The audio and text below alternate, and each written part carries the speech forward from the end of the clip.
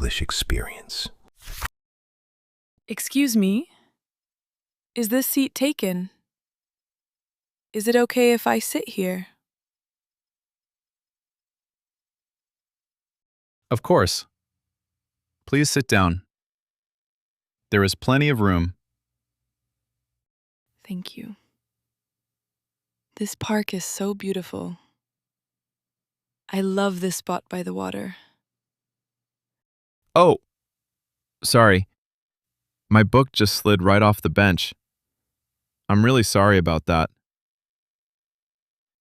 I have it. Here. Here is your book. Thank you so much. That was a great catch. Are you okay? It didn't hit you, did it? No. I'm completely fine. Don't worry at all. What a way to meet someone. I'm Tom, by the way. Tom Mitchell. Emma Tanaka. Nice to meet you, Tom. Are you from here? Or just visiting? I live here now. But I am originally from Tokyo. I have been in New York for almost a year. Tokyo. Wow. That is a big move. How do you like it here? I love it. But it is still new to me sometimes. Some days I feel at home, and some days I still feel a little lost. That is the most honest answer I have ever heard. I moved here from Boston 2 years ago, and I still feel that way sometimes. Really? But you are American. Isn't it easier for you? New York is its own thing. It is not like anywhere else in America. Trust me. What do you do here, Tom? I work at a bookstore. A small one, near Amsterdam Avenue. I have been there for about 8 months. A bookstore. I love books. That sounds like a wonderful job. It really is. And very dangerous for my wallet. I keep buying books I don't need. I completely understand that. My shelf at home is already full. Shelf overflow. The best problem to have. What do you do, Emma? I just started a new job. At a bookstore, too, actually. It is only my first week. A bookstore? Small world. Do you come to this park often? Sometimes. But never to this part. Today I decided to explore a little more. Best decision of the day. The pond side is always the quietest. I think so too. I am really glad I found this bench. Do you have Instagram? I could find you on there. Yes. My name is Emma_Tanaka_NYC. Perfect. I am Tom_reads_books. I will follow you right now. Tom reads books. That is the perfect name for a bookstore guy. Hey, do you see those rowboats out there on the lake? Have you ever rented one? The little boats? No. I have always wanted to try. Let's do it. Right now. It is the perfect afternoon for it. Okay. It says $15 for the first hour and a $20 deposit. A deposit. What does that mean exactly? A deposit is money you leave as a safety payment. They hold it while we are on the water, and they return it when we bring the boat back, as long as there is no damage. Oh, I see. So we get the $20 back at the end? Exactly. No damage, full refund. Easy. Let me pay for my part. How much is it each? I've got it. It's on me. No. You really don't have to do that. It is just a boat. Next time it's on you. Deal? Okay. Deal. Thank you, Tom. That is very kind of you. Now we choose a boat. The blue one looks nice. Yes, the blue one. And do we need those vests on the wall? Yes. Those are life jackets. A life jacket is a vest that keeps you floating if you fall into the water. They are required. Safety first. How do I put it on? Like this? Here, let me help you. You clip it here, like this. There. It fits well now. Thank you. I feel very safe now. And a little ridiculous. You look great. Okay. Are you ready? We are getting in the boat. Yes. Go ahead. Oh, it is rocking so much. Take it easy. Sit down carefully. Hold the sides. Okay. I am sitting. Okay. This is actually really nice. See? Not scary at all. Who is going to row? You. Definitely you. I have never done this before. Okay. Take that oar. Yes, that one.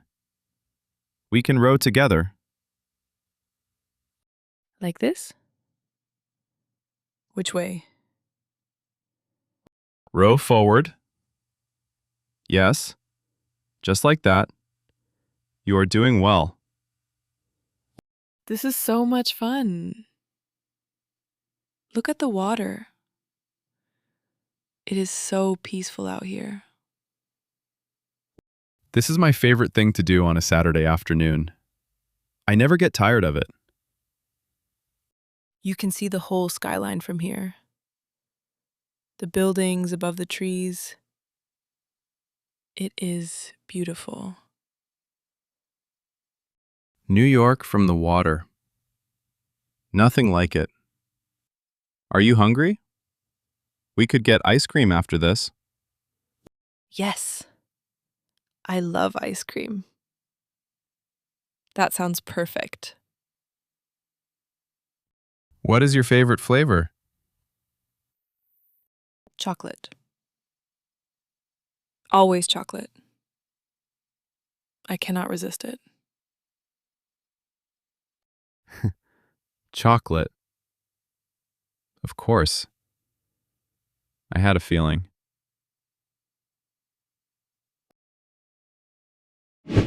Okay. We need ice cream. This is non-negotiable. Non-negotiable. What does that mean? Non-negotiable means the decision is already made. It is not open for discussion. Like, ice cream after the rowboat is non-negotiable. It is simply happening. I completely agree with that. Non-negotiable. I like that word. Okay, first question. Cone or cup? What is the difference exactly? A cone is the crunchy thing you hold, like a waffle cone or a sugar cone. A cup is a small paper cup with a spoon. The cone is more fun and more classic, but it melts fast and gets messy. The cup is safer but less exciting. Cone. More fun. Correct answer. Next question. Soft serve or hard scoop? I don't know those words. Soft serve is the ice cream that comes out of a machine in a swirl shape. It is smooth, creamy, and a little lighter. Hard scoop is ice cream in a big tub that you scoop out with a spoon. It is denser and colder. Oh, I know soft serve. I love that. Soft serve, please. Soft serve it is. And chocolate, right? Always chocolate. How many scoops can I get? How many do you want? 3 scoops. Is that too many? 3 scoops? You really like ice cream. I am hungry after rowing. 3 scoops for me. 2 scoops of pistachio in a cone, please. And 3 scoops of chocolate for her. Thank you for paying again. You really don't have to. It is just ice cream. Remember, next time is on you. Deal. I will pay next time. Here. Careful. It melts fast in this heat. Oh, it is perfect. Thank you, Tom. This is delicious. Should we sit on that bench? It is nice in the shade. Yes. Good idea. This has been such a nice afternoon. I just came to read alone today, and now here we are. Me too. I did not expect to meet anyone today. This is a really nice surprise. Will you be back here soon? I don't know. Maybe next weekend. How about coffee next time? There is a nice cafe near here. I would like that. When are you free? How about Saturday? Next Saturday morning? Yes. If that works for you. What time? 11 in the morning. There is a place called Cafe Metro on Columbus Avenue. Do you know that street? Yes. I know Columbus Avenue. I will find it on the map. I am looking forward to it. Me too. This has been a great day, Emma. Thank you for picking up my book. Thank you for dropping it.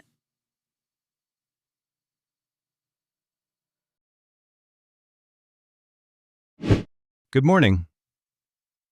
You found it. I did. It was easy on the map. I love this cafe. It is so cozy in here. I come here almost every Saturday. It is one of my favorite places. Should we order? I want a cappuccino.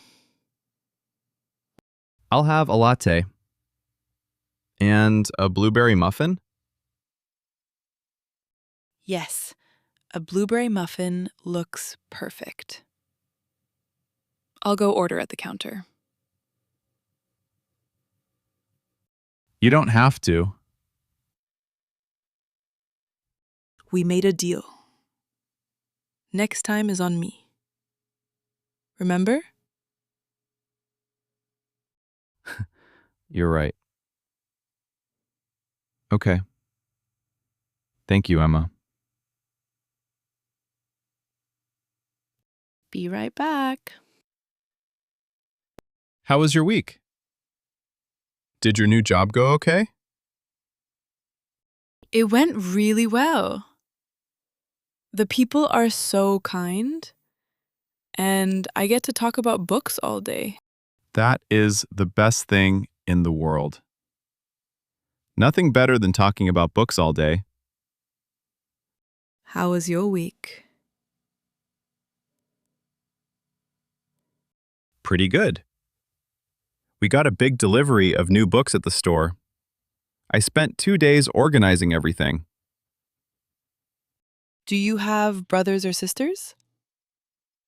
You mentioned family in Boston. I have one sister. She lives in Boston still. She is studying medicine at BU, Boston University. Medicine. That is impressive. She is brilliant.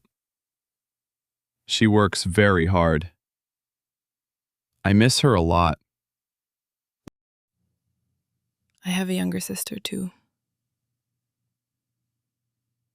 She is still in Tokyo. I call her every Sunday. Do you miss Japan? Yes. Mostly the food and my family. But New York feels like home now. Little by little. Little by little. That is a good way to put it. What do you do in your free time? Besides reading. I run. Early mornings through the park. And sometimes I go to jazz shows downtown. Jazz? I like jazz too. I go to dance classes on Wednesdays.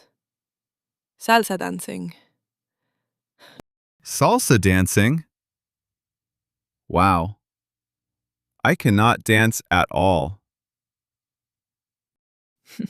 I can teach you. It is not as difficult as it looks. Maybe. We will see about that. Do you like to travel? Have you been anywhere exciting? I love it. I really want to go to New Orleans. I have never been. The food, the music, the history, I think about it all the time. New Orleans. I have always wanted to go there too. Maybe we can go together someday. I like that idea very much. We are already planning a trip. What are you doing next weekend? I don't have any plans yet. Why? Do you want to go to the movies? I saw a good comedy is playing. Yes, I'd love to. Perfect. We'll figure out the details. Great. I'm glad you came today, Tom. I'm glad you found that bench.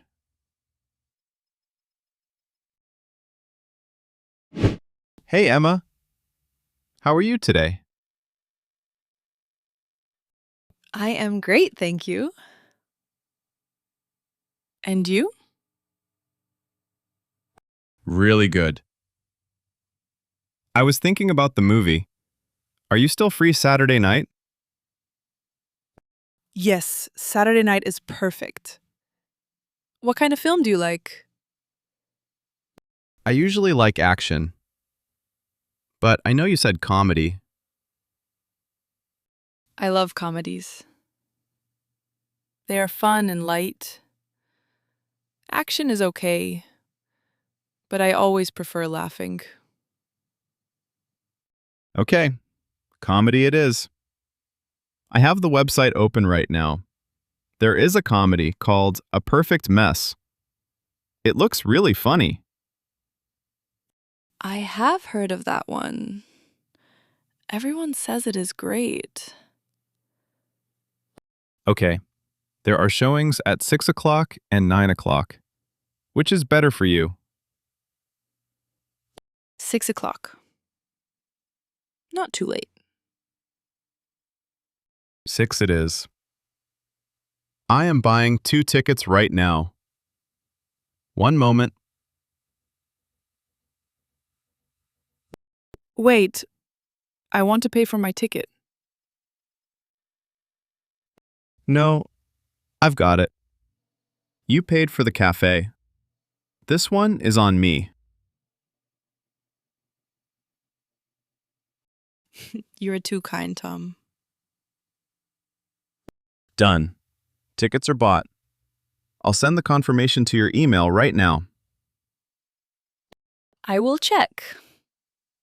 Which cinema is it? AMC on 84th Street. Do you know it? Yes, I have walked past it before. I know exactly where it is.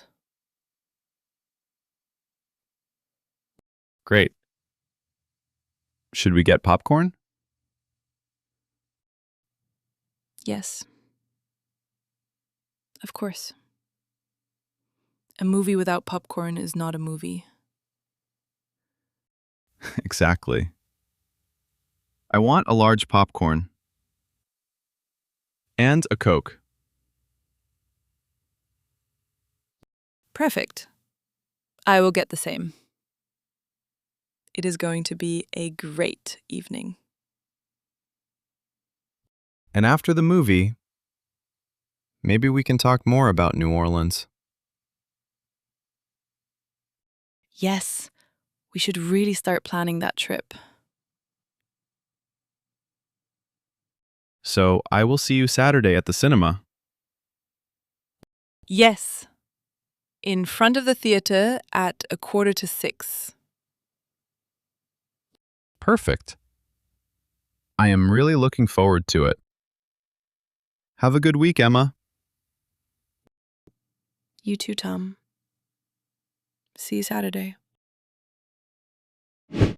What a beautiful day. I love this park in the summer. Me too. Look at the water. It sparkles in the afternoon sun. Shall we walk along the lake path? I love being by the water. Yes. This way. So, I will see you Saturday night at the cinema? Yes, at 6 o'clock. I am really looking forward to it. And what are you doing on Sunday? Any plans? I don't have anything yet. Why? Do you want to rent bikes? Right here in the park. They have city bikes at the entrance. Bikes! That sounds perfect. I love cycling. We can cycle all the way around the park loop. It takes about 40 minutes. Then stop somewhere for coffee. And a sandwich. I am always hungry after cycling. Me too. Cycling gives you a good appetite. So we have the whole weekend plan now. Saturday night is the cinema. Sunday morning is bikes and coffee. A perfect weekend. What time on Sunday? Maybe 10 o'clock in the morning? 10 o'clock is perfect. We can meet at the park entrance on Central Park West. Yes. I know that entrance. I walk past it every day. After cycling, we can have coffee and a sandwich. At that little cafe by the West Path. Perfect combination. I'm so glad we met. Me too. This has been a really good week. Tom, do you see the rowboats out there? I see them. Do you remember that first day? You dropped your book, and then we rented that boat. Of course. That was our first activity together. And then the ice cream. 3 scoops of chocolate for me. 3 scoops. I still cannot believe that. I was hungry after rowing. Every day with you is so much fun, Tom. Every day. You are very easy to spend time with, Emma. So are you. I am really glad I sat on that bench. So am I. Okay. Shall we walk toward Columbus Avenue? I want to show you my favorite street. Lead the way. I will follow you.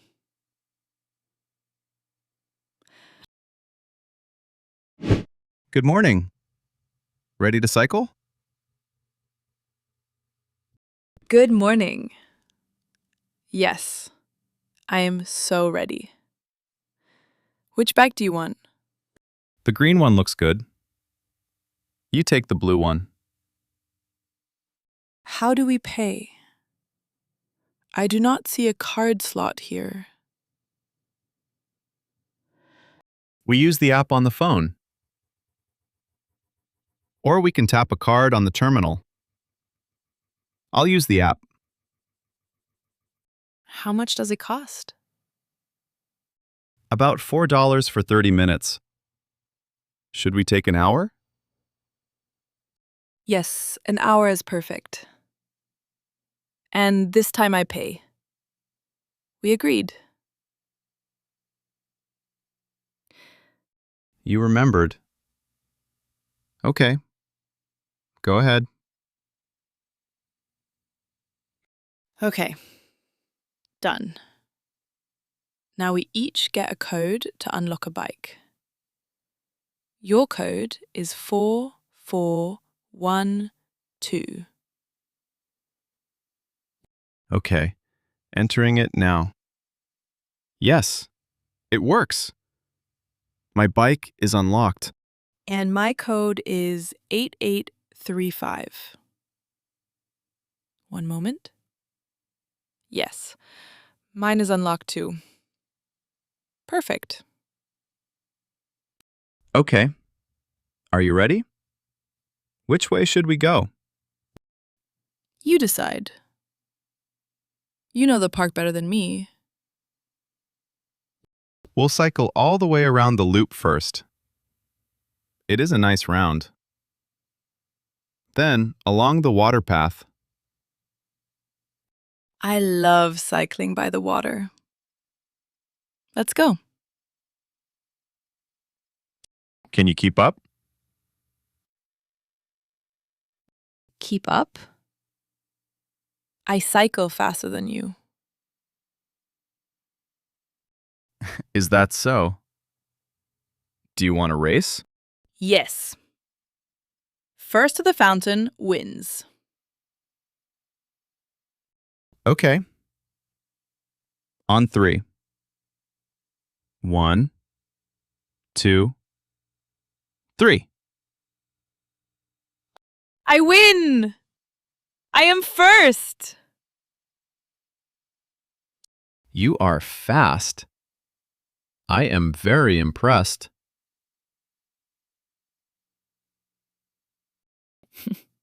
I cycle a lot. It is noticeable. Okay. Now we cycle slowly. Let's enjoy the park. Look at the flowers. Everything is so green and beautiful. The air smells so fresh in the morning here. This is the perfect Sunday activity. Thank you for the idea, Tom. I love this. I love being here with you. Every time together is special. Are you getting hungry? Yes, a little. That cafe is just 5 minutes away. Okay, I will follow you. Let's go.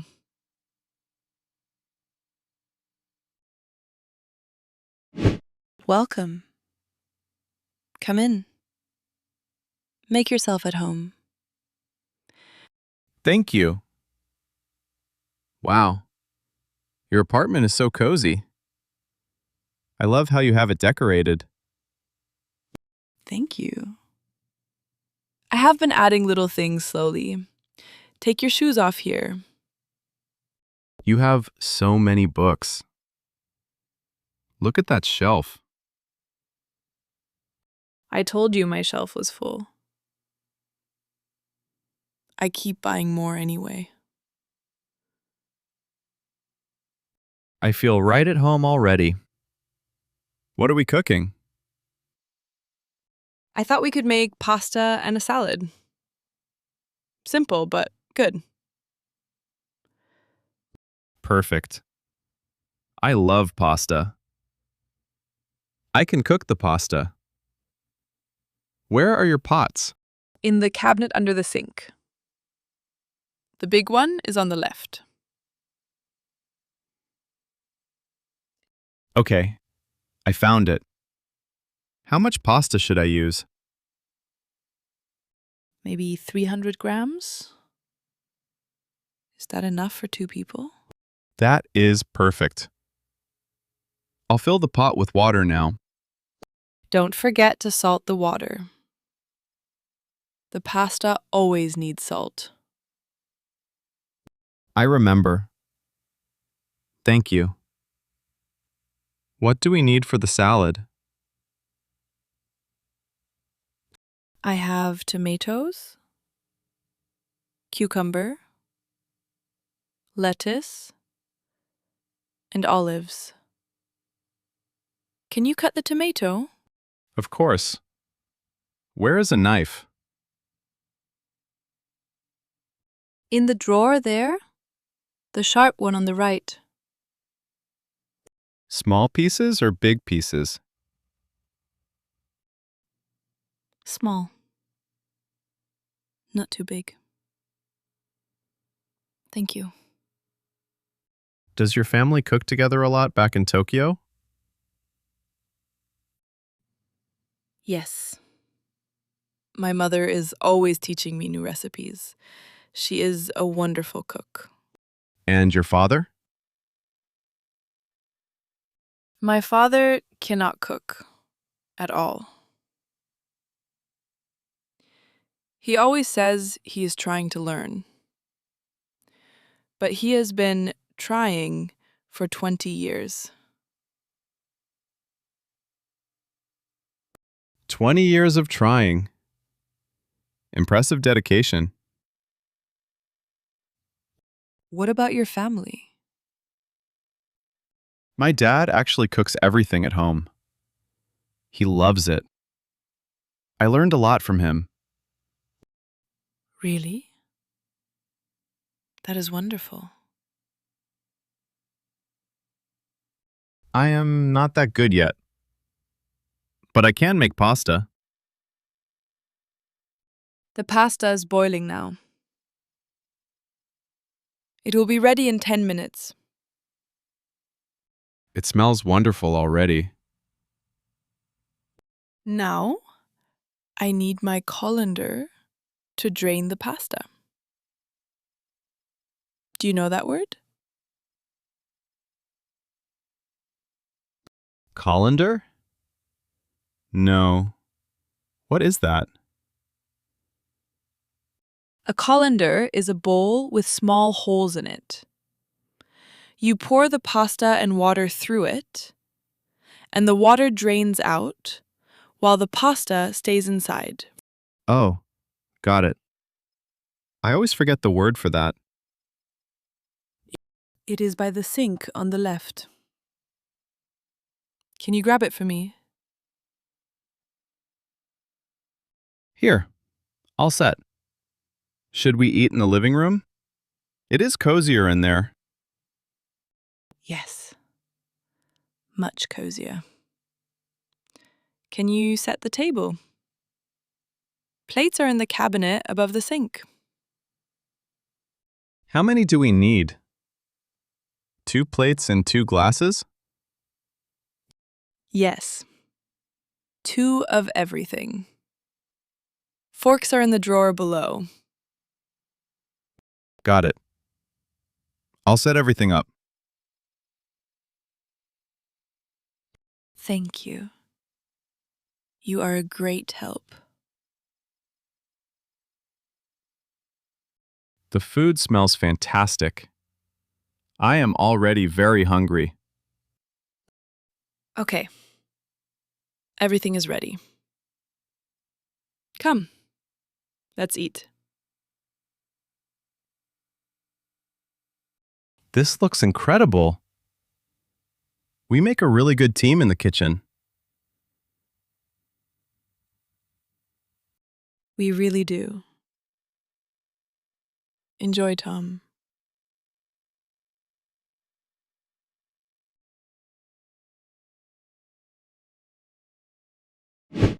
The food was really delicious, Emma. You are a great cook. Thank you. We are a good team, I think. Would you like more coffee? Yes, please. Thank you. Hey, I was thinking about something. What? Do you remember we talked about New Orleans? Yes. I think about it all the time. I really want to go. Should we actually plan it? For real this time? Yes! When can we go? Maybe this summer? How about July? I have vacation time then. July is perfect. I am free then too. First question. Do you want beach and city or more history and music? Both. New Orleans has the French Quarter, the Bayou, the jazz. I want to see all of it. Exactly. It is a city unlike anywhere else in America. Jazz on every corner. Incredible food. What is the food like there? Oh, there is gumbo. Gumbo is a thick, rich stew with shrimp, sausage, and okra in it. It is one of the most famous dishes in New Orleans. That sounds incredible. I have to try gumbo. That is non-negotiable. Non-negotiable. You remembered that word. I use it every day now. Okay, let me check flights. I have my laptop here. Check July. Maybe the middle of the month? July 15th. Let me look. Okay, here are some options. What is the cheapest? That one? $280 round trip. Is that okay? That is very reasonable. New York to New Orleans is a short flight. About 3 hours. And what about a hotel? Near the French Quarter would be wonderful. I am checking now. Here is one that looks great. It has very good reviews. And it is 3 blocks from Bourbon Street. Perfect. Should we split everything 50-50? Of course. 50-50. Always fair. I am so excited. Our first trip together. Sun, jazz, and gumbo. The perfect combination. We should book soon. July fills up very fast. Yes. Let's book next week. Then we have time to plan everything. The restaurants, the jazz clubs, the Bayou tour. This is going to be the best trip. I am absolutely sure of it. Thank you for wanting to come with me. Thank you for suggesting it. New Orleans, here we come.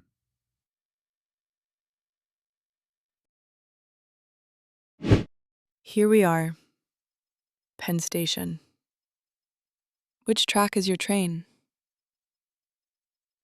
Track 7. The train leaves in 20 minutes. Good. We have a little time then. Do you have everything? Yes. Bag, ticket, phone. All good. How long will you be in Boston? Just a week. I'll be back next Sunday. It is my sister's birthday. I have to be there. Of course you do. A sister's birthday is important. Say hello to her from me. I will. She really wants to meet you. She said so when I told her about you. You told her about me? Of course. You are hard not to talk about. Maybe next time I can come along. I would love that. We will plan it. A weekend in Boston. And then New Orleans. And then New Orleans. We have a very full schedule. I am going to miss you this week. It is only a week. Time goes fast. I will call you every evening. Do you promise? Every night. I promise. Okay. I will wait for your calls and send pictures from Boston. I want to see the city. I will send pictures of everything. The harbor, the old streets, Fenway Park. And pictures of you. Send pictures of you too. Those two. Emma, do you remember the first day we met? Of course. You dropped your book on my foot. I did not drop it on your foot. It slid off the bench. It nearly hit my foot. And then we rented that rowboat and got ice cream. 3 scoops of chocolate. And the movie. And the bikes. And dinner at my apartment.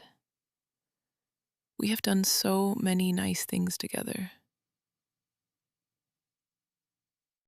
Every day with you is the best day. Tom, I know. It is only a week. And then I am back. And then New Orleans. yes. New Orleans. Sun, jazz, and gumbo. Non-negotiable. Non-negotiable. The train is boarding now. I have to go. Okay. Have a safe journey, Tom. Give your sister a hug from me. I will. Thank you for coming to say goodbye. You really did not have to come all the way here. Of course I did. I wanted to say goodbye properly. You are the best. I will miss you so much. Me too. But it is only a week. And then I'll be back. See you soon, Emma. See you soon, Tom. Take care. Bye. Bye.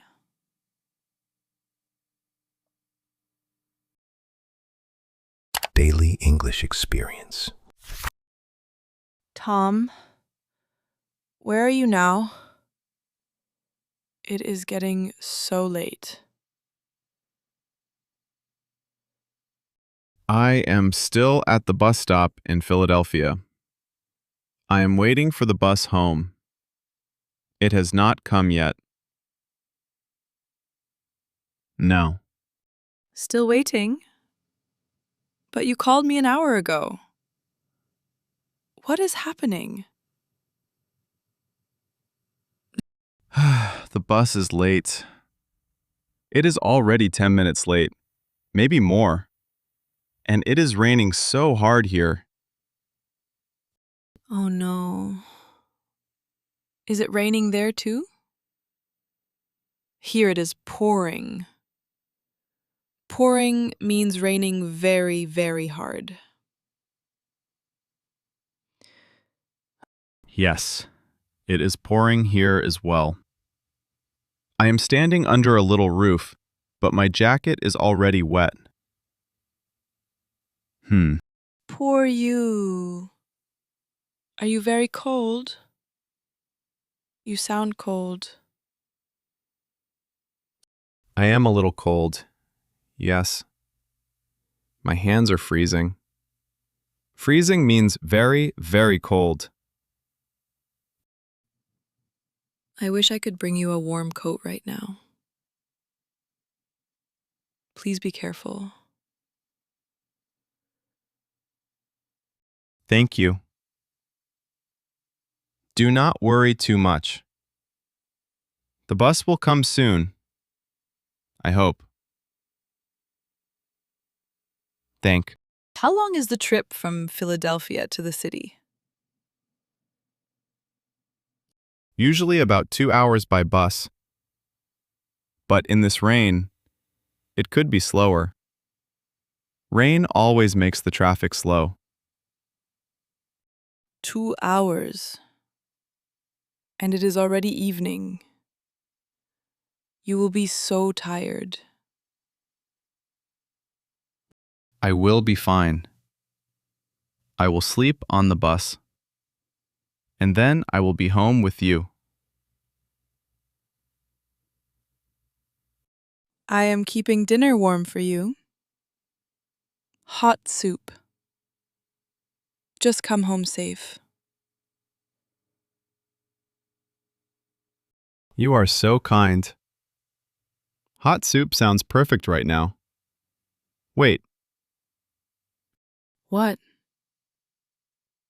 What is it? I see lights.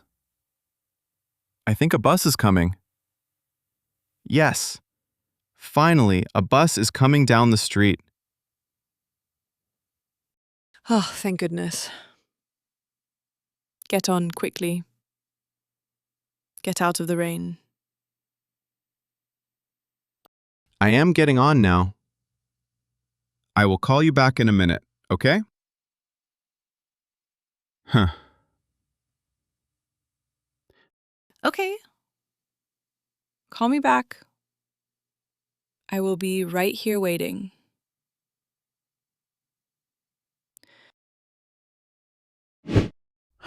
Thank you so much for stopping. It is terrible out there. This bus goes to New York, right? Hold on a second. Let me see your ticket. Show me the screen, please. Of course. Here it is on my phone. I bought it online this afternoon. Ah, I see the problem. This is the wrong bus. Your ticket is for a different company. The wrong bus? Oh no. But it says New York right here. Yes, but there are many bus companies. Your ticket is for the blue line. This is the green line. Different company, different bus. I did not know that. So I cannot use this ticket on your bus? I am sorry. No. Your blue line bus already left. I think. It left about 15 minutes ago. It already left? Oh, that is so bad. I really need to get home tonight. Do not worry. You can buy a new ticket from me right now. My bus also goes to New York. Really? That would be wonderful. How much is a ticket, please? A single ticket is a fair price. Single means one way, only there. not back. You can pay by card. A single ticket is perfect. I do not need to come back tonight. Can I tap my card here? Yes. Tap your card on the small machine. Right there, next to me. Okay, tapping it now. Did it work? Yes, it worked. Payment accepted. Welcome aboard. You can sit anywhere. Thank you so much. You really saved me tonight. No problem at all. Find a dry seat and relax. We leave in 2 minutes. Perfect. I will sit near the front. Thank you again.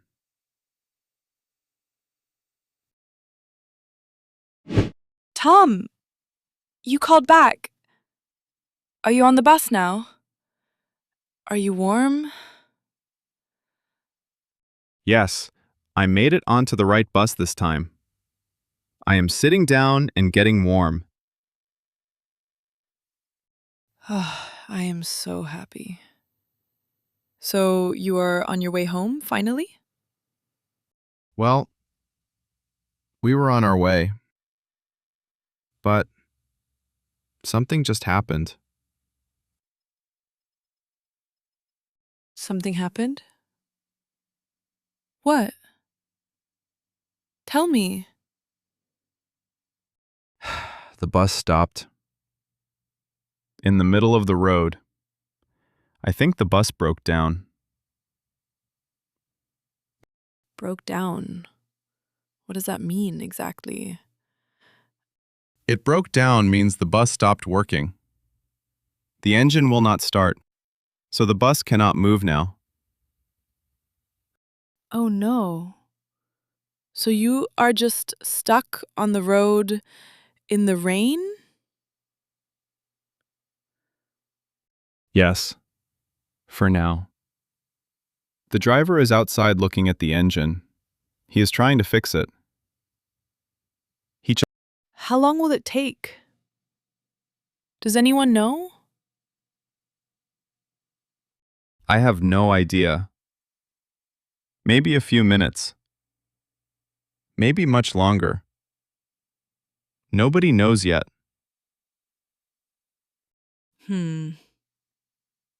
Maybe you should look for another bus? Or a train? Maybe. But we are far from the station. There is nothing around here. Only the dark road. Okay. Just stay safe and warm. Do not stand out in the rain. I will stay in my seat. Do not worry. Wait, something is happening. What is it now? I hear the engine. Listen. Yes. The engine started again. We are moving. Oh, thank goodness. The driver fixed it. What a relief. Yes, we are moving again. Slowly. Okay, I feel better now. Good. Keep me with you. Call me again when you are closer. I will. Thank you for staying calm with me. Talk soon.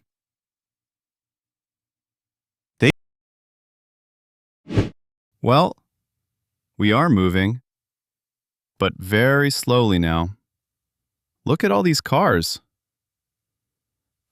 Oh, yes. We are stuck in traffic. Stuck in traffic means too many cars and no one can move fast. Exactly.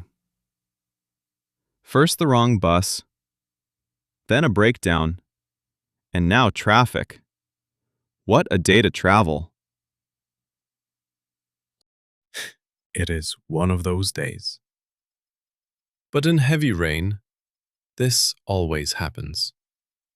Everyone drives slowly and carefully. Are you in a hurry tonight? Do you need to be somewhere soon? No, not really. I am going home to my wife. She is used to me being late. That is nice. My friend is waiting for me too. She is keeping dinner warm.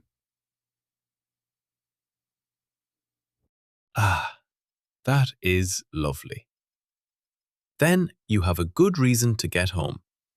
Hot food and a kind friend. Yes. The best reason. But this trip is taking forever tonight. Try to relax. We will get there eventually. Eventually means later, after some time, but for sure. Eventually. I like that word. It helps me feel calm. When you travel a lot, you learn to be patient. The rain will stop. The traffic will move. Do you travel to New York often? Hey, Once a month. To visit my daughter. She lives in the city.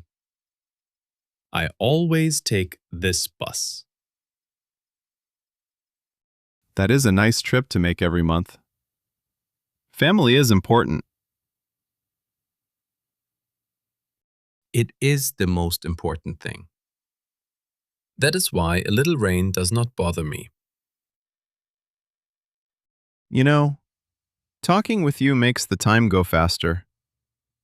Thank you.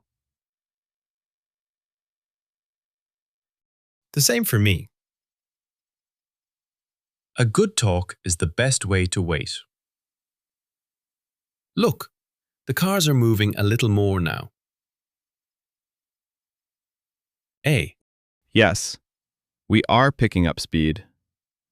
Slowly but surely. Slowly but surely. That is the spirit. We will be there before you know it.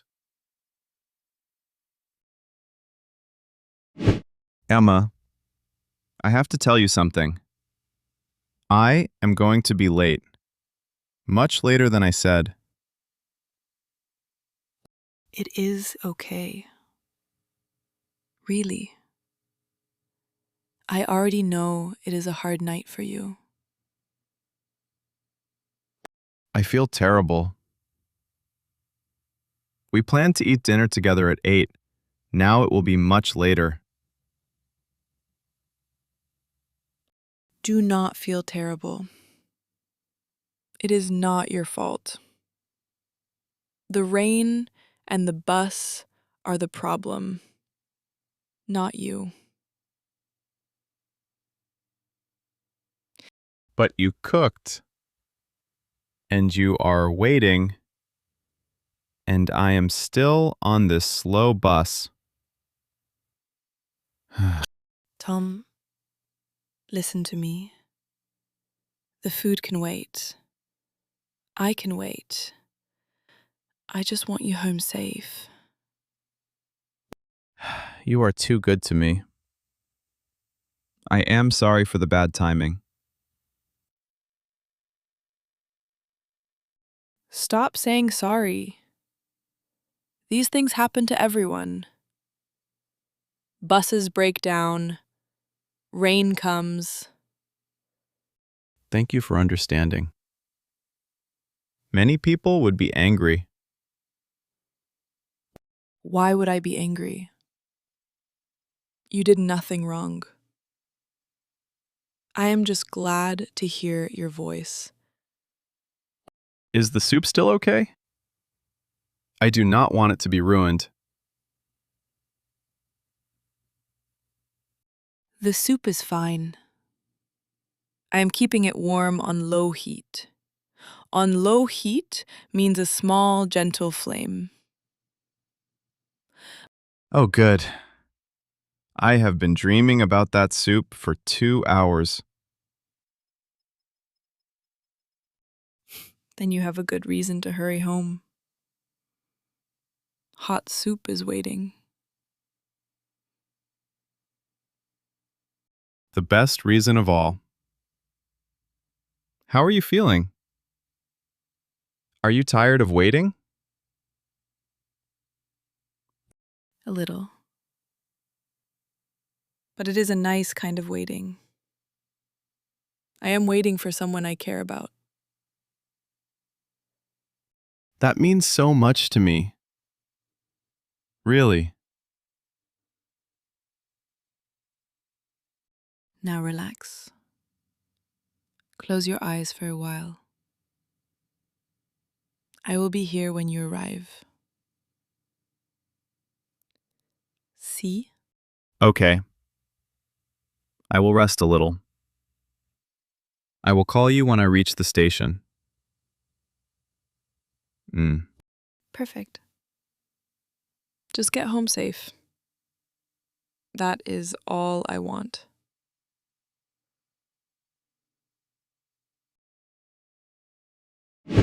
Excuse me. Can you help me, please? I just arrived, and I need to get into the city center. Of course. Where exactly do you need to go? Which part of the city?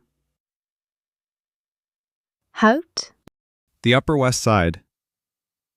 I need a connecting bus from here.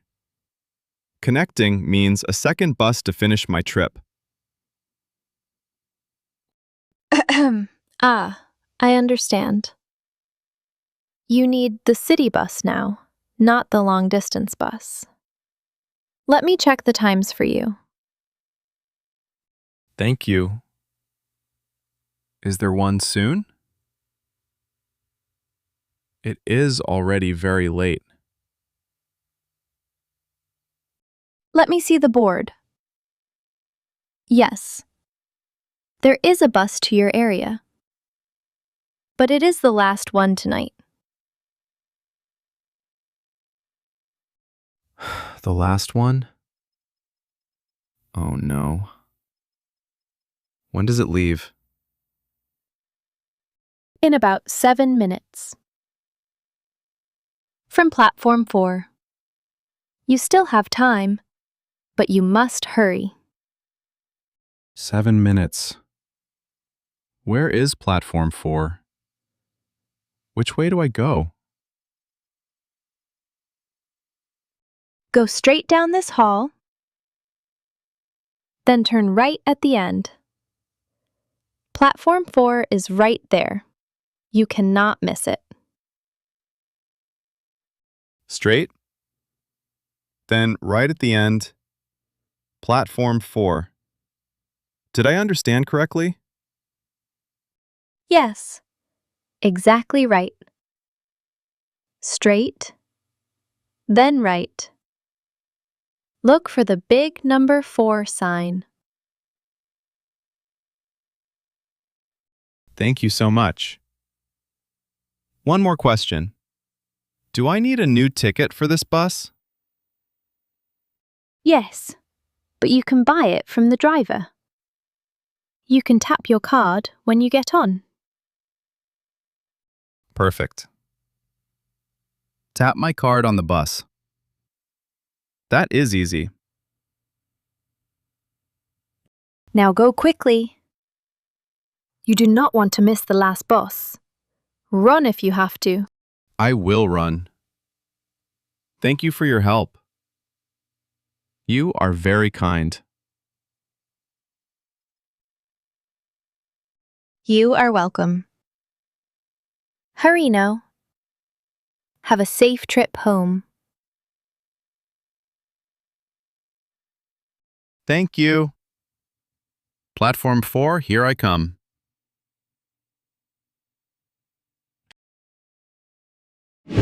Tom! Did you make it? Did you catch the last bus? I made it. I ran across the station, but I caught it. I am on the last bus now. Oh, I am so happy. You ran and you made it. Well done. The driver almost closed the doors, but he saw me running and waited. What a kind driver. People can be so good sometimes. Yes. So many kind people helped me tonight. I was lucky. How far away are you now?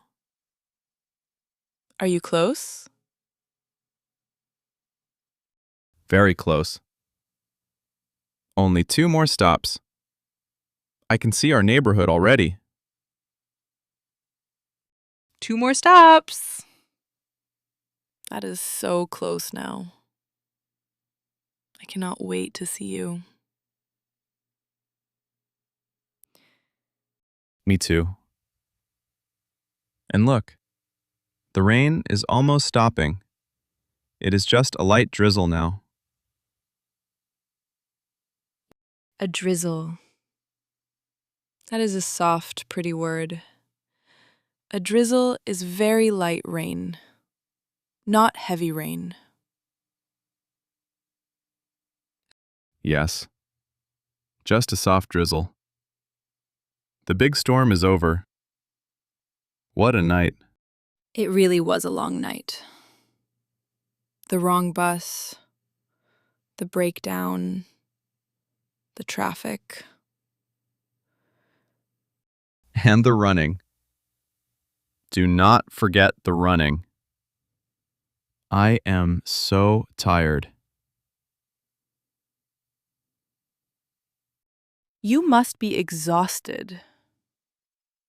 Exhausted means very, very tired. Come home and rest. I am exhausted. Yes. But hearing your voice gives me energy. I will have everything ready. Warm soup, a dry towel, and a soft blanket. That sounds like heaven right now. You think of everything. One more stop now, right? I will come down to the door. Yes, one more stop. I'm getting off now. See you in 2 minutes. 2 minutes! I am coming. See you so soon.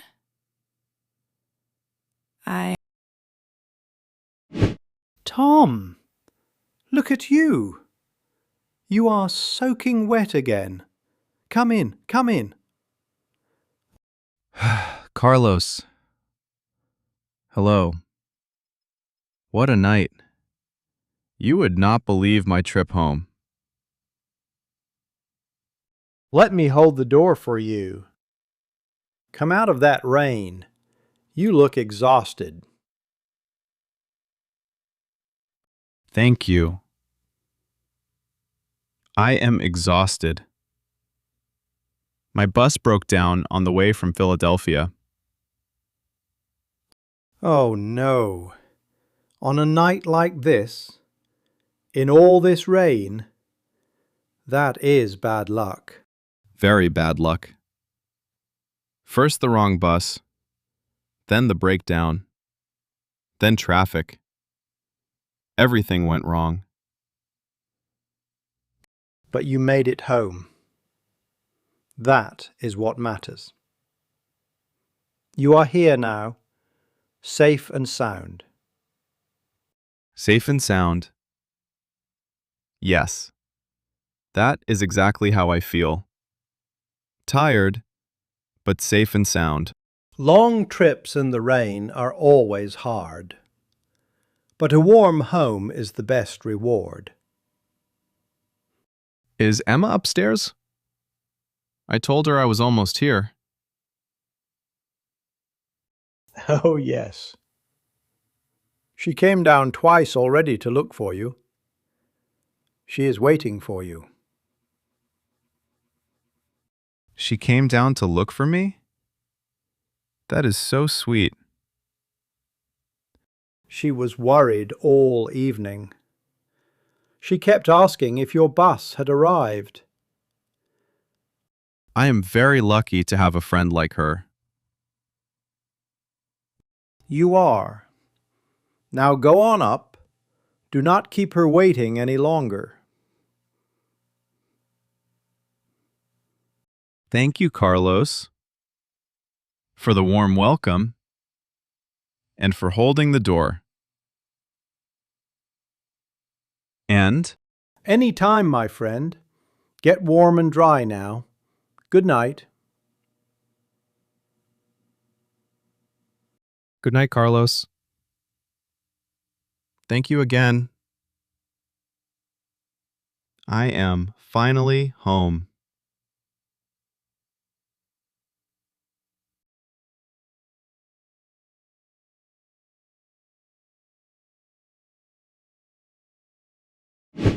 Tom, you made it. You are finally here. Come in.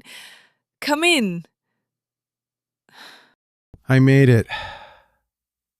I am so happy to see your face. What a long night. Oh, you are soaking wet. Look at you. You are dripping everywhere. I know. The rain found me again at the door.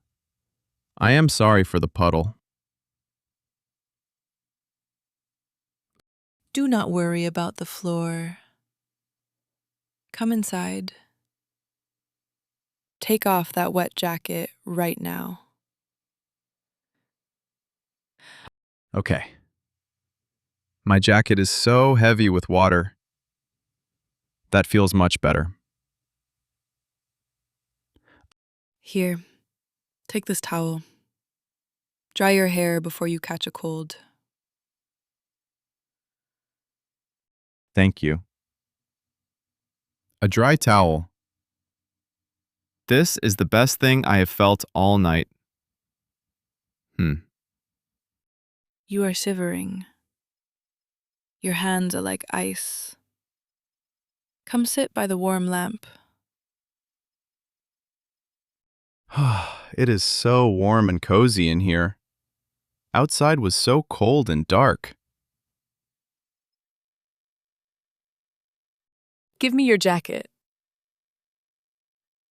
I will hang it here, and it will dry by the warm lamp. You thought of everything. A dry towel, a warm room, and hot soup soon. Of course. I was waiting all night. I wanted everything ready for you. No. I was so worried I ruined the evening. But this is perfect. You ruined nothing. You are here now. That is all that matters to me. When I was stuck on that bus, I kept thinking about this. About coming home to you. And now you are home. The hard part is over. Dry off by the lamp, and then we eat. A warm room and hot soup. I have been dreaming of this for hours. Then come and sit down. The soup is ready. Tonight, you just rest. Thank you, Emma, for waiting, for everything.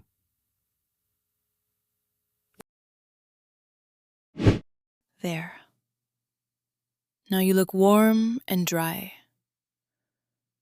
How is the soup? Yeah? It is perfect. It is the best soup I have ever had. Thank you so much. I am so glad.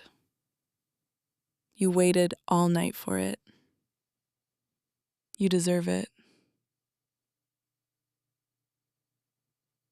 What a journey. I will never forget this trip home. Tell me again? Everything that went wrong. Start from the beginning. Okay. First, I got on the wrong bus, the wrong company, the wrong line. The wrong bus! And the kind driver sold you a new ticket. Yes. Then I got on the right bus, but it broke down on the road. The breakdown. I was so worried during that phone call. Then we were stuck in traffic for a long time.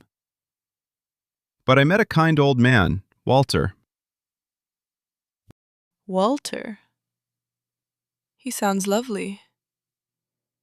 He kept you company. Huh. He did. And then I almost missed the last bus at the station. I had to run. You ran across the whole station. My poor, tired Tom. And then Carlos welcomed me at the door, soaking wet. And then I saw you. And now you are home. Safe and warm. The night had a happy ending. It did. You know, next time I will take the train. The train! Yes. No more wrong buses for you. Agreed. But you know what? Even with all the trouble, I am happy. Why are you happy after such a hard night? Because the long way home led me right here. To you and to hot soup. That is the sweetest thing. Welcome home, Tom. I am so glad you are here. Home at last. There is no better feeling in the world. Daily English Experience. Good morning. Passport, please. What is the purpose of your visit? Good morning. Here you go. I am here for fun. For fun? Sir, can you explain what you mean by fun? Oh, fun like a holiday. A vacation. I want to see kangaroos and the beach. Sir, please answer clearly. What is the purpose of your visit? Sorry. I am just very tired from the flight. I mean, tourism. I am here for tourism. That is better. Purpose of visit means why you are here. Please answer in a full sentence, not just one word. I understand. I am here for tourism. I am on holiday for 2 weeks. Good. How long will you stay in Australia? Oh, I will stay for 2 weeks. Then I will fly home.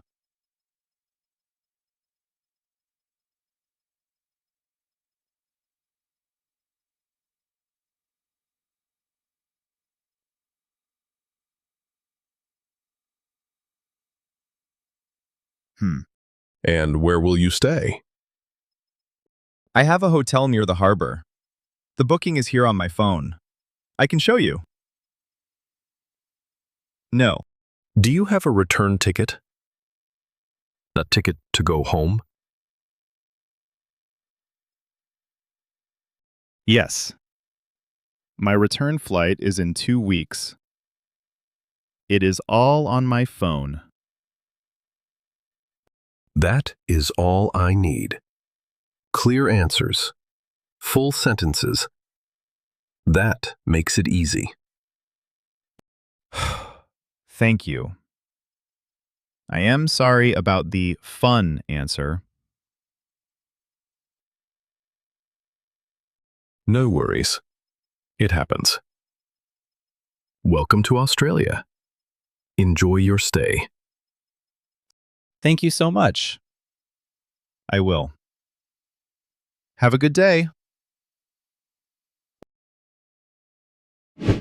There you are. What happened? You were at that desk for a long time. Do not laugh. The officer asked the purpose of my visit. That is an easy question. What did you say? I said, I am here for fun. Fun. Oh, Tom. You cannot just say fun. I know that now. My brain was so tired. The word just came out. It is okay. But at the airport, you should say it clearly. I am here for tourism. I am here for tourism. Yes, that is what the officer taught me too. A full sentence is always better. I am here for tourism, or I am here on holiday. You? How was your line? Was it easy for you? Very easy. I used the machine, the smart gate. It scanned my passport and my face. Wenn sich innen was A machine? No questions? That is not fair. No, no questions.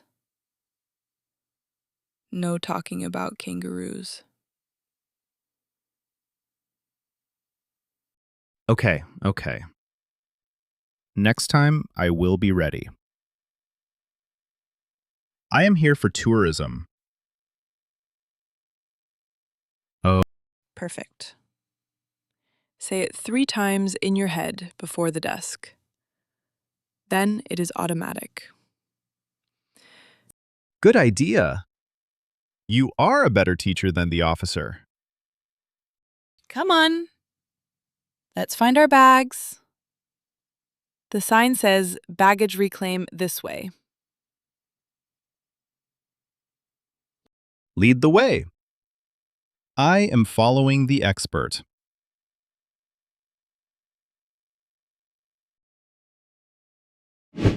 Okay, here is the carousel. Carousel is the moving belt for the bags. I see your suitcase. The black one. Grab it. Got it. One bag down. Now we wait for yours. Mine is the dark red one. It has a yellow ribbon on the handle.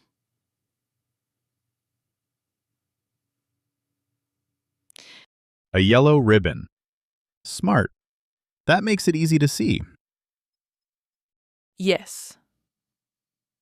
My sister told me to do that. Every bag looks the same here. True. So many black suitcases. Let's keep watching.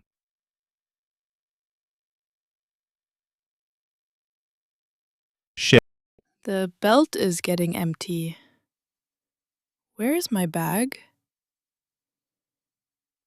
Stay calm. Sometimes the last bags take a few minutes. But almost everyone has their suitcase now. People are leaving. Let's wait a little more. Maybe it is at the back.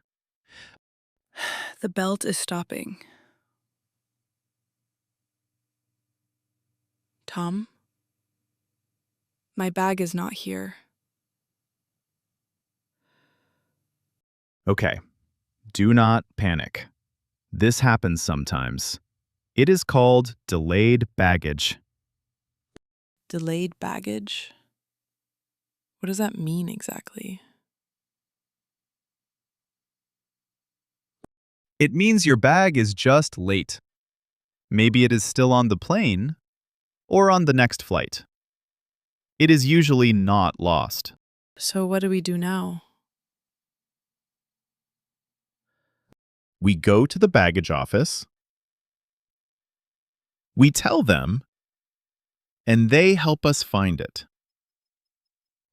Okay. Good. Let's go there together. Of course. Come on. The office is over there, near the exit.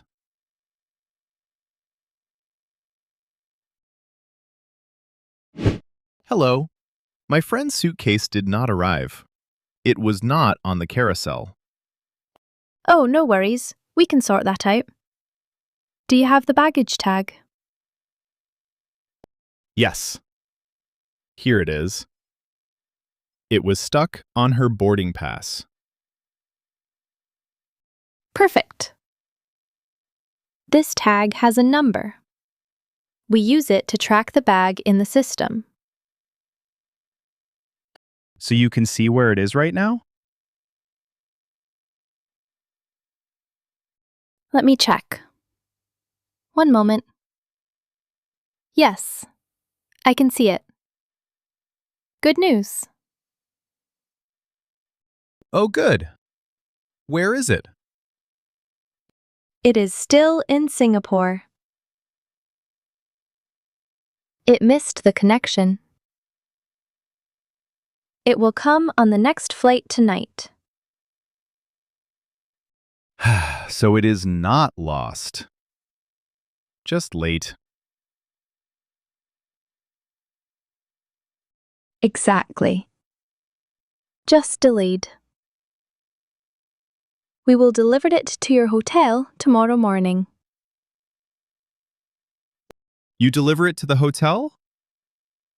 That is wonderful. We do not have to come back? No.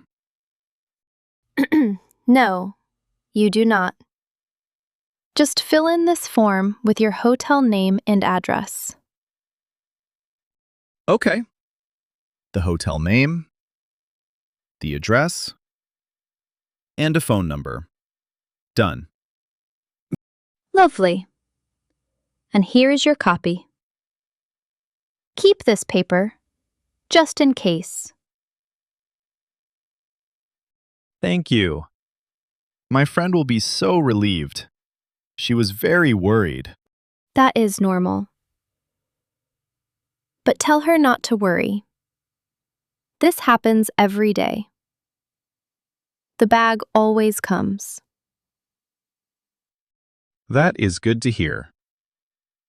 Thank you for your help. No worries at all. Welcome to Sydney.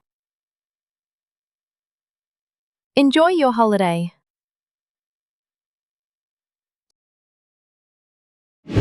Good morning.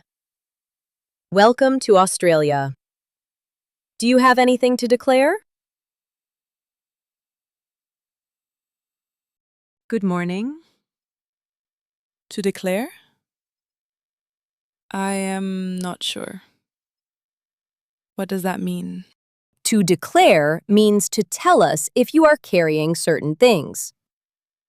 For example, food, plants, or wooden items. Oh. Yes. I have some biscuits and one apple from the plane.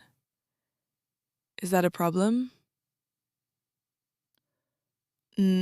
Thank you for telling me. That is exactly right. Australia has very strict rules about food. Strict rules. Why is food such a big deal here? Australia protects its plants and animals. Food from other countries can carry insects or disease, so we always check. Oh, I see. So you keep the country safe. That makes sense.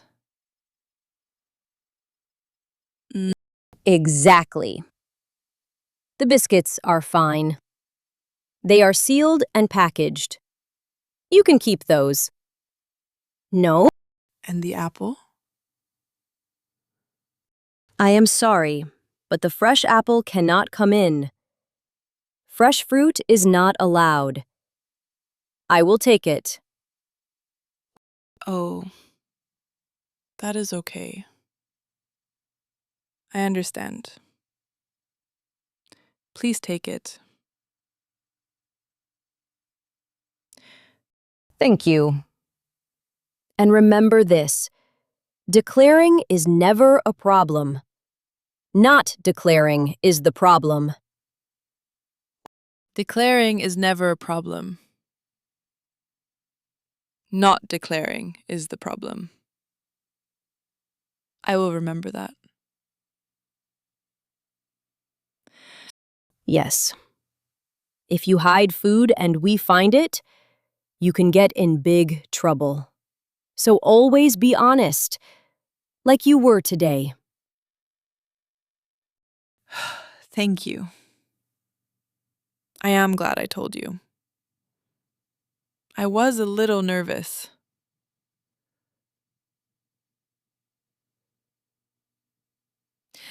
You did everything right. No worries. You are all done. Enjoy Sydney. Thank you so much. Have a lovely day.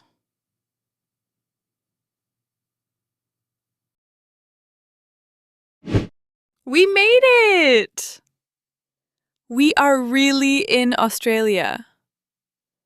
I cannot believe it. We made it. After all that drama. The fun answer, your missing bag. What a morning. But it is okay now. Your bag is here, and mine is coming tonight. Right. And we learned a lot already. We have not even left the airport. We learned so many things. Purpose of visit, carousel, declare. You remember all of them. You really are the teacher. I just listen carefully. Every officer taught us something. True. And everyone was so friendly. They kept saying, "No worries." Yes! No worries. People say it all the time here. What does it mean? It means it is okay. Or do not worry about it. It is very Australian. Very friendly. I love it. No worries. I will say it all the time now. Be careful. By next week, you will sound like a local. Look outside. The sun is so bright. It is morning here, but night at home. Jet lag. Our bodies are very confused right now. I do not feel tired. I feel excited. I want to see the opera house. We will. But first, let's get a SIM card for our phones. We need the internet. Good idea. Then we can use maps and call the hotel. Ah, Exactly. There is a phone shop right there. Let's go. okay. Sydney, here we come.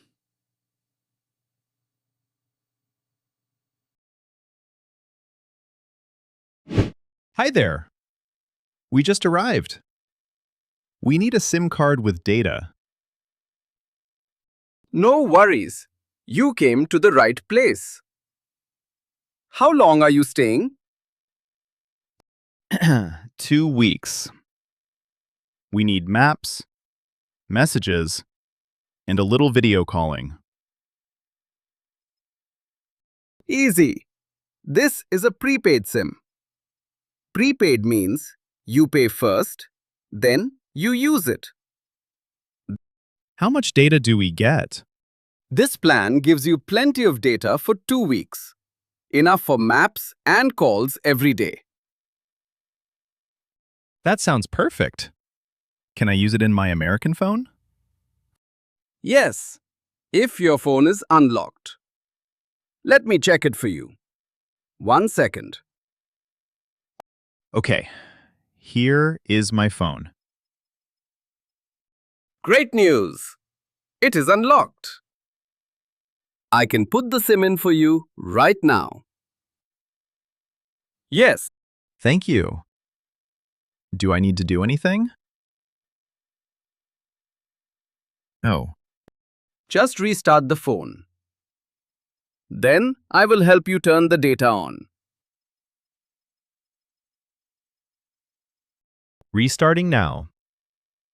Okay. It is back on. And Perfect. There. You have data now. See the little signal at the top? I see it. It works. How do I pay? Just tap your card on the machine. Right here. Tapping it now. Did it go through? Yes. All done. You are connected. Welcome to Australia, mate. Thank you so much. Now we will not get lost.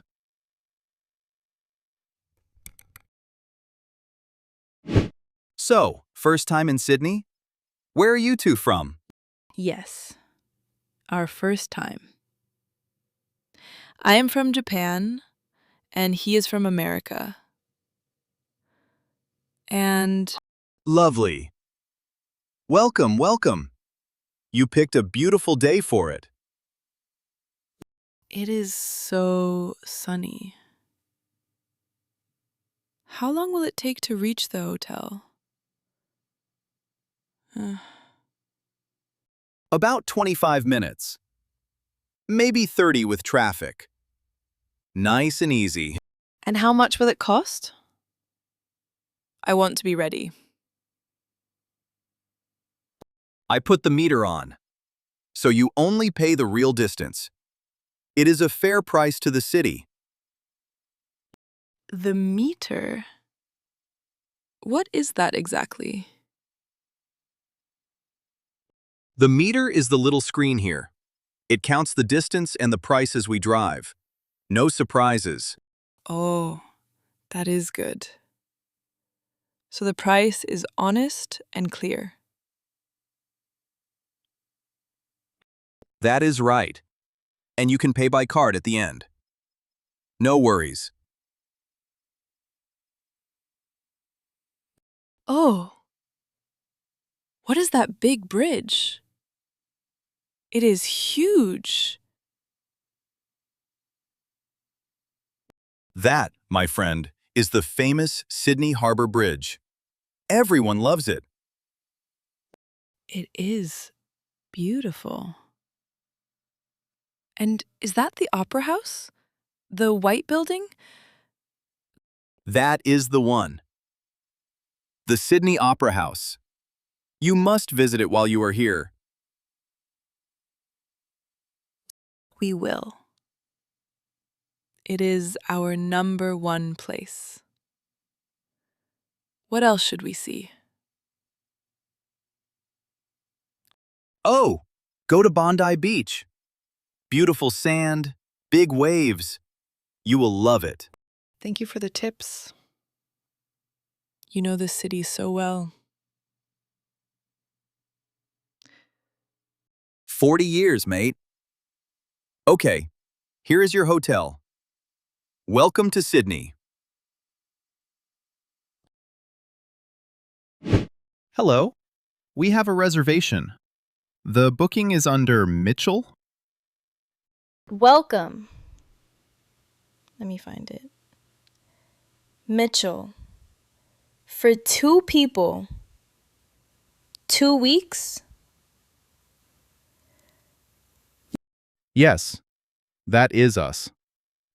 We booked a room with a harbor view. Lovely choice. Could I see your passport, please? And the booking number? Of course. Here is my passport. And the booking number is on my phone. Perfect. Everything matches. You are all set. Great. What time is breakfast in the morning? Breakfast is downstairs. Usually from 7 until 10. It is included in your room. Wonderful. And is there Wi-Fi in the room? Yes. Free Wi-Fi everywhere. The password is on this little card. And Thank you. Oh, one more thing. Our friend's suitcase is coming tomorrow. no worries. When it arrives, we will keep it safe and call your room. That is perfect. Thank you so much. Here is your key card. Your room is on the 8th floor.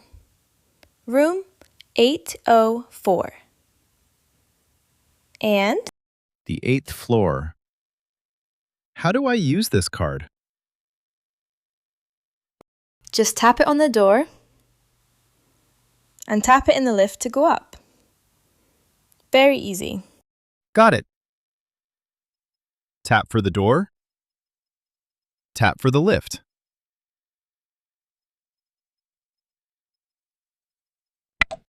Exactly. Enjoy your stay with us. Welcome to Sydney. Thank you so much. We are very happy to be here.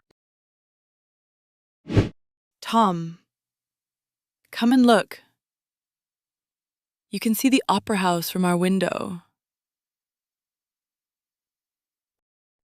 Wow. After such a crazy morning, this view is perfect.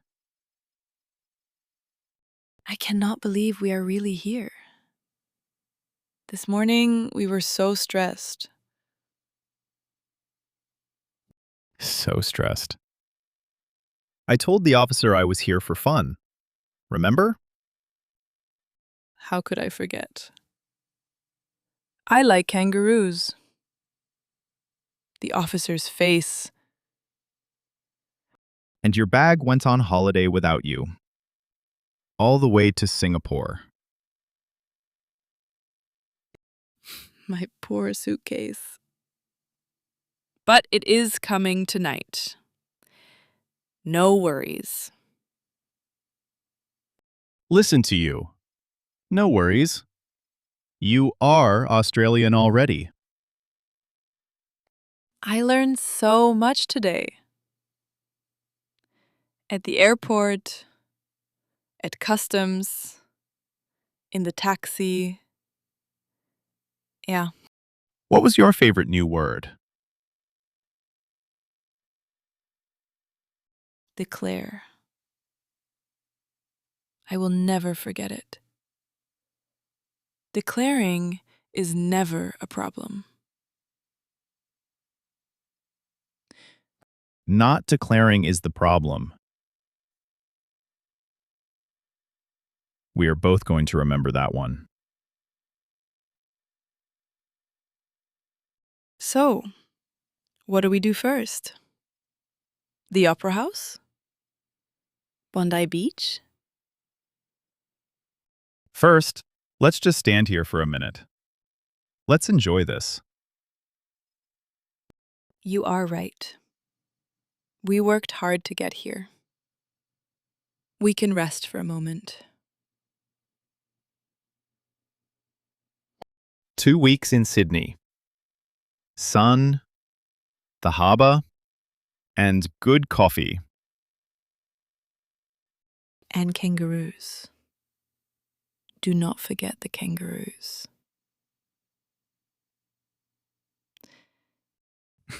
Never. The officer would be so proud of me now. We made it, Tom. Our big adventure starts now.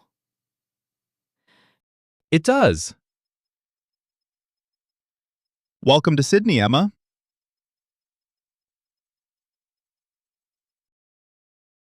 Daily English Experience. Tom, wait! Stop. Do not eat that yet, please. What? What is wrong? I was just about to start. I can see something in my dish. I think those are peanuts. I am allergic to peanuts. Allergic? Okay, put your fork down. Do not touch it. I did not see peanuts on the menu description. I read it carefully before I ordered. You are right, it was not listed. We need to call the server right now. This is important. Okay. Yes, we have to tell them, quickly. I cannot eat anything with peanuts. Even a small amount could make me feel very unwell. Okay. You are fine. You have not eaten it. I am going to get someone now. Oh, Thank you. I feel a little scared, but I am okay. I just need to explain to them. Yes, let me flag someone down. Excuse me, can we get a server here, please? Tom, the word allergic, does the server here understand what that means? Yes, always. In any restaurant, you say, I am allergic to this ingredient. They take it very seriously. I am allergic to peanuts. Good. I will say it clearly. Perfect. And we say, does this dish contain peanuts? That is the key question. And Does this dish contain peanuts? I will remember that. Say it, then ask them to fix it. exactly. You are going to handle this really well. I know it. Here comes the server. Okay. I can do this. I am right here with you. Just speak clearly and stay calm.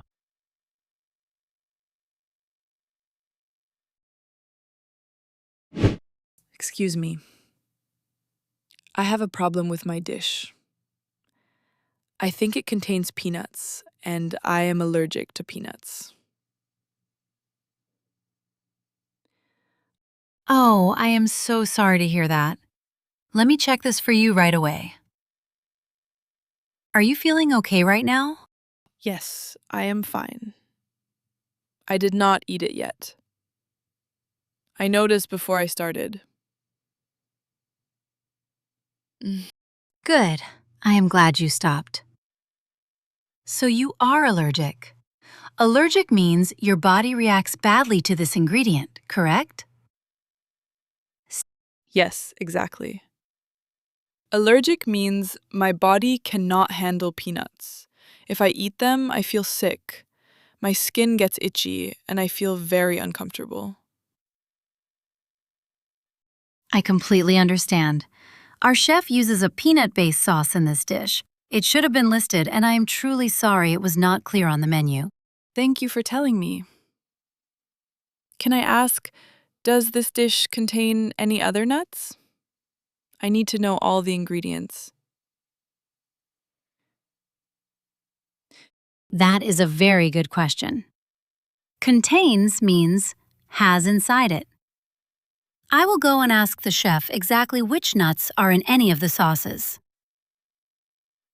Thank you. Could you also remake my dish without peanuts? Is that possible? Absolutely. Remake means we make the dish again from the beginning, but without that ingredient. The chef can do that for you. That would be wonderful, thank you.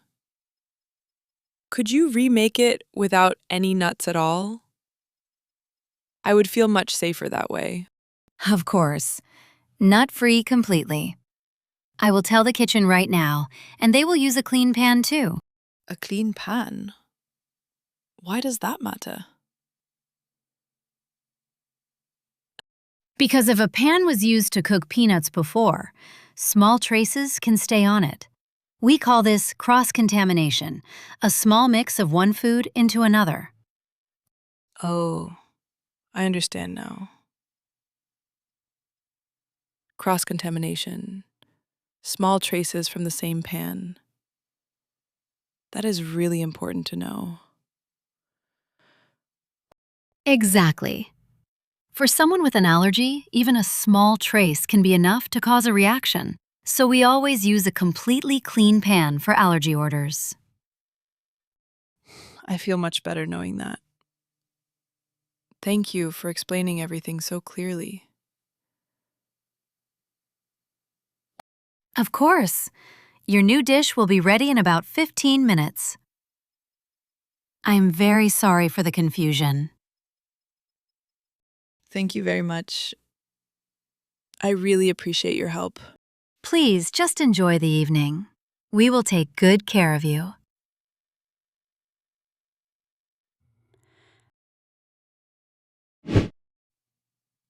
Okay.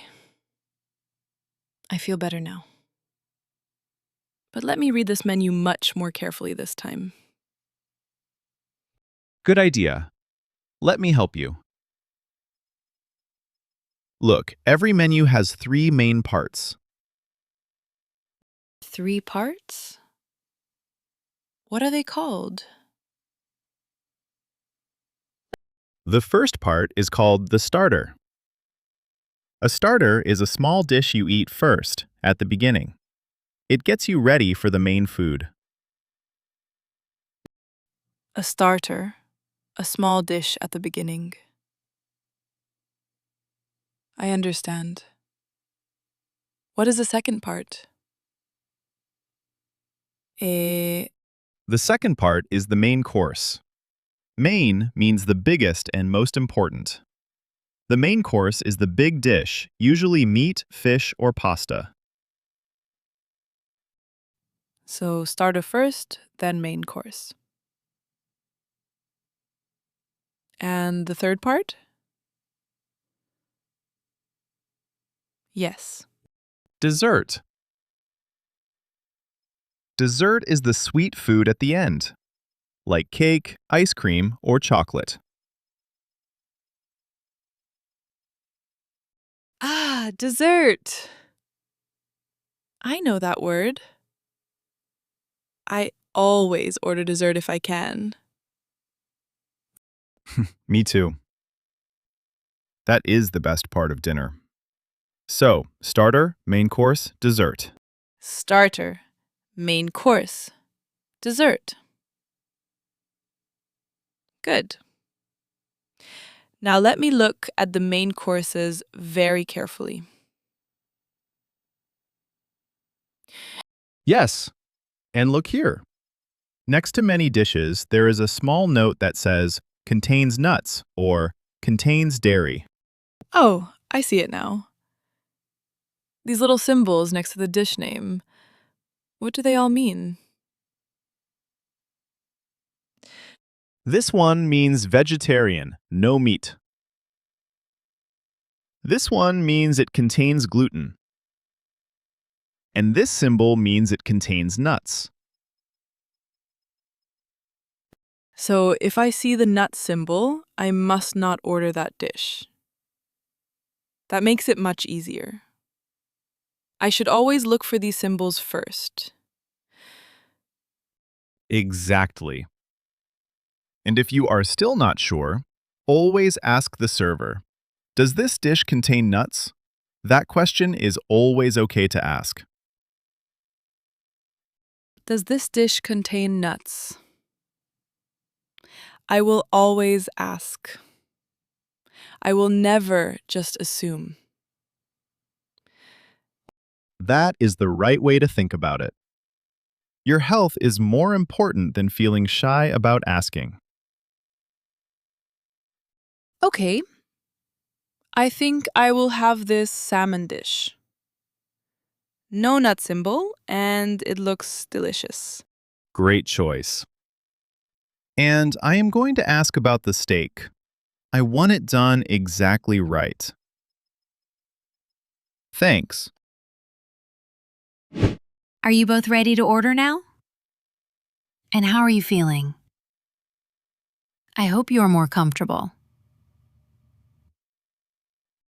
Yes, much better, thank you. I will have the grilled salmon, please. Without any nut-based sauces. Grilled salmon, completely nut-free. Perfect. I have noted that clearly. And for your main course, sir? My friend would like the steak, please. But he has a question. What does "how would you like your steak" mean exactly? Of course. How would you like your steak means how much do you want it cooked. There are a few choices: rare, medium, or well done. What is the difference between them? Rare means the inside of the steak is still pink and soft, and it is cooked quickly. Well done means the inside is fully cooked through, no pink at all. And medium is in between? A little pink, but mostly cooked? Exactly right. Medium has a little pink in the center, and it stays very juicy. Many people enjoy it that way. He will have it medium, please. Thank you for explaining. Medium steak. Perfect. And would you like a side dish with that? A side dish is a small extra dish that comes with the main. What are the options for the side dish? We have fries, which are thin fried potato slices. We have a green salad, or roasted vegetables. Roasted vegetables, please. That sounds really good for him. Lovely. Roasted vegetables as your side dish. Anything to drink with your meal? Could we have some water, please? And I would like to ask, do you have still water or sparkling water? Yes, we have both. Still water is plain water with no bubbles. Sparkling water has small bubbles in it and feels a little fizzy in your mouth. Still water for me, please, and sparkling water for my friend. I prefer it without bubbles, but he enjoys the fizz. Perfect. Still and sparkling. Your food will be with you soon. Thank you for your patience this evening. I am so glad that is sorted now. That was a stressful start to the evening. You handled it so well, though. You explained the allergy clearly and stayed calm. I was impressed. Thank you. I was nervous. But I remembered the phrases. I am allergic to peanuts, and does this dish contain peanuts? Those two phrases will always protect you. In any restaurant, in any country. They are important ones to know. So, Tom, can I ask you something? I ordered still water. What did you say about sparkling water? so sparkling water is water with carbon dioxide added to it. Carbon dioxide is a gas. It makes the small bubbles you feel on your tongue fizzy. Fizzy. That means bubbly, yes? Like a soft drink, but without any flavor. Exactly right. Some people love sparkling water because it feels more interesting than still water. Some people find it too much. It is personal preference. I prefer still. It is simple and clean. I always drink still water at home, too. Fair enough. Oh, and speaking of drinks, do you know what the bill means? The bill? I think I know it, but tell me again. The bill is the piece of paper the restaurant gives you at the end of the meal. It shows everything you ordered and the total price you need to pay. In some countries, people call it the check. The bill, the paper at the end with the total price? Good. I will remember to say, could we have the bill, please? Perfect. You are collecting restaurant vocabulary like a pro tonight. Well, I am getting a lot of practice. First allergy words, then the menu, now the bill. This dinner is a very good lesson. On first point, Honestly, the best way to learn language is when something real happens. You do not forget words you actually needed to use. Tom, are you hungry? We have been sitting here for a while and the food is not here yet. A little, but it is fine. The restaurant is busy tonight. Good things take a moment. Good things take a moment. I like that. Very calm of you. I am very hungry, actually. I am just pretending to be calm.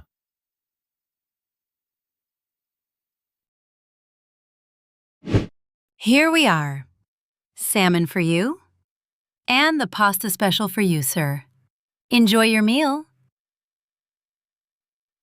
Sorry, I think there is a mistake.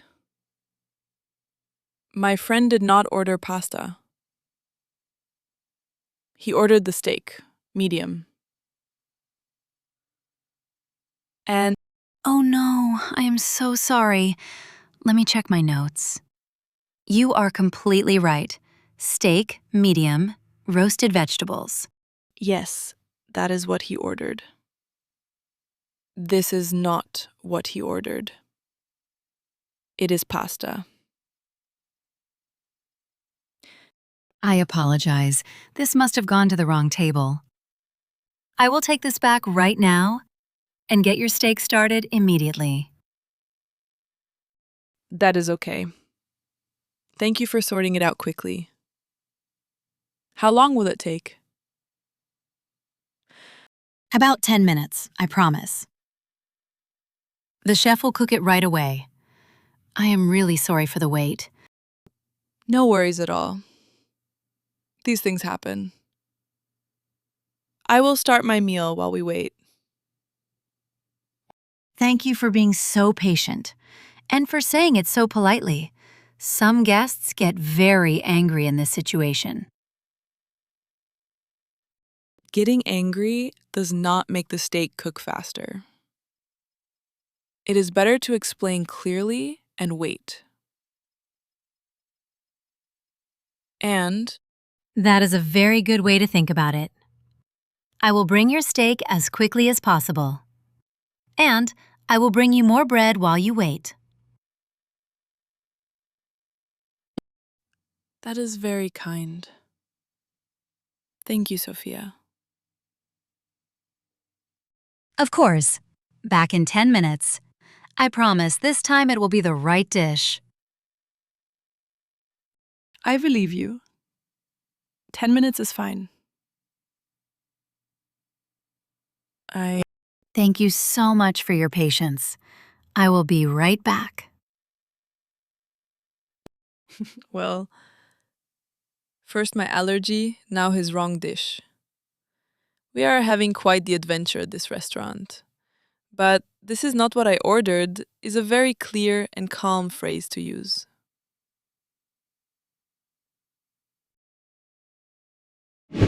Tom, this salmon is amazing.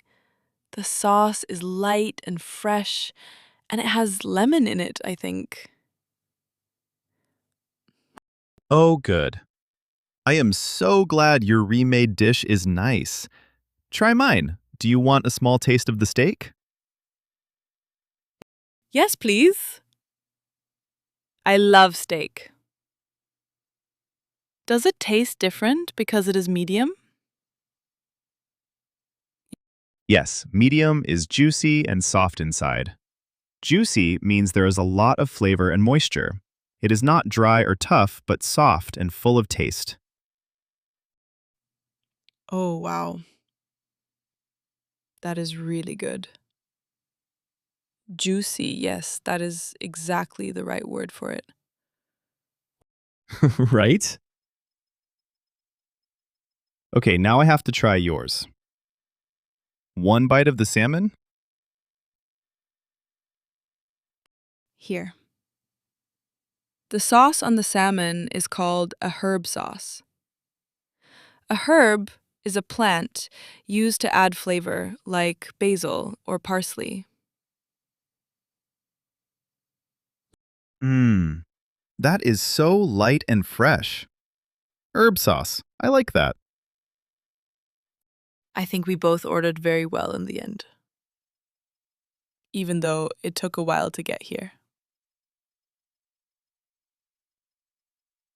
Honestly, the drama at the start made me appreciate this steak even more. Everything tastes better when you waited for it. That is a lovely way to think about it. So juicy means soft and full of flavor and moisture.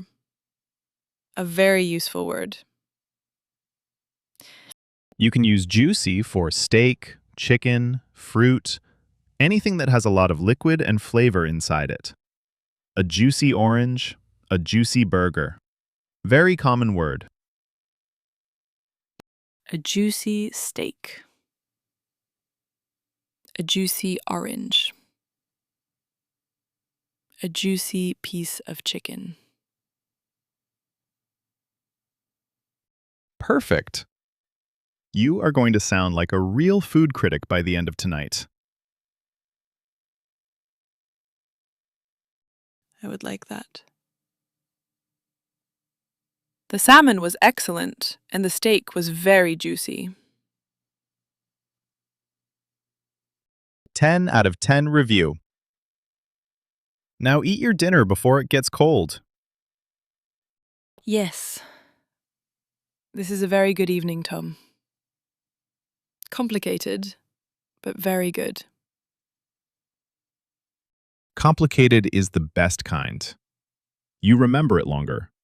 You remember it longer. Excuse me, Sophia? Could we ask about the bill, please? There seems to be something not right. Of course. What can I help you with? Is there a problem? Yes. I'm looking at the bill right now, and I think there is a mistake on it. Oh, I am sorry to hear that. Please tell me which item, and I will check it right away. This item here, it says house wine, 2 glasses. But we did not order wine. We only had still and sparkling water. Let me check. You are right. Those glasses of wine belong to another table. This is the wrong charge. So we did not order this. And we should not pay for it. Can you remove it from the bill? Absolutely. I am so sorry. Remove means I take it off the bill. You will not be charged for it at all. There is a mistake on the bill. We did not order this. Can you remove it? Exactly right. Those are the perfect sentences to use in this situation. I will bring you a corrected bill in just 1 minute. Sophia, what should we always do when the bill arrives? Is it normal to check it carefully? Yes, always. Always read through the bill before you pay. Mistakes happen in busy restaurants, and it is completely fine to question anything you do not recognize. So we should check every item on the bill. Every dish, every drink, and make sure they match what we actually ordered. Exactly. If something does not look right, say, I think there is a mistake on the bill. That is a polite and clear way to bring it up. And we did not order this. Also very clear and not rude. Direct but polite. Exactly right. Being polite makes it easier for us to fix it quickly. One moment and I will bring the corrected bill. Thank you very much. We really appreciate how helpful you have been all evening. And Thank you for your patience tonight. You have both been very kind. Back in one moment.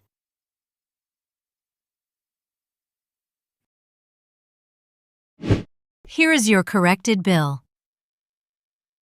The wine charge has been removed completely. I am sorry again for that confusion. thank you. This looks correct now. I will pay by card. Of course. Just tap your card here when you are ready. Actually, can I ask you something first? Is service included in this bill? I would like to know. That is a great question. Service included means a tip for the servers is already added to the total price on the bill.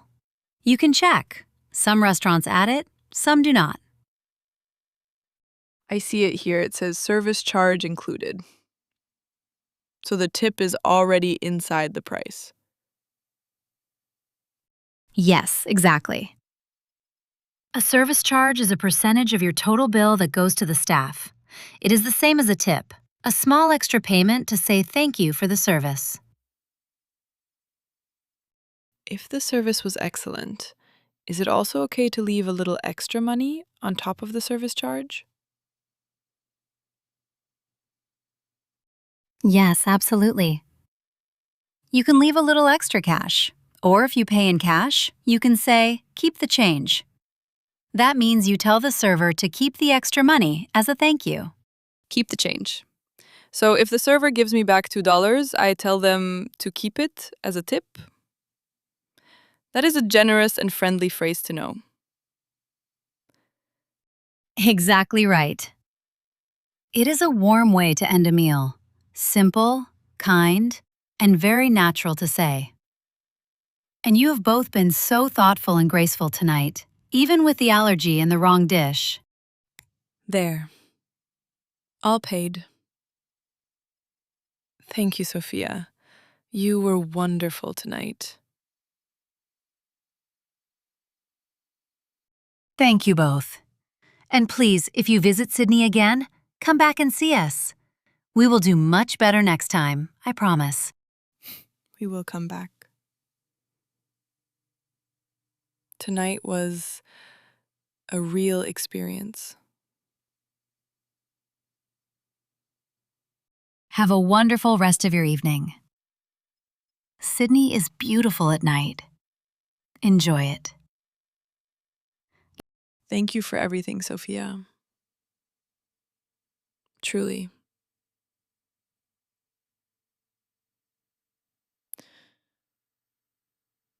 It was my pleasure.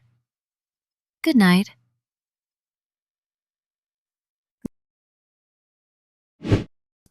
That was quite an evening. I did not expect so many things to happen at one dinner. Me neither. But honestly, it was one of the best dinners I have had in a long time. Even with the allergy and the wrong dish and the mistake on the bill? Especially because of all that. We used so much real English tonight. That is what makes it stick. You are right. I will never forget I am allergic to peanuts. And does this dish contain nuts? Those two phrases could genuinely protect you one day. In any country, any restaurant. Really important ones to know. And then we learned starter, main course, dessert, still water and sparkling water, Rare, medium, well done for steak. You remember all of it. Side dish, juicy, service included. You collected so much language tonight. And there is a mistake on the bill. That one surprised me. I never thought I would need to say that, but I did. And You said it perfectly. Polite, clear, calm. Exactly the right way. Sydney is so beautiful at night. Look at those lights. I love this city already. Same. And tomorrow we get to explore properly. Opera House? Opera house, yes. And maybe we find a nice cafe for breakfast first. I want to try ordering in English again, but this time without the drama. No promises. Something always happens. That is what makes it a real adventure. Tom, thank you for staying calm tonight and for helping me with everything. That is what we do. We help each other. That is the whole point of this trip. I think tomorrow is going to be even better. Let's see what Sydney has waiting for us. I cannot wait. Come on, let's walk for a bit before we go back.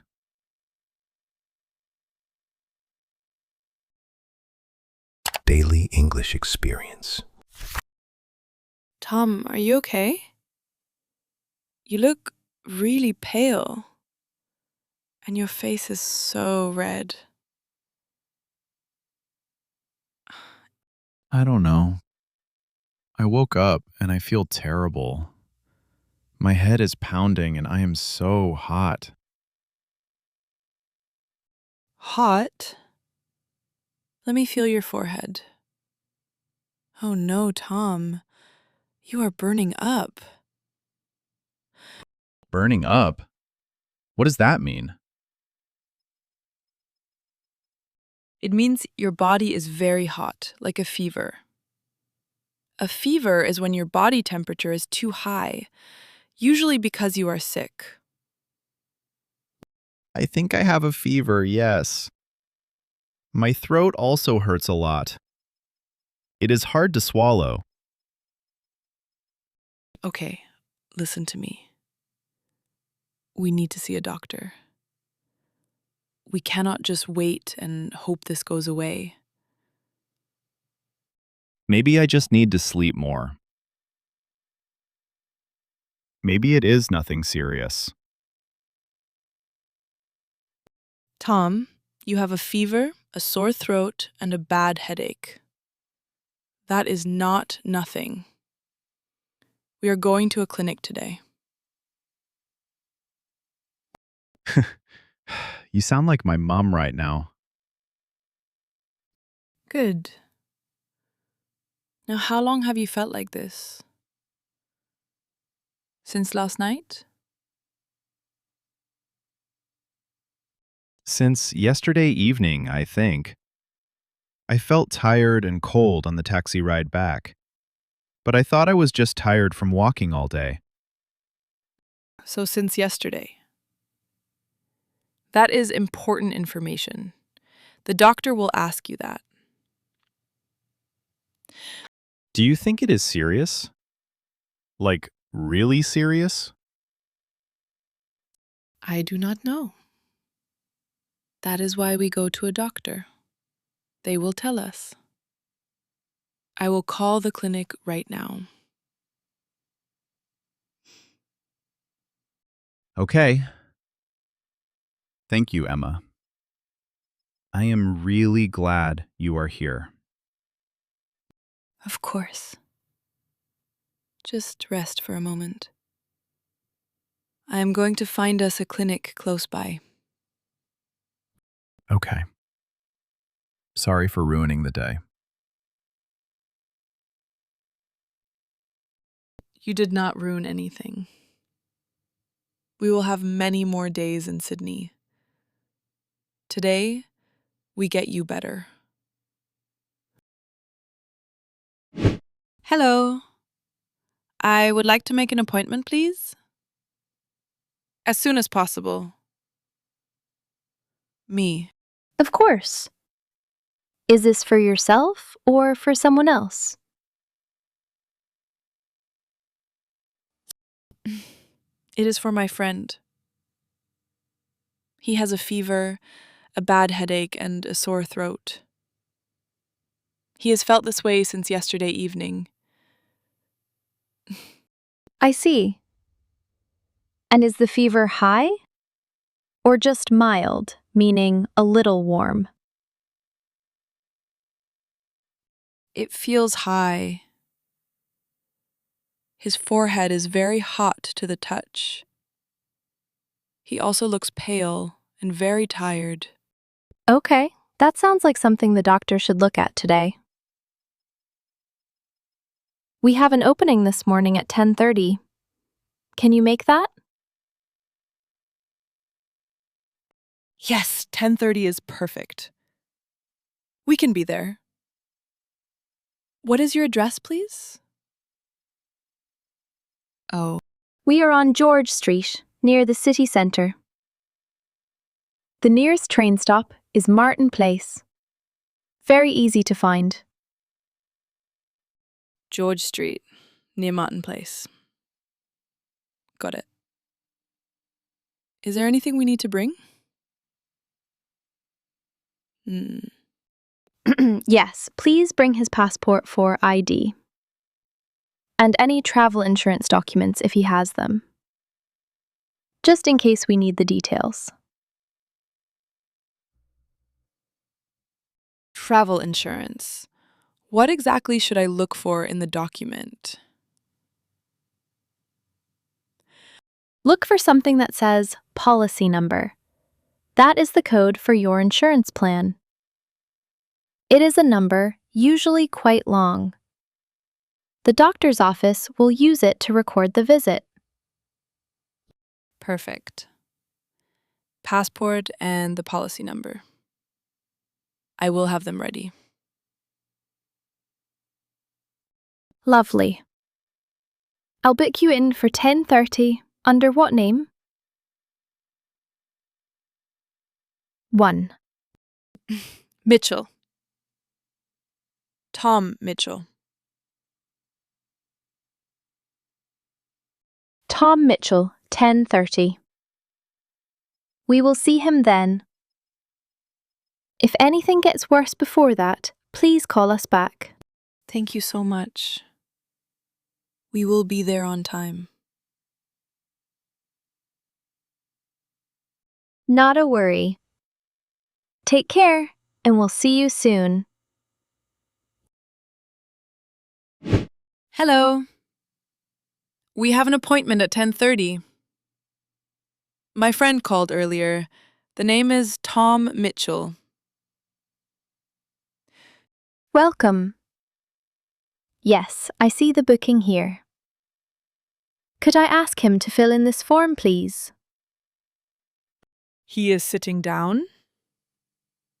He feels quite unwell. So I can fill it in for him if that is okay. Of course, that is no problem. Just fill in the basic details: name, date of birth, address, and symptoms. Symptoms, that is, the things that are wrong with him, yes? Like the fever and the sore throat? Exactly right. Symptoms are the signs of illness that you can feel or see. For example, a fever, a cough, a headache. These are all symptoms. Good.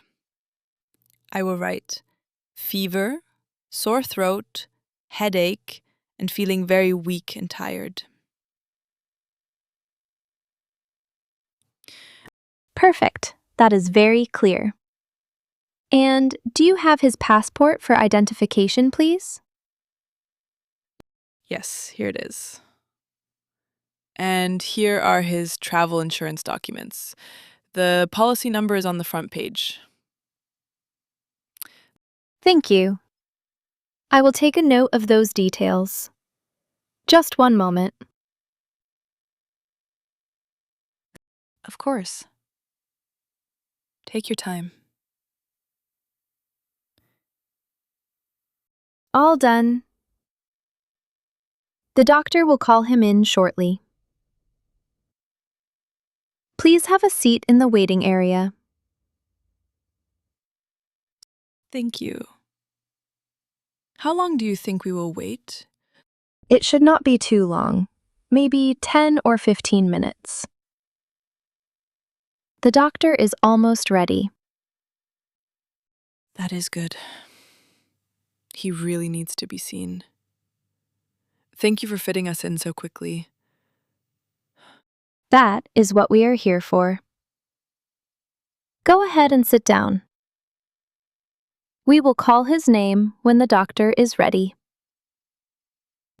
Perfect. Thank you very much.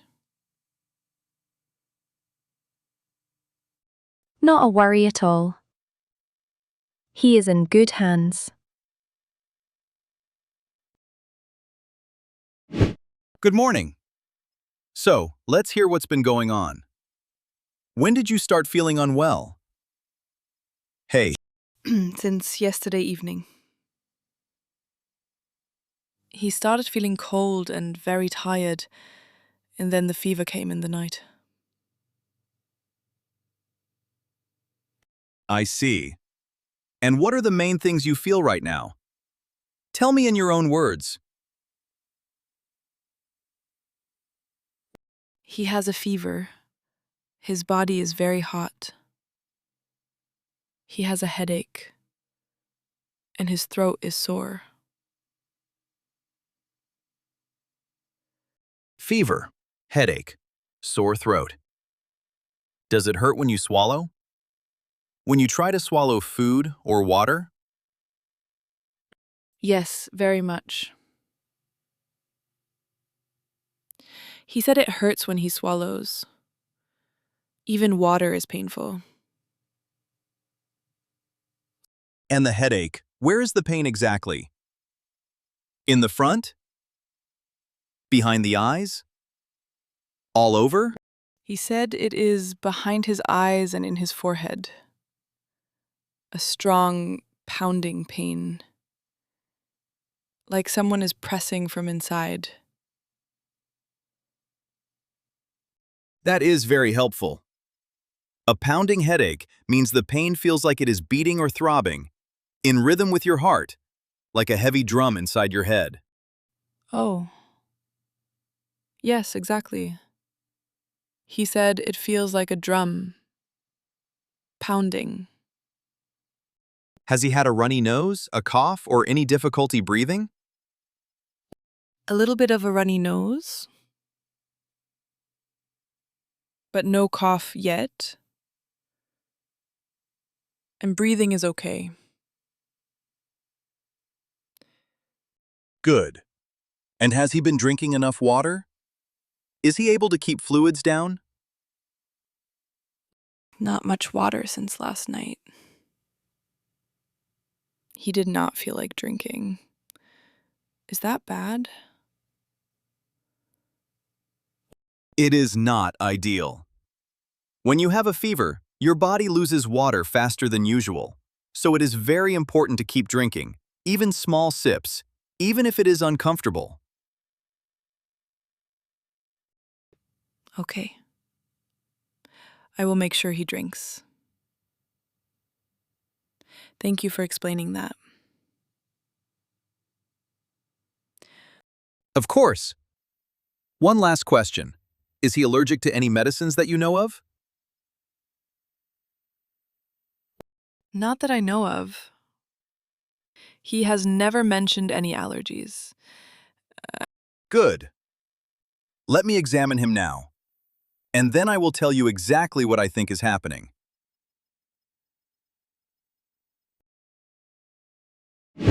Okay. The good news is, this is nothing serious. He does not need to go to hospital. Oh, thank goodness. I was so worried. What is it? He has a bacterial throat infection. We also call it tonsillitis.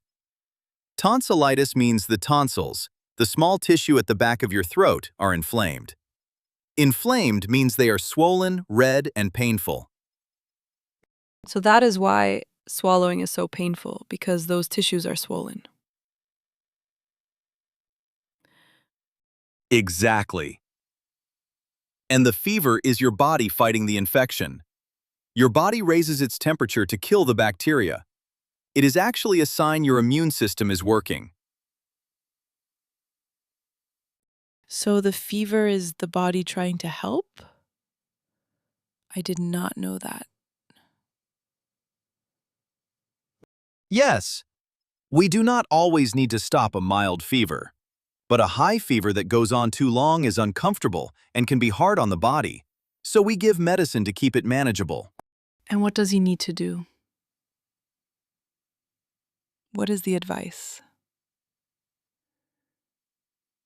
3 things. First, rest. His body is working hard, so he needs to sleep and avoid too much activity. Rest. So no sightseeing today then? Not today. Second, drink plenty of fluids. Water, warm tea, clear soup if possible. Staying hydrated helps the body recover faster. Rest and drink lots of fluids. Okay, and the third thing? Oh. Third, I will write you a prescription for antibiotics. A prescription is an official paper from the doctor that tells the pharmacy exactly which medicine to give you and how much. So without the prescription, the pharmacy cannot give us that medicine. For antibiotics, that is correct. You cannot buy them over the counter without a doctor's prescription. Over the counter means medicines you can buy directly from the pharmacy without a prescription, like painkillers or cold and flu tablets. So antibiotics need the prescription, but paracetamol for the fever can be bought over the counter. Is that right? Exactly right. Take this prescription to any pharmacy. They will give you the antibiotics and can also recommend a suitable painkiller for the fever. Thank you so much, doctor. I feel so much better knowing it is not something really serious. You did the right thing coming in. He should feel improvement within a couple of days, but he must finish the full course of antibiotics even if he feels better sooner. Finish the full course, meaning all the tablets, not stop early. Correct. Stopping early can allow the infection to come back and be harder to treat. Always finish every tablet.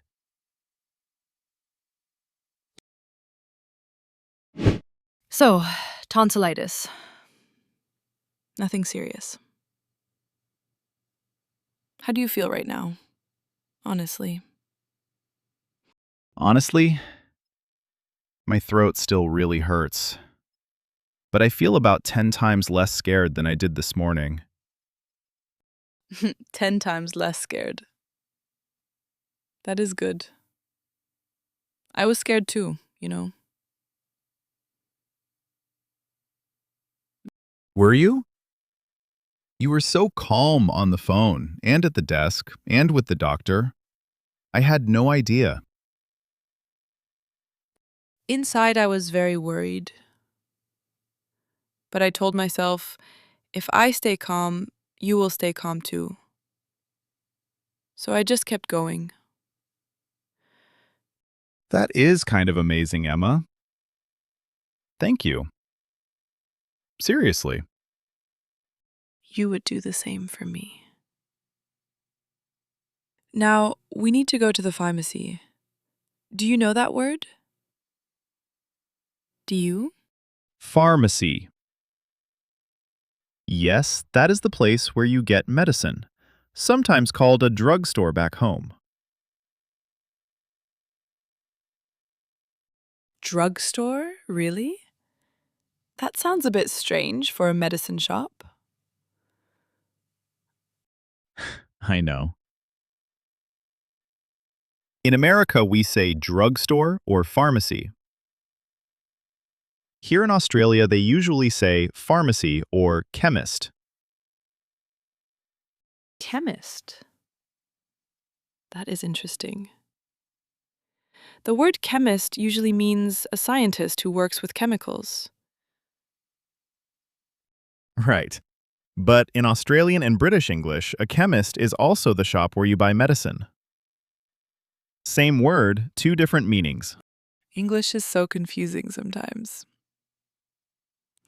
Okay, pharmacy, chemist, drugstore. All the same thing. Exactly. As long as they give me something for this throat, I will call it whatever they want. Let's go find one. The doctor said there is a pharmacy close by. Come on, let's walk slowly. Slowly is the only speed I have today. But thank you, Emma. Really. We are a team. Now slowly.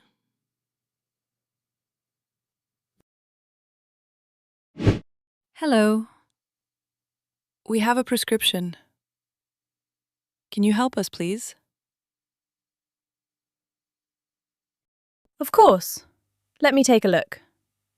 One moment while I read through it. Take your time. Is everything clear on the form? Yes, this is all very clear. It is a course of antibiotics for a throat infection. I will get those ready for you now. While you do that, can I ask you something?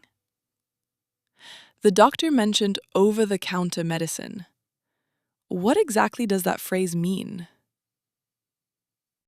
Over-the-counter means medicine you can buy here at the pharmacy without needing a doctor's prescription. You just ask for it, or you can take it from the shelf yourself.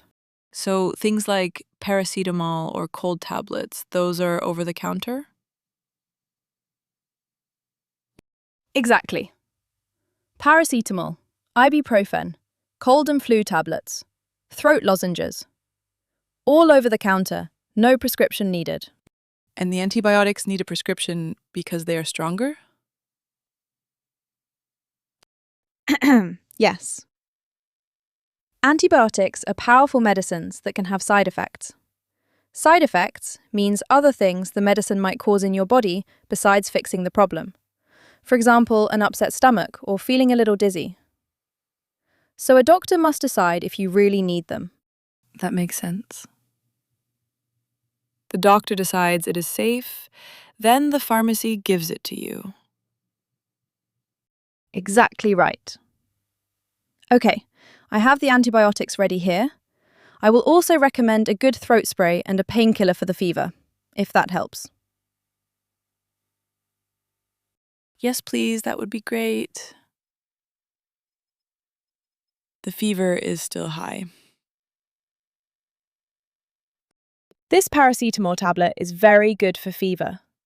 It reduces the temperature and also helps with the headache. You can get this one without a prescription. It is over the counter. Perfect. I will take those as well. Thank you for explaining everything so clearly. Of course. Let me put everything together and go through the instructions with you. It is important to take these medicines correctly.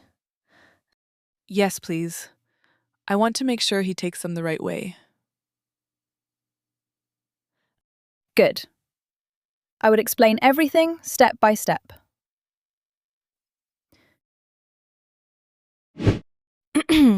Let me start with the antibiotics. The dosage is 1 tablet twice a day, once in the morning and once in the evening. 1 tablet in the morning, 1 in the evening. What does dosage mean exactly? Dosage means the amount of medicine you take and how often you take it. For example, 1 tablet twice a day. That is the dosage. So the dosage tells you both the amount and the timing. 1 tablet every 12 hours, roughly. Exactly. And very importantly, take them with food. Take with food means eat something first, even something small like a piece of bread or a few biscuits, before you swallow the tablet. Why is that important? What happens if you take it on an empty stomach? Some antibiotics can irritate the stomach if taken without food. You might feel nauseous. That means like you want to be sick or throw up, which is uncomfortable and not necessary if you just eat something small first. Take with food. Got it. And for how many days? 7 days, the full course. I know the doctor already said this, but I want to repeat it because it is very important. Do not stop taking the antibiotics just because you start to feel better. Right. The doctor said the same. Finish every single tablet, even if the throat stops hurting after 3 days. Correct. Now, for the paracetamol, the fever painkiller. The dosage is 1 or 2 tablets every 6 to 8 hours. 1 or 2 tablets every 6 to 8 hours. And is there a limit? Can you take too much? Yes, you must not exceed the recommended dose. Exceed means go above or take more than you should. Do not take more than the packet says, and leave at least 6 hours between each dose. Do not exceed the dose and leave enough time between doses. I will watch this carefully. Good. Also, if the fever is very high and does not come down after a few doses, or if it gets worse, please come back or call your doctor. That is a sign the medicine may not be working and he needs to be seen again. That is really helpful. Thank you for explaining all of this so clearly. It is much easier to understand now. That is my job. I want to make sure you are both confident before you leave. Do you have any other questions? Can he take the paracetamol and the antibiotics at the same time? Like together? Yes, that is fine. They do not interfere with each other. Interfere means cause a problem when taken together, and these two medicines are safe together. Perfect. I think I have everything I need. Thank you so much for your patience and your help today. Of course. Take care of him, and I hope he feels much better very soon. Here. Hot tea with honey. Good for a sore throat. Thank you. This is exactly what I needed. The smell alone is making me feel better. Drink it slowly. And I left the medicine here on the table. First tablet with your tea and a little food. You even got food? What did you find? A plain bread roll from the cafe downstairs. Nothing exciting, but the pharmacist said even something small is enough. Just enough so the medicine does not upset your stomach. Emma, you really thought of everything. I did not even ask you to do that. I remembered what the pharmacist said. Take with food.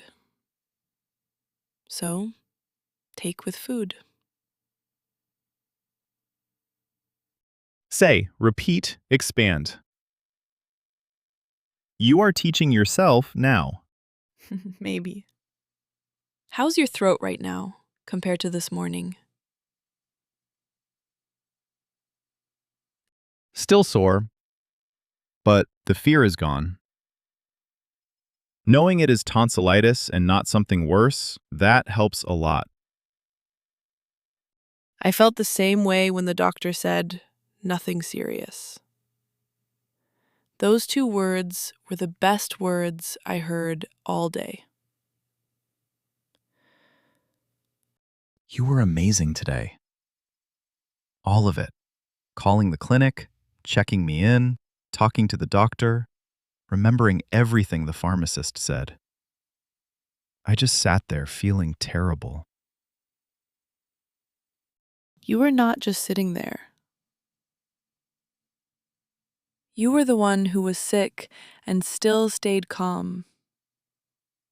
That took courage too.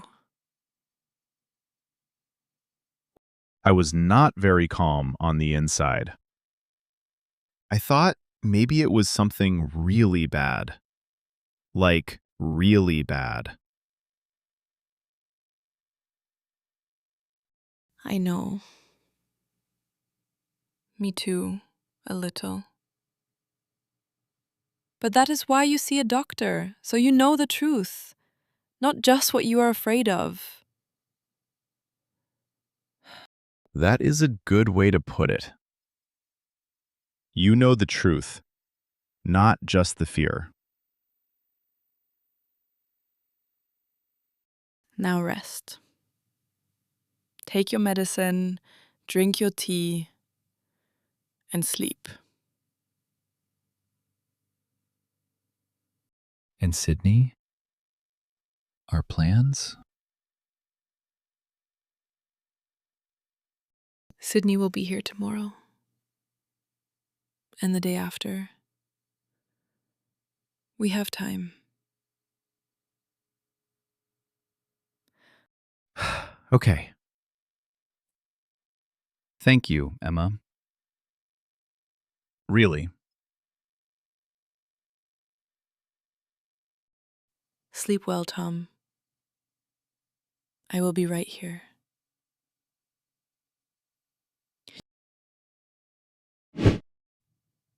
How do you feel now? After the sleep and the first tablet? Better. Still sore, but the headache is eased. The paracetamol really helped the fever. Good. I am glad. It was a hard day, but we got through it. We did. And honestly, we learned so much today that has nothing to do with sightseeing. So much. Today I learned how to book an urgent doctor's appointment. I would like to make an appointment as soon as possible. And I learned how to describe symptoms. I have a fever. I have a sore throat. It hurts when I swallow. I have felt this way since yesterday evening. Those are really important phrases. If you are ever sick somewhere and you do not know how to explain it, those sentences can help so much. And the prescription. I never really thought about that word before. A prescription is the official paper from the doctor. Without it, you cannot get certain medicines. And the pharmacist taught me the difference between prescription medicines and over-the-counter medicines. Over-the-counter means you can buy it without a prescription, like paracetamol. And dosage. 1 tablet twice a day with food, and do not exceed the dose. Do not exceed the dose means do not take more than the instructions say. Exceed means go above the limit. You are teaching me vocabulary while I am sick in bed. This is a whole new level of English lessons. That is daily English experience. English in real life, even on the bad days. Especially on the bad days. You cannot plan for getting sick, but now we both know what to do if it happens again. Tomorrow you will feel better. The doctor said improvement in a couple of days. And I am going to make sure you take every single tablet. Finish the full course. I know. I have a very dedicated nurse. Good. Rest tonight. Tomorrow, Sydney. Tomorrow, Sydney. Thank you for today, Emma. I mean it. Hi. Daily English Experience. Tom, come and look at this. Something is wrong with our hotel bill. Look at this number here. Oh. What? Wait, they charged us twice for the same night. I can see it clearly. Twice? We only stayed one night on Tuesday, but I see 2 charges for Tuesday. Is that normal? No, it is not normal. That is a mistake, and we need to fix it. We have to call them right now. Call the hotel? But Tom, my English on the phone is not very good. I get nervous when I can't see the person's face. I will make the call. But let's think first and write down exactly what we want to say. That is how you do it on the phone. Yes, good idea. But first, tell me, what is a charge exactly? I see this word on the bill, but I am not sure. A charge is money that a company takes from you. It means they asked you to pay for something. So 2 charges means they took money from us twice for the same thing. Ah, so they took our money 2 times for Tuesday night, but they should only take it once. That is their mistake. Exactly. And the word for that is a wrong charge, or a charge you do not recognize. I don't recognize this charge means I don't know why this money was taken. I don't recognize this charge. Okay, I like that. It sounds polite, but also clear. Right. Polite and clear is always the best way on the phone. Even when you are frustrated, you stay calm and polite. And what is the right number to call?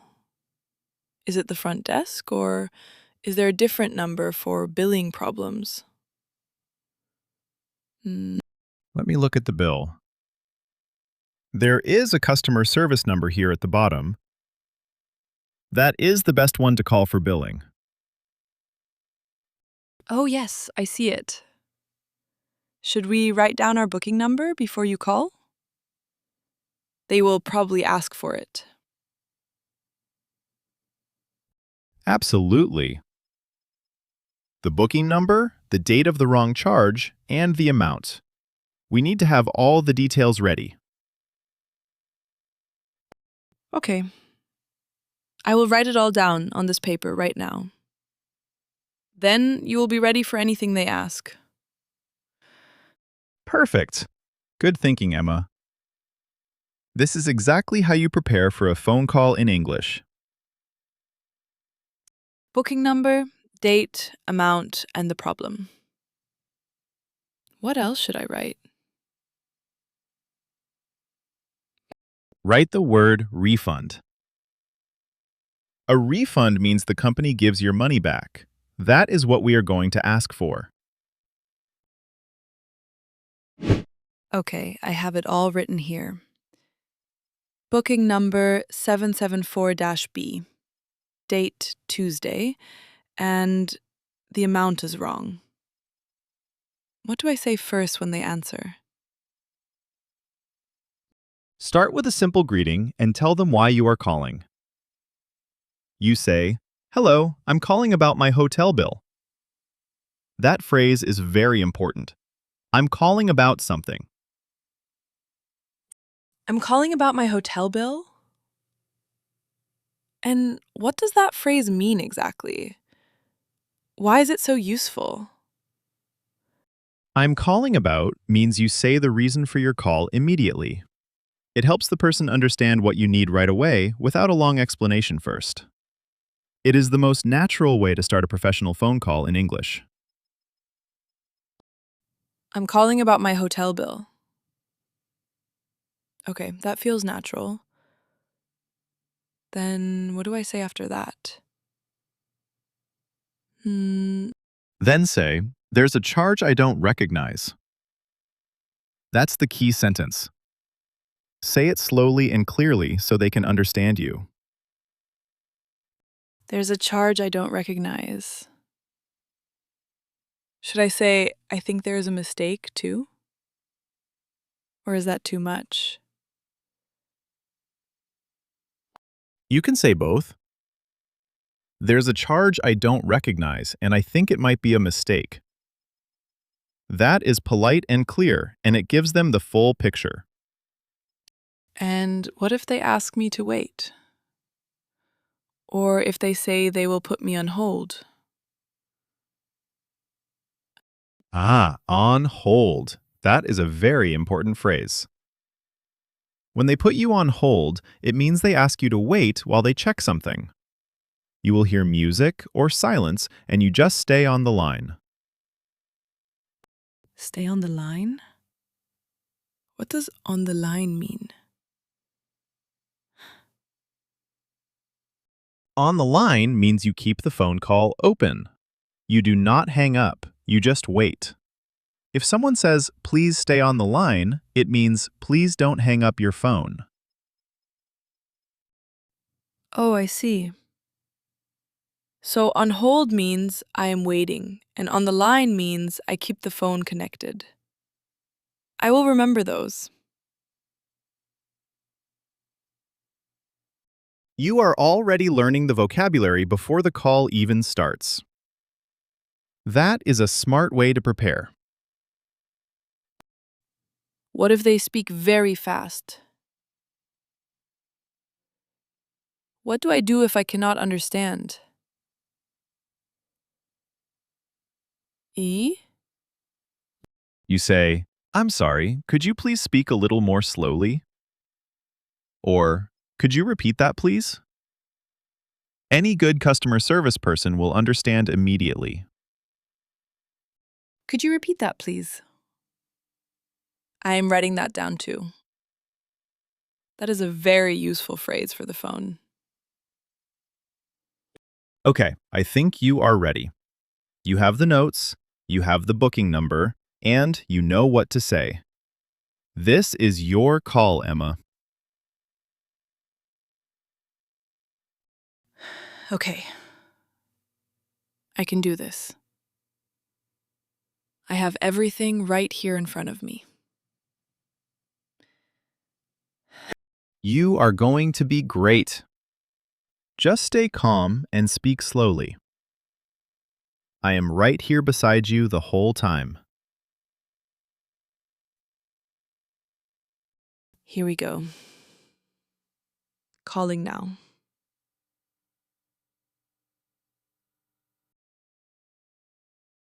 Good afternoon, Parkview Hotel customer service. How can I help you today?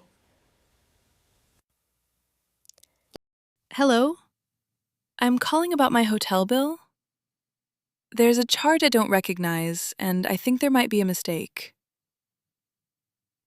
I'm sorry to hear that. I'd be happy to help you look into that. Could I have your booking number, please? A.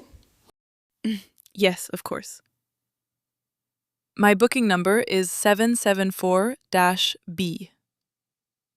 The name on the booking is Mitchell. Thank you. Just one moment while I pull up your account.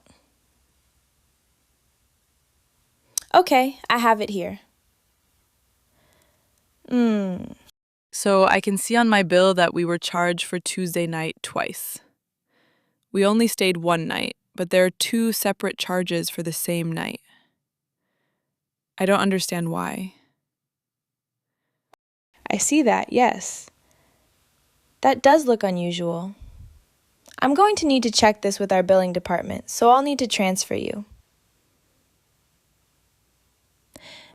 Transfer?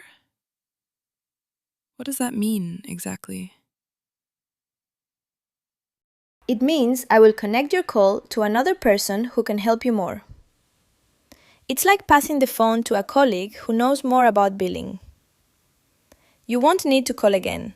You will just wait a moment and the next person will pick up. Oh, okay. So I stay on the line and someone else will answer?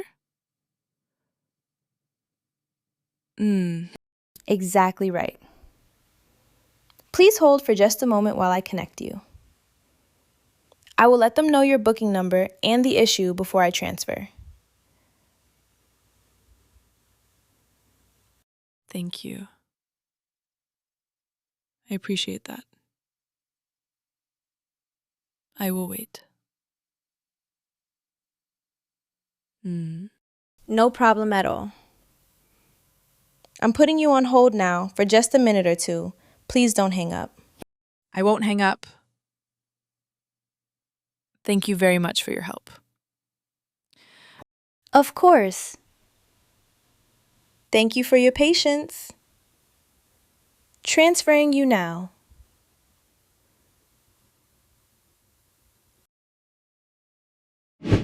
That is the most boring music I have ever heard. How long have you been waiting? About 3 minutes now.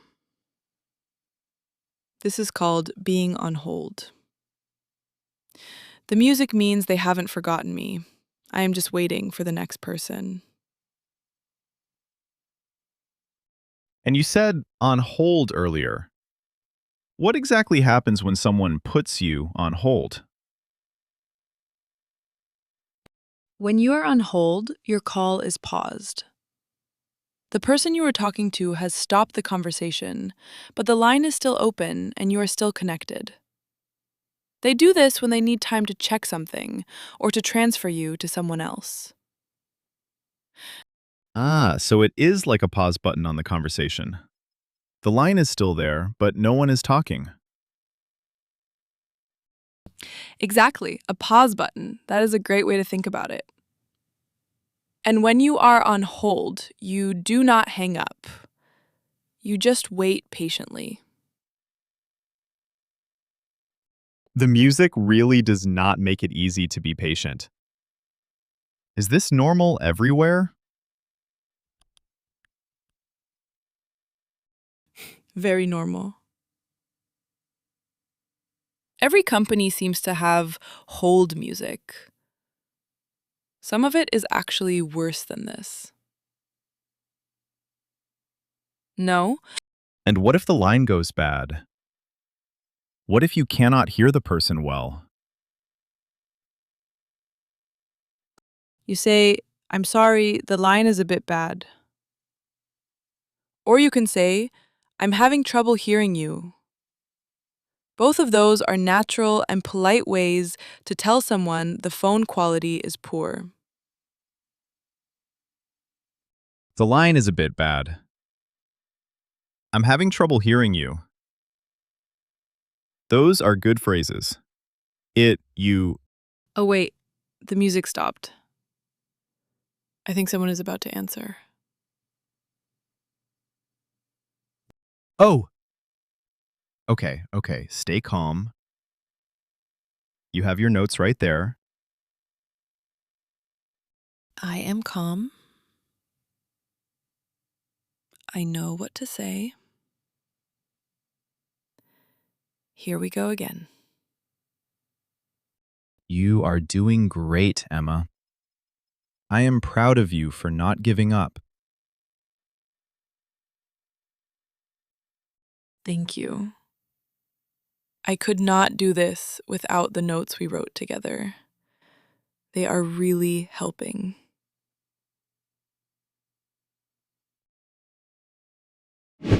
Hello, this is Mark in the billing department.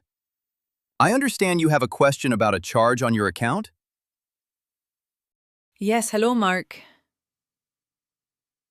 As I explained to the previous agent, I have a double charge on my bill. We were charged twice for Tuesday night.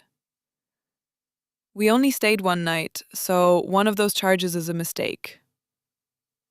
I understand, and I'm sorry for the inconvenience. Let me pull up your full billing record right now. Could you give me the exact amount of each charge so I can identify them? Of course.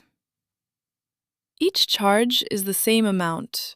They are identical. I can see two separate lines on the bill for Tuesday, and both say the same room rate.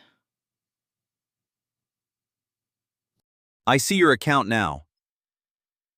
And you're right, I can see two entries for Tuesday. Could I ask you to hold on just a moment while I trace where the second charge came from? Of course I can wait. But I do want to say, I'd like a refund for the extra charge if it turns out to be a mistake. Is that something your department can do? Absolutely. If there's been an error on our side, we will refund the incorrect charge. That is standard procedure for a billing mistake. That's good to hear.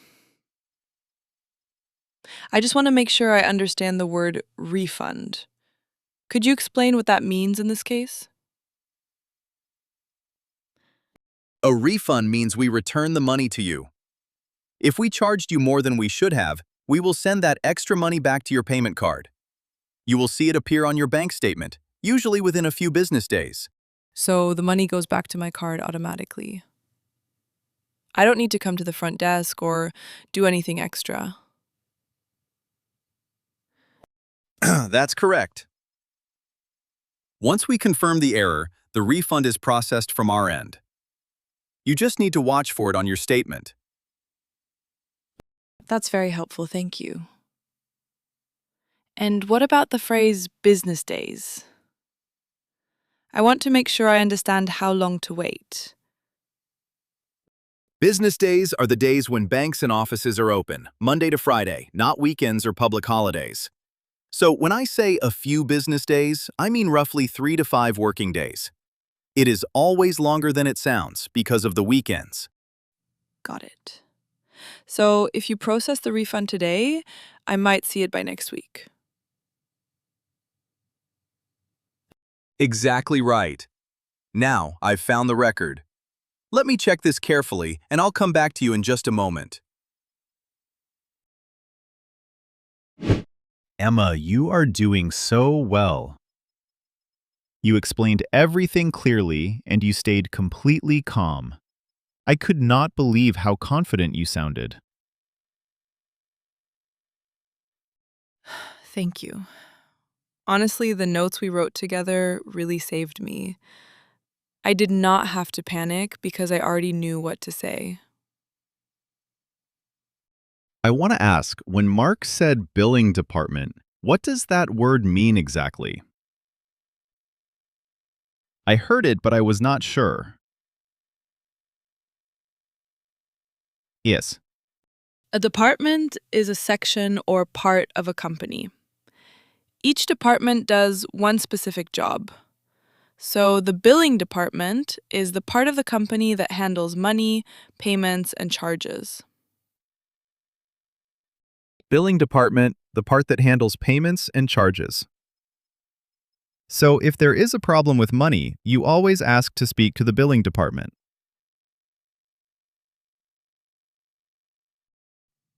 Exactly. And if there is a problem with your room or service, you would ask for the customer service department instead. The right department handles the right problem. You are really good at staying calm, even when you are nervous and a little stressed. That is a real skill. Well, you helped me get ready. Those phrases we wrote down together, I'm calling about, and there's a charge I don't recognize, those were perfect. Can I ask something else while we wait? What is the difference between I'd like a refund and I want a refund? Is one more polite? Great question. Both mean the same thing, but I'd like is softer and more polite. I want sounds a little more demanding, especially to a stranger on the phone. So on the phone, you always choose I'd like over I want to sound professional and polite. Even if you are frustrated. Especially if you are frustrated. The more professional you sound, the faster they help you. That is the truth. And what about as I explained? I heard you say that to Mark. Why did you say it that way? As I explained means I already told the last person this, and now I'm telling you. It reminds the new person that you have already gone through the problem once. It is a polite way of saying you don't want to start completely from the beginning. So it saves time and shows that you are organized.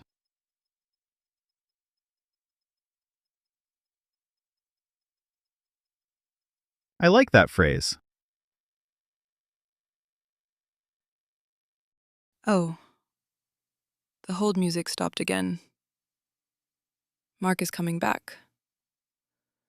Okay, here we go. You've got this. I believe in you completely. Thank you for your patience. I've looked into this very carefully, and I can confirm.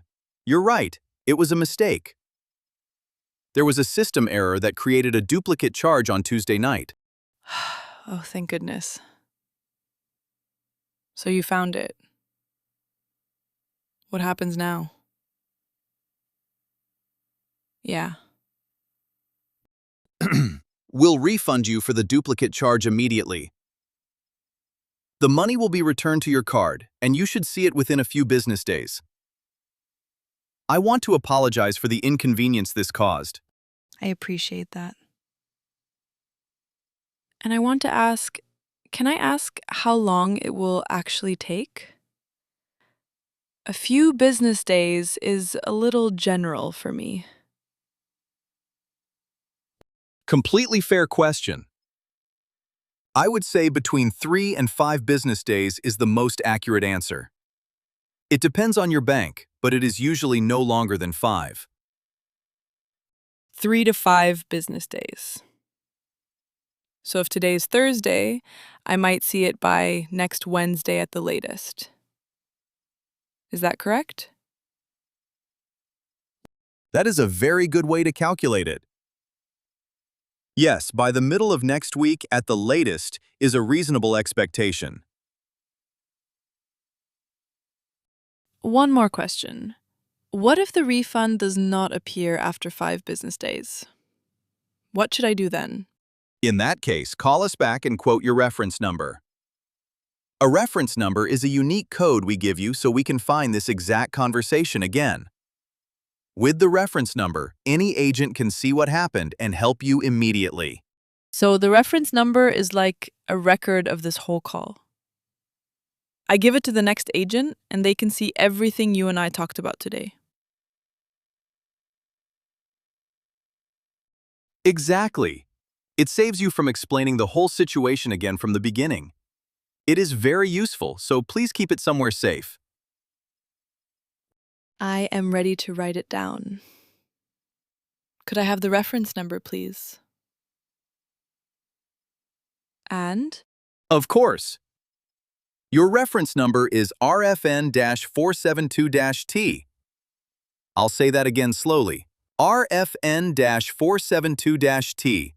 RFN-472-T. Got it. And what is the best way to get a written record of this refund? We can send you a confirmation email. It will include the reference number, the amount being refunded, and the expected timeline. Would you like me to send that to your email address?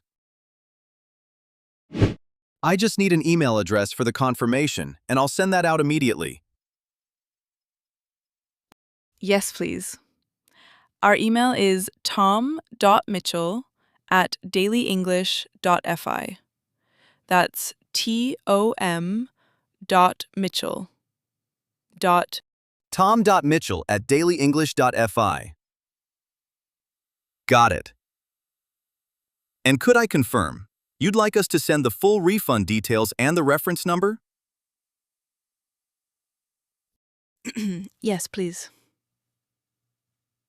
I'd like a written record of everything: the amount, the reference number, and the expected date. That way I have proof if anything goes wrong. Absolutely. That is always a smart thing to request. Having written proof of a refund is called a confirmation email, and it is your official record of this transaction. I want to make sure I understand the phrase confirmation email. What exactly does it confirm? A confirmation email is a message that confirms, and confirms means it officially shows what was agreed.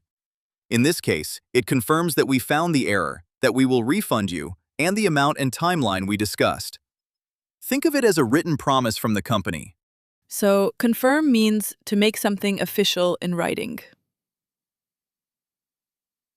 And the email is my proof that this conversation happened. Exactly right. If you never received that email, you could call back and quote the reference number and we would resend it. You always have options. I feel much better now. I was nervous about this call at the beginning, but you made it very straightforward. Thank you for being so patient with me.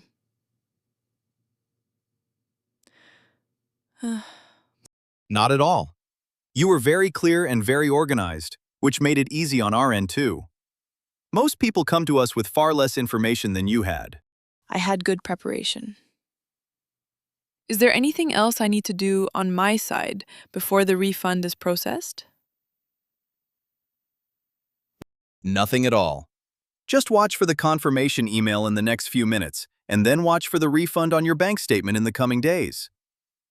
If you don't see either one, call us back with your reference number. Confirmation email today, refund in 3 to 5 business days, and if nothing arrives, I call back with reference RFN-472-T. I have it all written down. Perfect. You have everything you need. Is there anything else I can help you with today? No, that is everything. Thank you so much for your help, Mark. I really appreciate it. My pleasure. Thank you for calling, and I hope you enjoy the rest of your stay. Take care.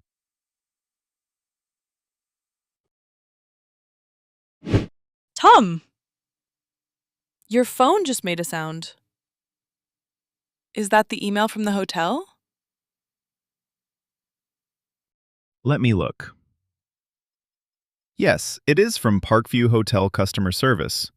The subject says refund confirmation. Oh, that was fast. Open it, open it. What does it say? It says, "Dear valued guest, following your call today, we have processed a refund for the duplicate charge on your account."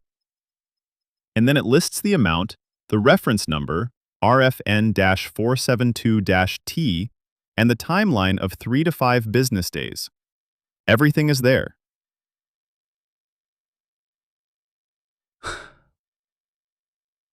Wow. They sent it so quickly. And valued guest, what does that mean? Valued guest is a formal, polite way of addressing a customer in writing. Valued means important, appreciated, or someone you care about. Companies use it to sound respectful and professional. Valued guest, an appreciated, important customer. So it is polite, but also a bit formal. Exactly. You would not say valued guest to a friend. You only hear it in formal letters, emails, or official communication from a company. And what does following your call mean in the email? I see following, but I am not sure it means what I think. Good catch. Here, following means after. So, following your call simply means after you called us, or as a result of your call today. Oh, so following in formal English can mean after something or because of something. That is different from how I usually use that word. Right. We usually use following to mean going after something physically. But in formal writing, following very often means as a result of or after the event of. It is a very common formal writing word. Speaking this, very fine. I am learning so much from this one email. And you should be proud of yourself for making that call. You did everything right.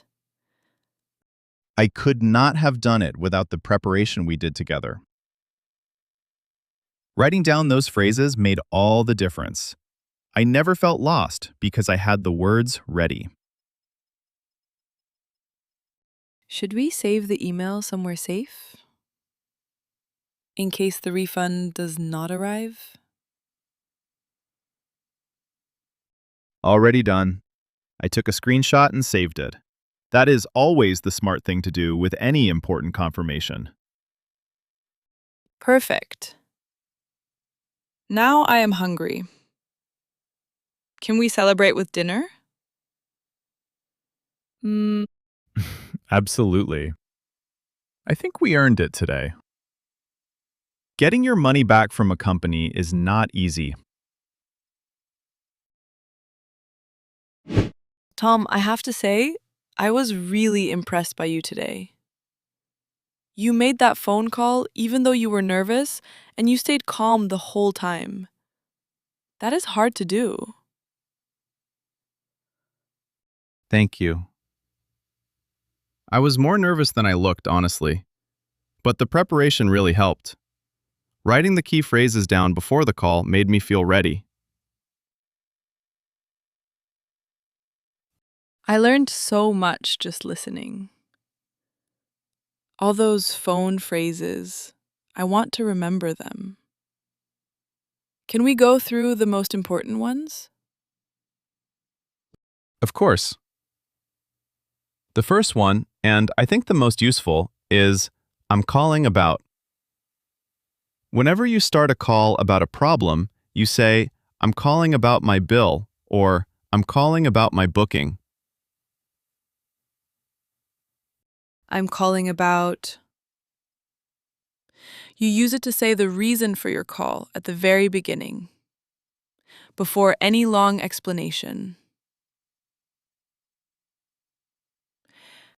Exactly. And the second key phrase is, there's a charge I don't recognize. Don't recognize means, I do not know what this is, or I cannot identify this.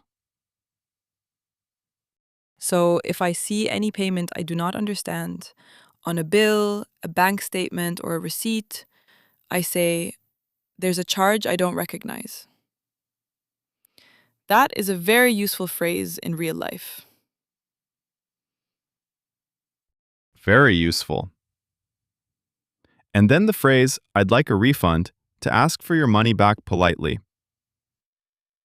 I'd like is always softer and more professional than I want. And reference number. I loved that part. The reference number is like a code that saves the whole conversation, so you don't have to explain everything again. And Exactly. Always ask for a reference number when you solve a problem on the phone. It is your proof and your shortcut if anything goes wrong later. what about confirmation email? Should I always ask for one of those too? Always. A confirmation email is written proof of what was agreed. It is your official record of the conversation, and it protects you if the company forgets or makes another mistake.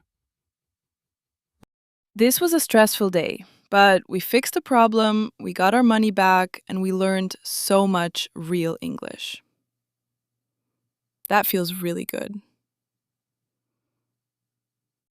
It does. And here is the big lesson. You do not have to be perfect on the phone. You just need to prepare, stay polite, and ask for what you need clearly. Next time it will feel a little easier, right? Because we know the phrases now. Every time it gets a little easier. That is how English works. You use it in real life, you make small mistakes, and you get better. Next episode, we will have a new adventure. I wonder what happens next. Maybe something goes wrong at the restaurant, or we get lost in the city. Whatever it is, we'll be ready. As long as you write the phrases down first. That is our secret weapon. Daily English experience. Emma, wait! That man, he just grabbed your bag. He is running! My bag! He took it. He just took it off my shoulder. What do we do? Stay here, stay here. Do not run after him. It is not safe. Okay? My wallet is in there. My phone. Tom, my phone is in that bag. And my passport. My passport is in there. Okay. Okay, listen to me. We need to think clearly right now. My passport. I cannot leave Australia without my passport. What is going to happen? Emma, breathe. I have my phone. We are going to fix this, step by step. Step by step. Okay. But where do we even start? And First, we find help. We need to report this. The word is theft, T-H-E-F-T. That means when someone takes something that is not theirs. theft. So what happened to me? That is a theft. And Exactly. Someone stole your bag, so the verb is to steal, and the person is a thief. We need to tell the police. So, the police. Yes. But I am so shaken right now. I can hardly think straight. I know. That is completely normal.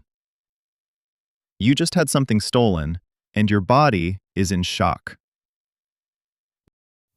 Shock. Yes. That is exactly how I feel. Like my brain has stopped working. It will come back.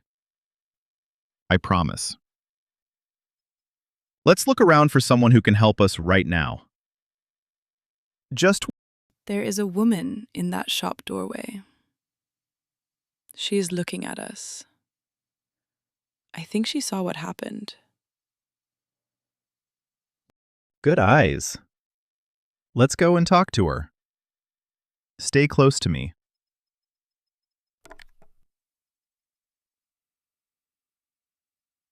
Tom, thank you. I don't know what I would do without you right now. We are in this together. Come on. Are you okay, love? I saw what happened from my doorway.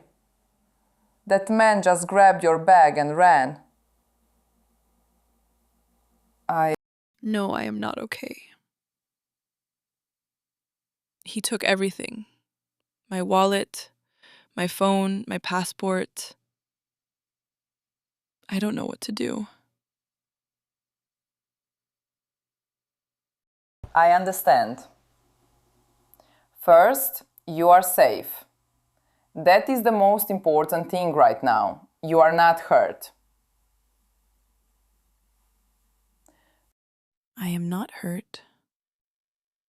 You are right. But I feel so terrible inside.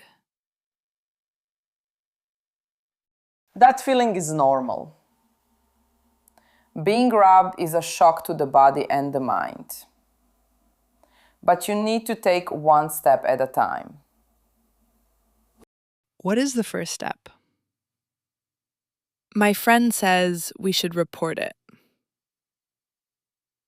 Your friend is absolutely right.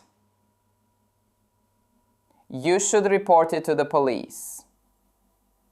Report means to go and officially tell them what happened. Report it. So I go to the police and I tell them the story. Yes.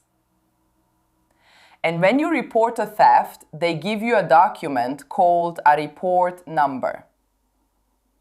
You will need that number later for your bank and for the passport office.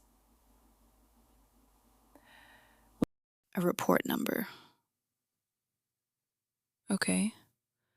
So it is an official record of what happened to me. Exactly. Do you know where the police station is? There is one very close, just 2 blocks down this street and then left. 2 blocks down and then left. I will remember that. Thank you. And if you need to use my phone before you go, you're welcome. Do you need to call anyone? And My friend has his phone. But is there anything else I should do right now?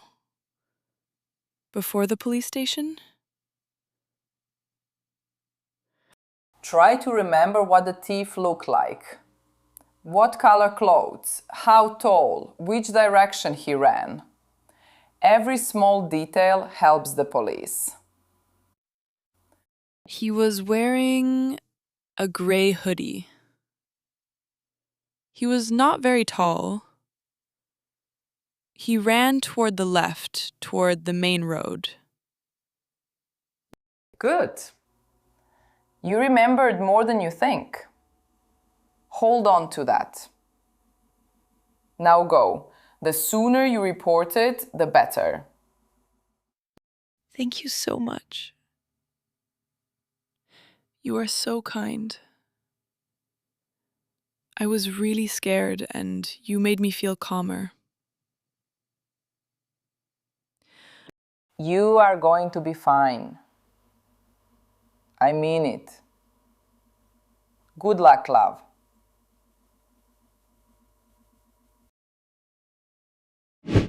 Good morning. I would like to report a theft. My bag was stolen about 20 minutes ago on George Street. Of course. I'm very sorry to hear that. Please take your time and tell me exactly what happened. I was walking on the footpath with my friend. A man ran past us and grabbed the bag off my shoulder. He ran toward the main road. Good. Can you describe the bag? What did it look like? It was a tan crossbody bag. Tan means a light brown color, like sand. It was small, with a long strap across the body. A tan crossbody bag. And what was inside it? A. My wallet with some cash and my bank cards. My mobile phone, a white smartphone. And my passport. Your passport was in the bag. Yes. I know I should not have carried it with me. I was not thinking. It happens. We can deal with the passport separately. I will explain that in a moment. First, can you describe the person who took it? He was wearing a gray hoodie. A hoodie is a jacket with a hood on the back. He was not very tall, and he was running fast. He went left toward the main road. Gray hoodie, medium height, ran left toward the main road. And approximately what time did this happen? About 20 minutes ago. So, around 11 in the morning. Thank you. You have given me a very clear account. Account means the story of what happened, and your account is helpful and clear. Thank you. Is there anything else you need from me right now? I am going to fill in an official form now. When it is done, I will give you a report number, a unique number for your case. You will need that number for everything that follows. A report number. Yes, the woman at the shop told me about that. She said I will need it for the bank and for the passport. That is exactly right. Keep it safe somewhere. One moment while I complete the form. Of course. Thank you, officer. I feel better just being here and doing this. You did the right thing coming straight here. That is exactly what you should do.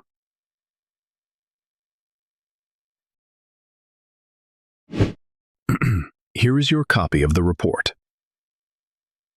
At the top, you will see your reference number.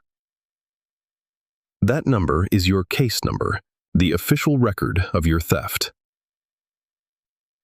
Reference number. So this number is how they know my case is real and official. Exactly.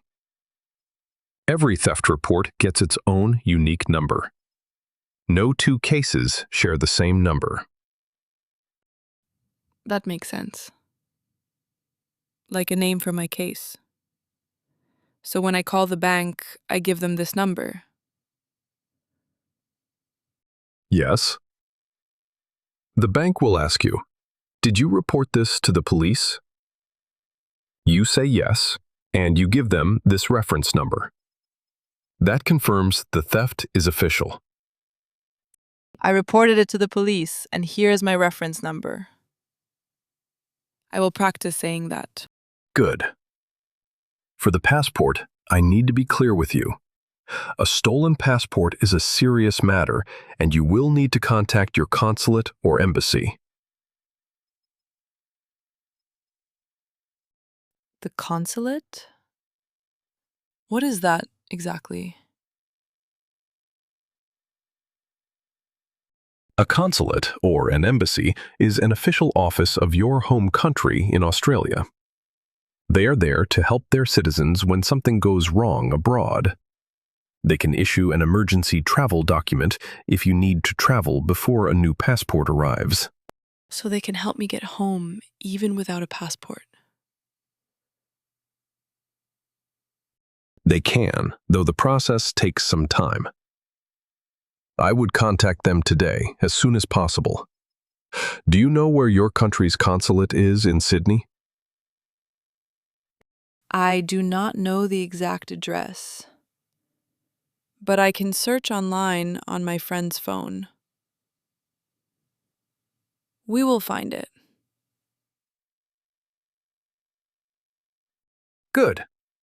Also, cancel your bank cards as soon as you leave here. That is the most urgent financial step.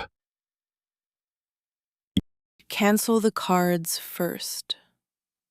Then call the consulate. I have a plan now.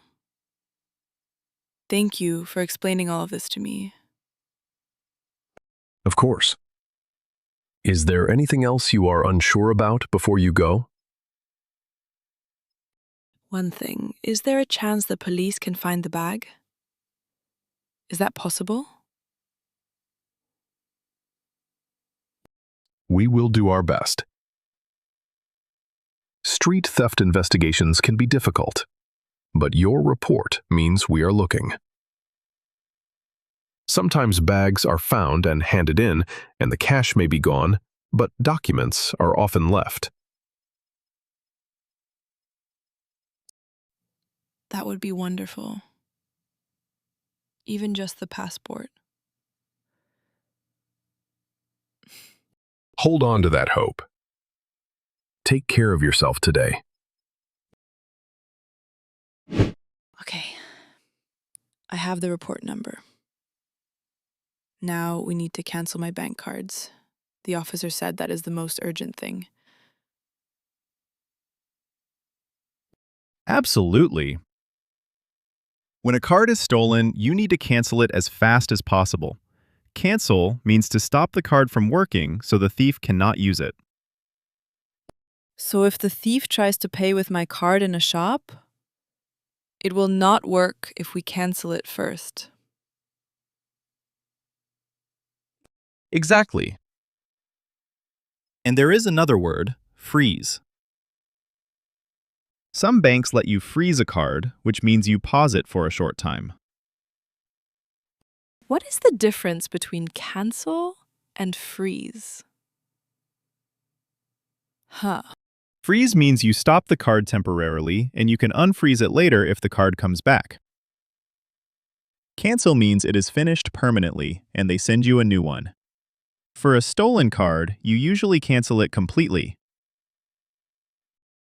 Cancel completely for a stolen card. Okay.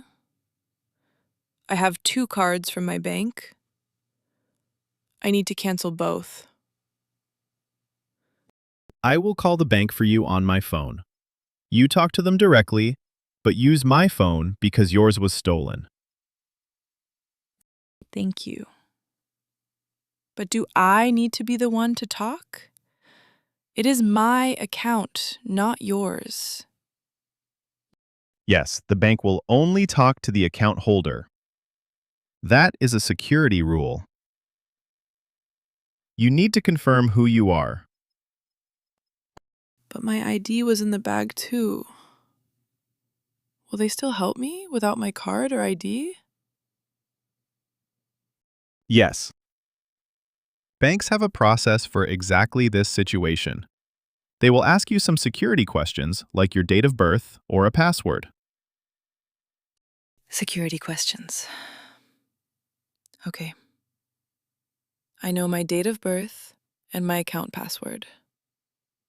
I can answer those. Good. And have the police report number ready. Tell them your cards were stolen and give them the reference number from the police. I have it right here on this paper. The reference number is at the top. Okay, I am ready to call. You are doing so well. Really? In one morning, you went to the police, you got the report, and now you are taking care of your bank. I do not feel like I am doing well. I feel like everything went wrong. That is because it did go wrong. But you are handling it. That is what matters. Because it said, Okay. Let's call the bank. I am ready. here, I am dialing now.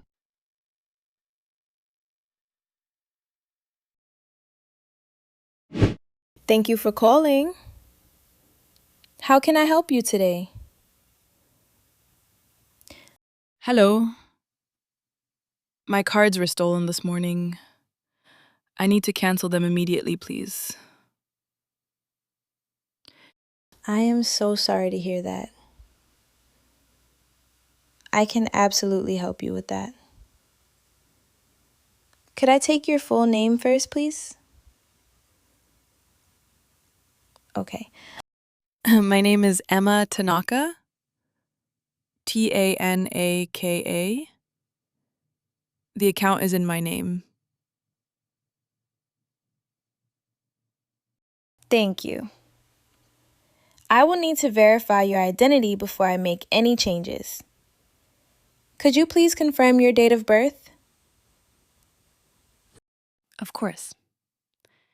My date of birth is the 14th of March, 1998. Thank you. And could you confirm the postcode linked to your account? It is the postcode from my home address. 1102. Perfect, that matches. I can see your account now. You said your cards were stolen. Was this reported to the police? Yeah. Yes, I have a police report number. It is AW24773. Thank you. I am adding that reference number to your file right now. How many cards do you need to cancel? 2 cards. Both were in the wallet that was inside the stolen bag. I am canceling both cards now. Canceling means I am stopping them permanently. They will not work anywhere from this moment. So the thief cannot use them now. That is correct. And I am also flagging the account for any suspicious activity. Suspicious activity means any payment that looks unusual or that you did not make. So if the thief already used the card, you can see that. Matt, Yes.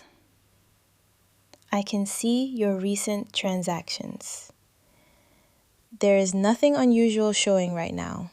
It looks like you canceled in time.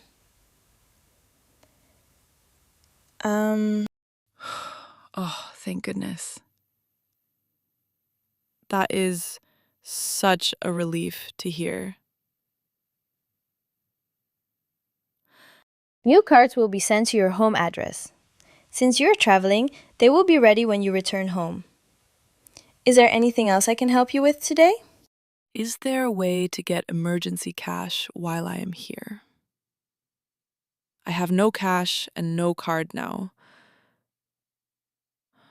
Yes, you can visit a branch in Sydney and request a temporary arrangement.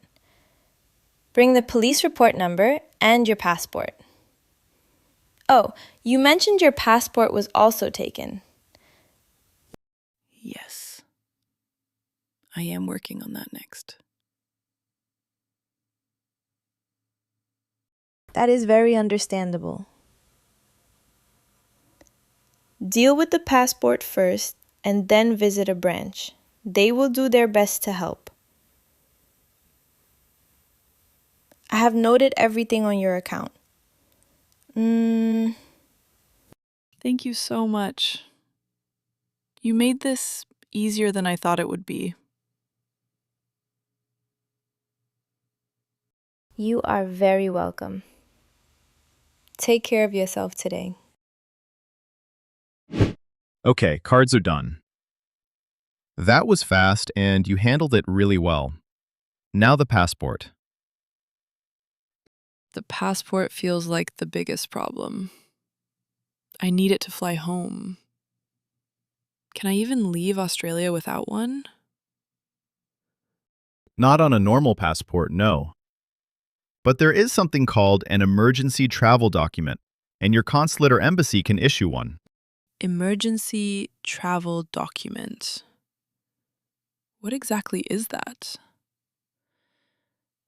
An emergency travel document is a temporary official paper that lets you travel when your real passport is lost or stolen.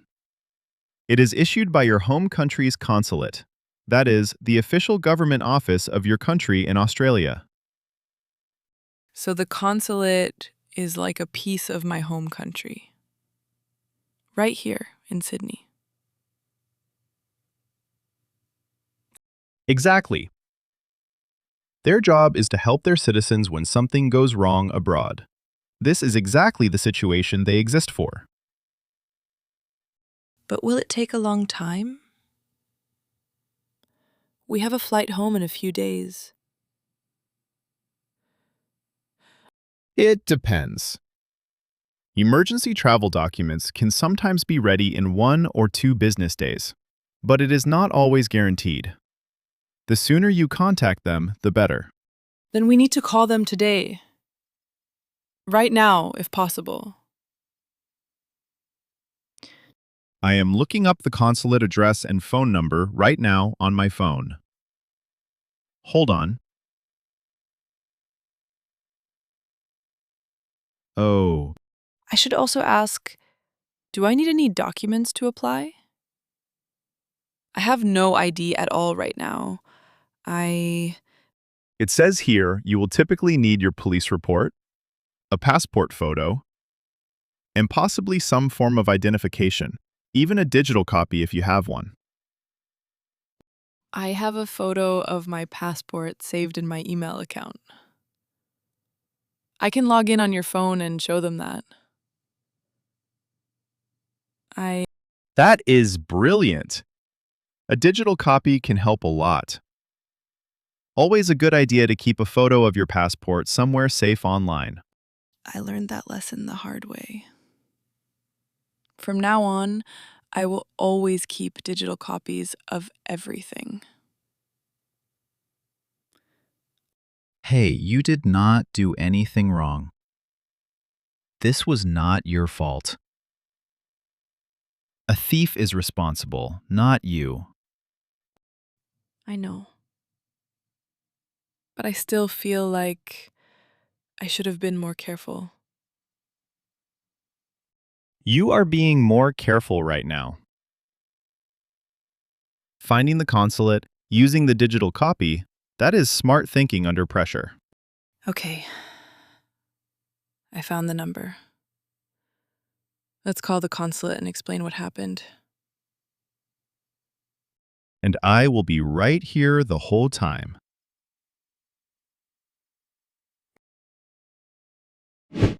Welcome back. Is everything all right? You look like you have had a difficult day. Yes, it has been quite a difficult day. My bag was stolen in the city this morning. My wallet, my phone, and my passport were inside. I am so sorry to hear that. That is a terrible thing to happen. Please, how can I help you? I think my room key card was also in my bag. I need a replacement key card to get into my room. Of course. That is easy to sort out. Could I take your name and room number, please? My name is Emma Tanaka. Room 804. The booking is under Mitchell. One moment. Yes, I can see the booking. I just need to verify your identity before I issue a new key. Can you tell me the booking date or the first name on the booking? Oh, The booking is under Tom Mitchell. He booked for 2 weeks. perfect. That matches. Here is your new key card. This will let you into room 804. I am deactivating the old key at the same time. Deactivating? What does that mean exactly? Deactivating means I turn off the old key so it no longer works. Even if someone finds it, they cannot use it to enter your room. Your room is safe. Oh, that is good to know. I was worried about that. Thank you. Of course. Is there anything else I can help you with? You mentioned your passport. Is there anything the hotel can do? That is very kind. I have already contacted my consulate and they are going to help me with an emergency travel document. Good. If you need a quiet place to make calls, or if you need to print any documents, our business center is just down the corridor on the left. A business center where I can print things. That could be very useful for the consulate documents. Yes, exactly. You can log into your email there and print anything you need. Just ask one of our team, and they will help you get started. You are all being so kind today. First a woman on the street, then the police, then the bank, and now you. When something difficult happens, it shows you what people are really like. Most people want to help. I am starting to believe that. Thank you, truly. Please rest when you can. You have been through a lot today. Thank you for coming back in. We have some news for you. News, good news or bad news? A bit of both, I'm afraid. A member of the public found a bag this afternoon and handed it in to us. We believe it may be yours. My bag? Someone found it? Where? It was found in a park a few streets from where the theft happened. These things happen. A thief often takes the cash and drops the bag quickly. Is my passport in it? Please, is it there? The cash from the wallet is gone. The bank cards are gone too, but you have already canceled those, so that is fine. However, the passport was still inside the bag. My passport. It is still there. It is. Your phone was not there. That appears to have been kept. But the passport and the bag itself have been returned. I cannot believe it. I honestly thought I would never see it again. It is good news for your travel. You will still need to inform your consulate that your passport was stolen and then recovered, as that is still the correct procedure. But you may not need the emergency travel document now. So recovered means found again and returned. It does not mean fixed or repaired. The passport was recovered. It came back. Exactly right. Recovered means something that was lost or stolen has been found and returned. Your passport was recovered. I have been saying to declare is never a problem in my head all day. Now I have a new phrase. Recovered. That is a good way to look at it. I must say, for someone who had a very stressful day, you handled yourself extremely well. I had a lot of help. From a kind woman on the street, from you, from the bank, from the hotel. People were so kind today. That is Sydney for you. Now, please check the bag carefully and confirm that what I described is what you find. Yes. Passport is here. The wallet is here, empty, as you said. And the bag itself. Yes, this is mine. Good. Please sign here to confirm you have received it. And take care of yourself. Thank you, officer. Thank you for everything you did today.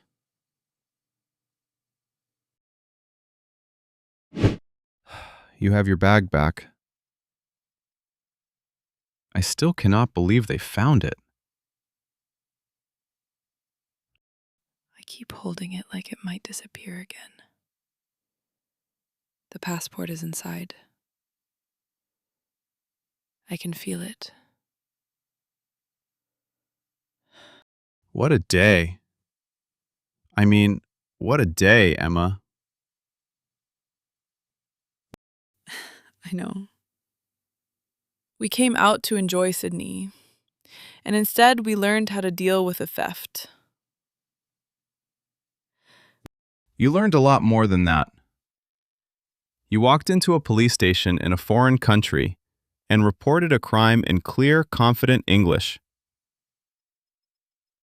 I was so nervous. But I remembered the words. I would like to report a theft. My bag was stolen. Those two phrases are so important. I would like to report a theft. That is how you start. Calm, clear, and direct. I would like to report a theft. My bag was stolen. Here is my reference number. And at the bank, you canceled the cards yourself. In English. On a stranger's phone. My cards were stolen, and I need to cancel them immediately. That sentence saved me a lot of money today. And you taught me something too, keeping a photo of your passport in your email. I am doing that tonight. Good. Learn from my expensive lesson. Was there one moment today where you felt the most scared? The moment it happened. When I felt the bag leave my shoulder and I turned and he was already gone. That second, that was the worst. And the best moment? When Officer Grant put the bag on the counter and said my passport was inside. That was something I cannot describe. You cried a little.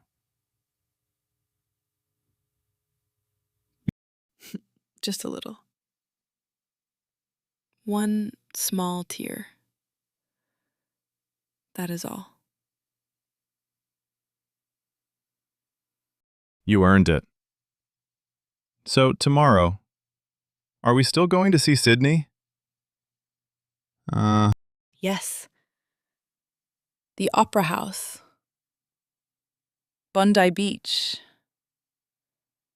All of it. Nothing is going to stop us now. That is what I wanted to hear. Welcome back, Emma. Daily English Experience. Emma, did they turn on? You have been pressing that button for a while now. No. Nothing.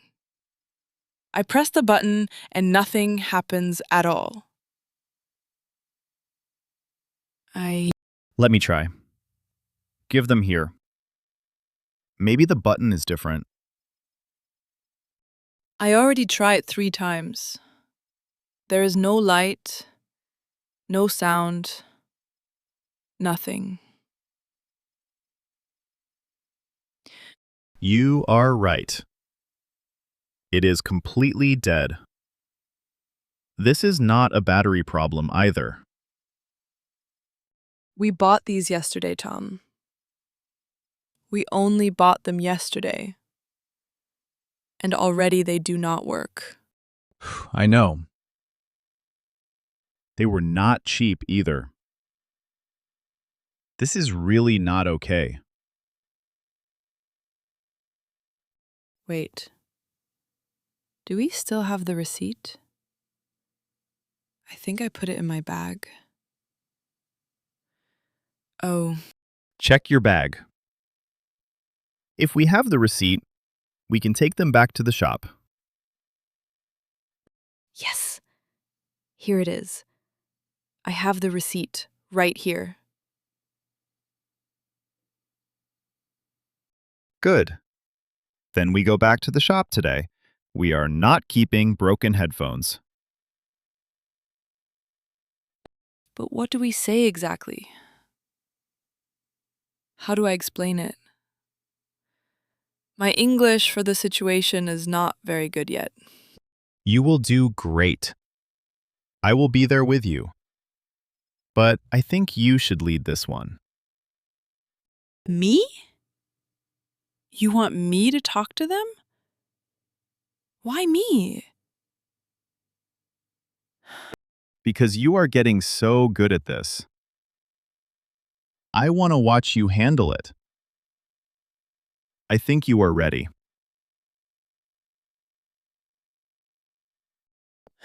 Okay. Okay, I will try.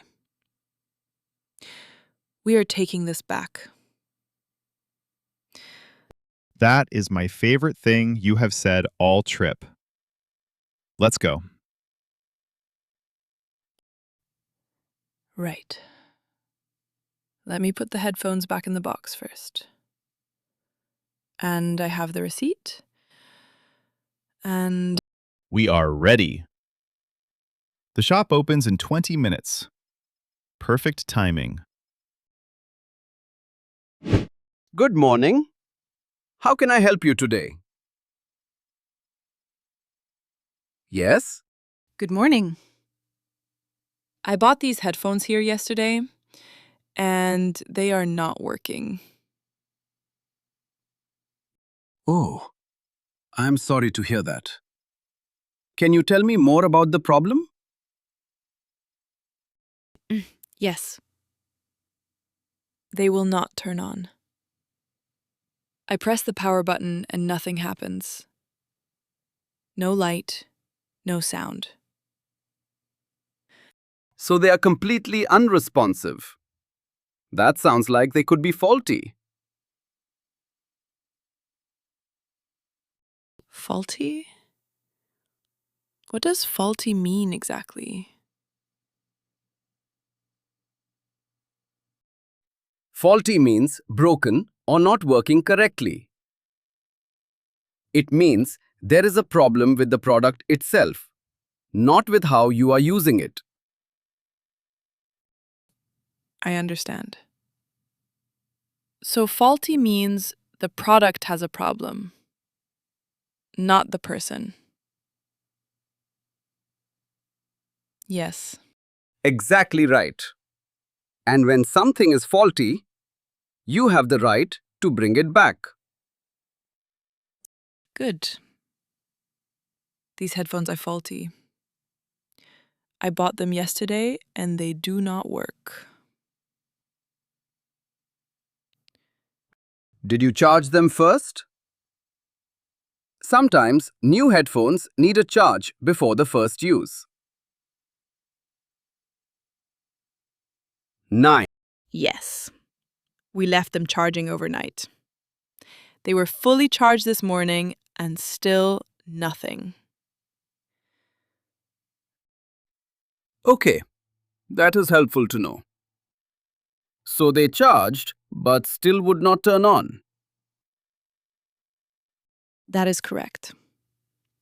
They did not turn on even after charging. I think they were broken when I bought them. Right. So this is what we call a manufacturing fault. That means a problem from the factory before you even open the box. A manufacturing fault. So it is not my fault at all. The product was already broken. Exactly. And in that case, we absolutely want to help you. Do you have your receipt with you? Yes. I have it right here. I kept it just for this reason. Perfect. Let me take a look at this. One moment, please.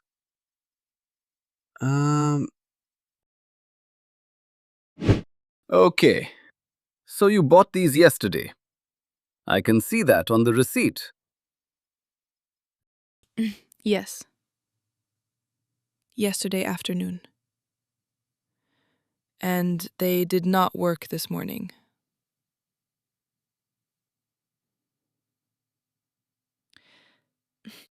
Right. Now, I do want to help you. But I need to explain our store policy first. Of course. What is the store policy? Store policy means the rules we follow in this shop. For example, our policy says returns must be made within 30 days of purchase. Within 30 days. So 30 days is the time limit for returns? That is right. You bought these yesterday, so you are well within the 30 days. Good. So what happens now? I would like a refund, please. Well, for a refund, our usual policy is that we first need to test the item in the store. That is fine. Please test them here. You will see they do not work. Okay, let me try. I am pressing the power button now. Nothing. Right? No light at all. You are correct. No response. They are not turning on. So they are faulty. I bought them yesterday. I have my receipt, and they do not work. Yes, I understand all of that. However, our standard process is to offer a repair first before a refund. A repair? But I only bought them yesterday. I do not want a repair. I want my money back. I understand, but the store policy... I understand the store policy. But the product was faulty from the start. I think I have the right to a refund in this case. Let me... I may need to check with my manager on this one. That is fine. I am happy to wait. I think speaking to the manager is a good idea. I'm sorry about this. Let me call the manager for you right now. Yes. Thank you. I appreciate that. I understand it is not your decision alone.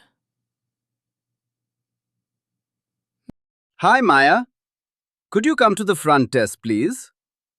A customer would like to speak with you.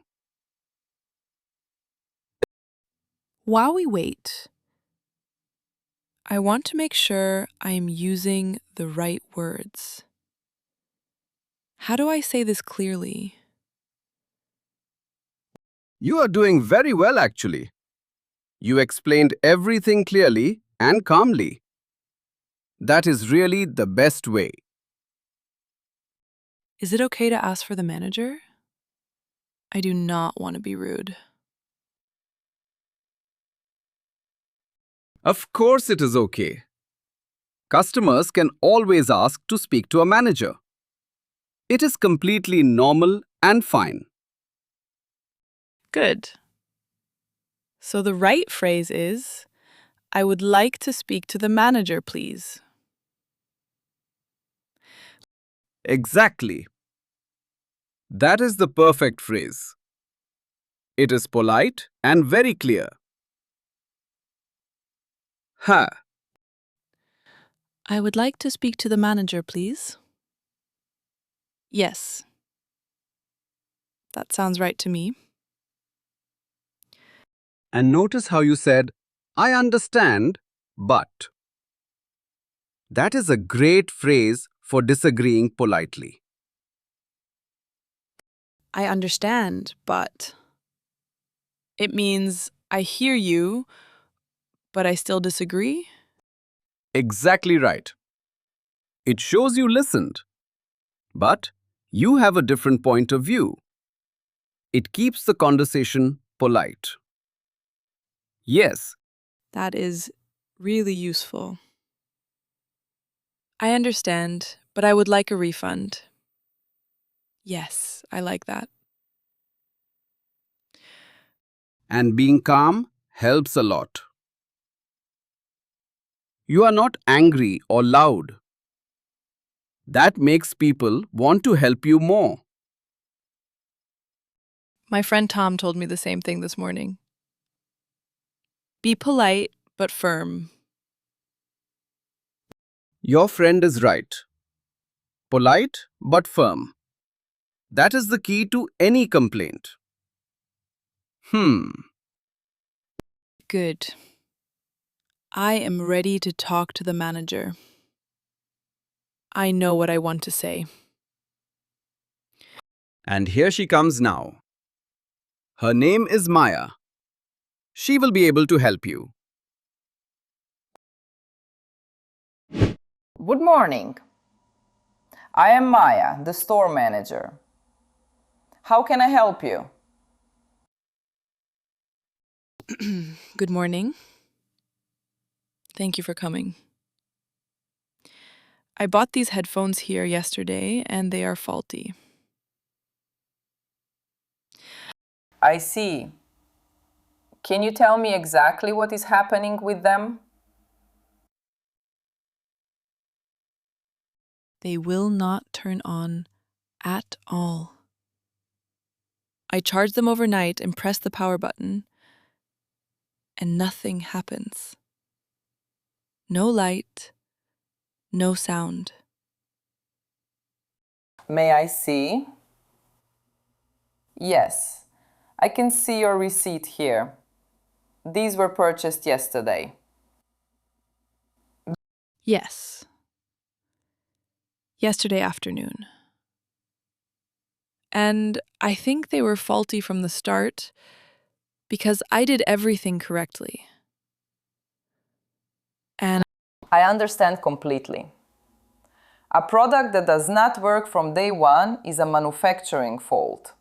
And that is our responsibility, not yours. thank you for saying that. Your colleague mentioned a few options. What can you offer me? You have 3 options. First, a full refund. That means we give you back all your money. A refund. You give me my money back. Okay. And the second option? The second option is an exchange. That means we swap the faulty headphones for a brand new pair of the same model. An exchange. So I get the same product, but a new working one. And the third? The third is store credit. That means we give you the money as a voucher to spend in this shop. Not cash, but usable here. So the 3 options are a refund, an exchange, or store credit. Thank you. That is very clear. Take your time. There is no rush. Talk it over with your friend if you need to. I would like to do that, yes. He is just over there. Can I come back in 2 minutes? Of course. I will be right here. Whatever you decide, we will make sure you leave happy. Thank you very much. I really appreciate how helpful you have been. Not at all. You were very clear and very polite. That made everything much easier.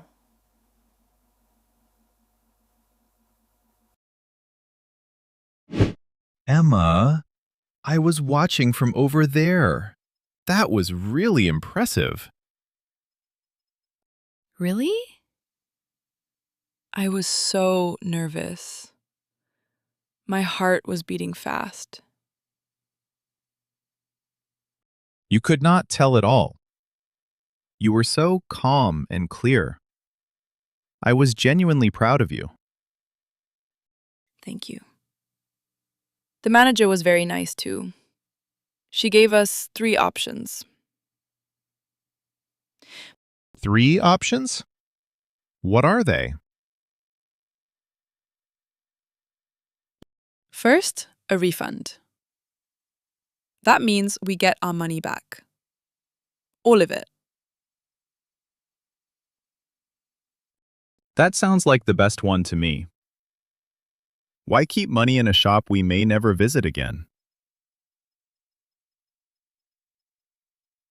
The second option is an exchange. They give us the same headphones, but a brand new working pair. But what if the new pair is also faulty?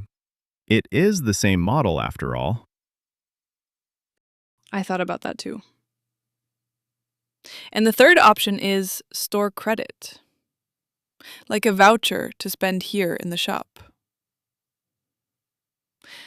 Store credit is only useful if we are going to shop here again. Are we? Probably not. We are on holiday, not moving here. So the refund is the smart choice. Full refund, money back on your card. Clean and simple. Yes. I agree. A refund is what I want. Did you ask about how long it takes? Does the money come back right away? Oh. I did not ask that. That is a good question. I will ask Maya now. See? You are thinking like a pro now, asking all the right follow-up questions. I learned from a good teacher. A certain American who says everything wrong at immigration. I walked right into that one. Okay, go get your refund. I will cheer from here. Okay. Refund it is. Wish me luck.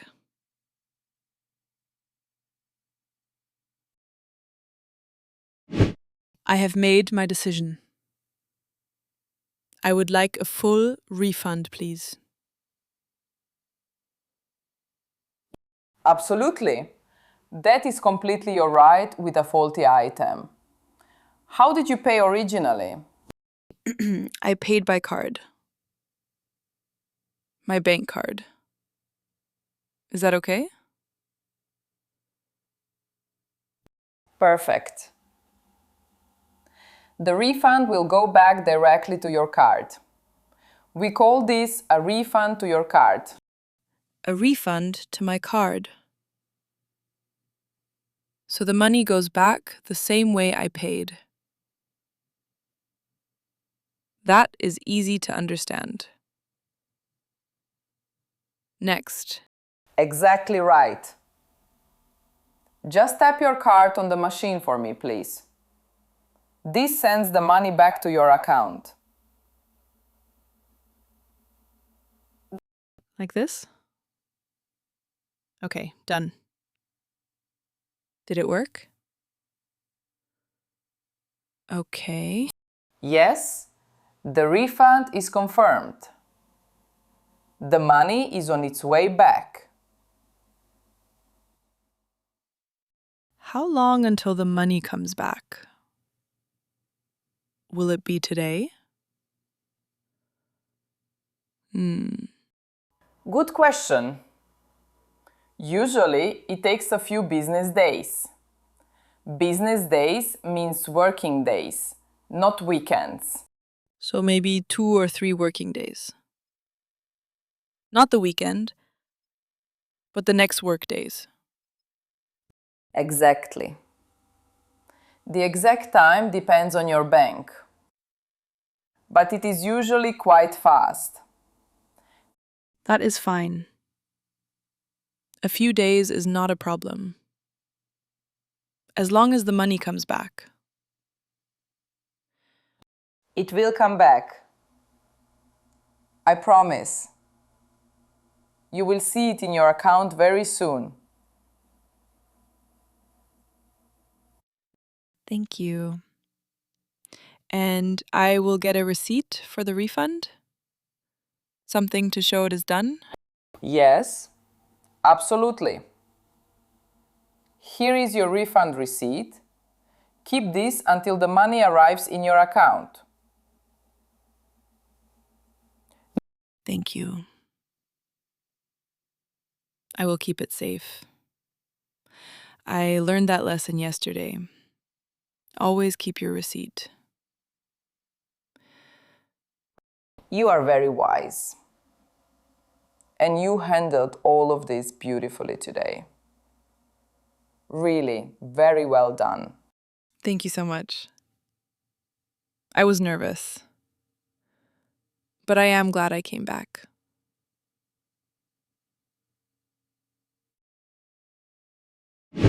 So, the refund is all sorted. Is there anything else I can help you with today?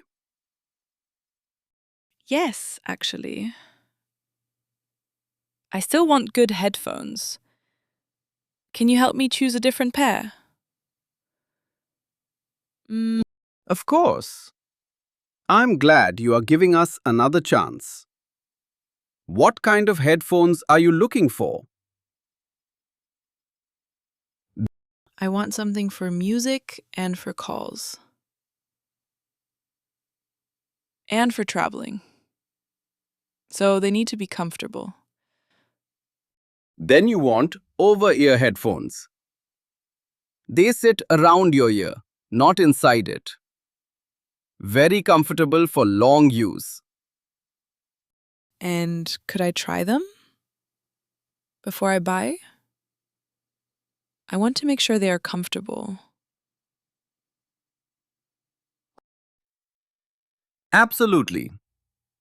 Could I try it is exactly what you should ask. Here, try this pair. Oh. These feel very nice. Very soft. These are a well-reviewed model. Many customers are very happy with them. Good sound, comfortable fit. Do they come in another color? I like this style, but this dark color is not my favorite. Good question.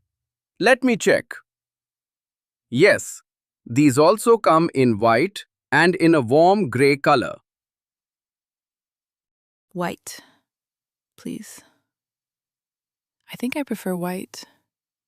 Can I see them? Here is the white version. Same model, just a different color.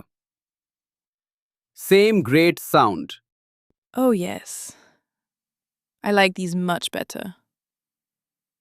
And they turn on? Can I check they work? Yes. Please always check in the shop. That is very smart. Let me help you turn them on. The light came on. I can hear them working. Yes, these work perfectly. Great. And this time, please keep your receipt somewhere safe, just in case. Always. I will never throw away a receipt again. I learned that today. You learned a lot today. You were really very confident at that counter. Well done. Thank you. I am ready to pay. Do I go to the same counter?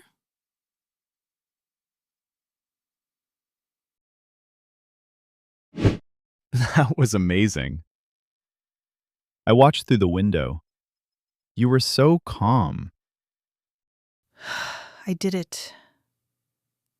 I got the refund, and I bought new headphones.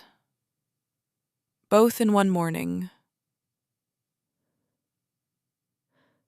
You were brilliant in there. Polite, but firm. Exactly what you said you would do. I was shaking a little inside. But on the outside, I tried to stay steady. I just kept thinking about what to say. And The manager even complimented you. That does not happen every day.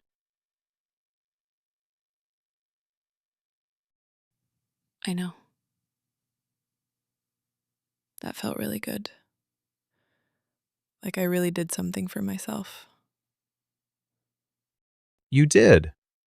That is called self-advocacy. Standing up for yourself in a calm, clear way.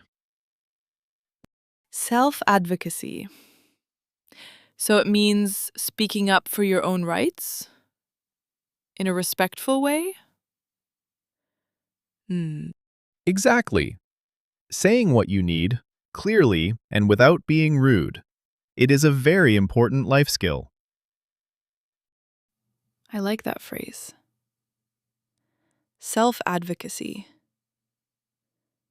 I will remember it. And So, how do the new headphones feel? Did you test them properly? No. yes. I turned them on in the shop.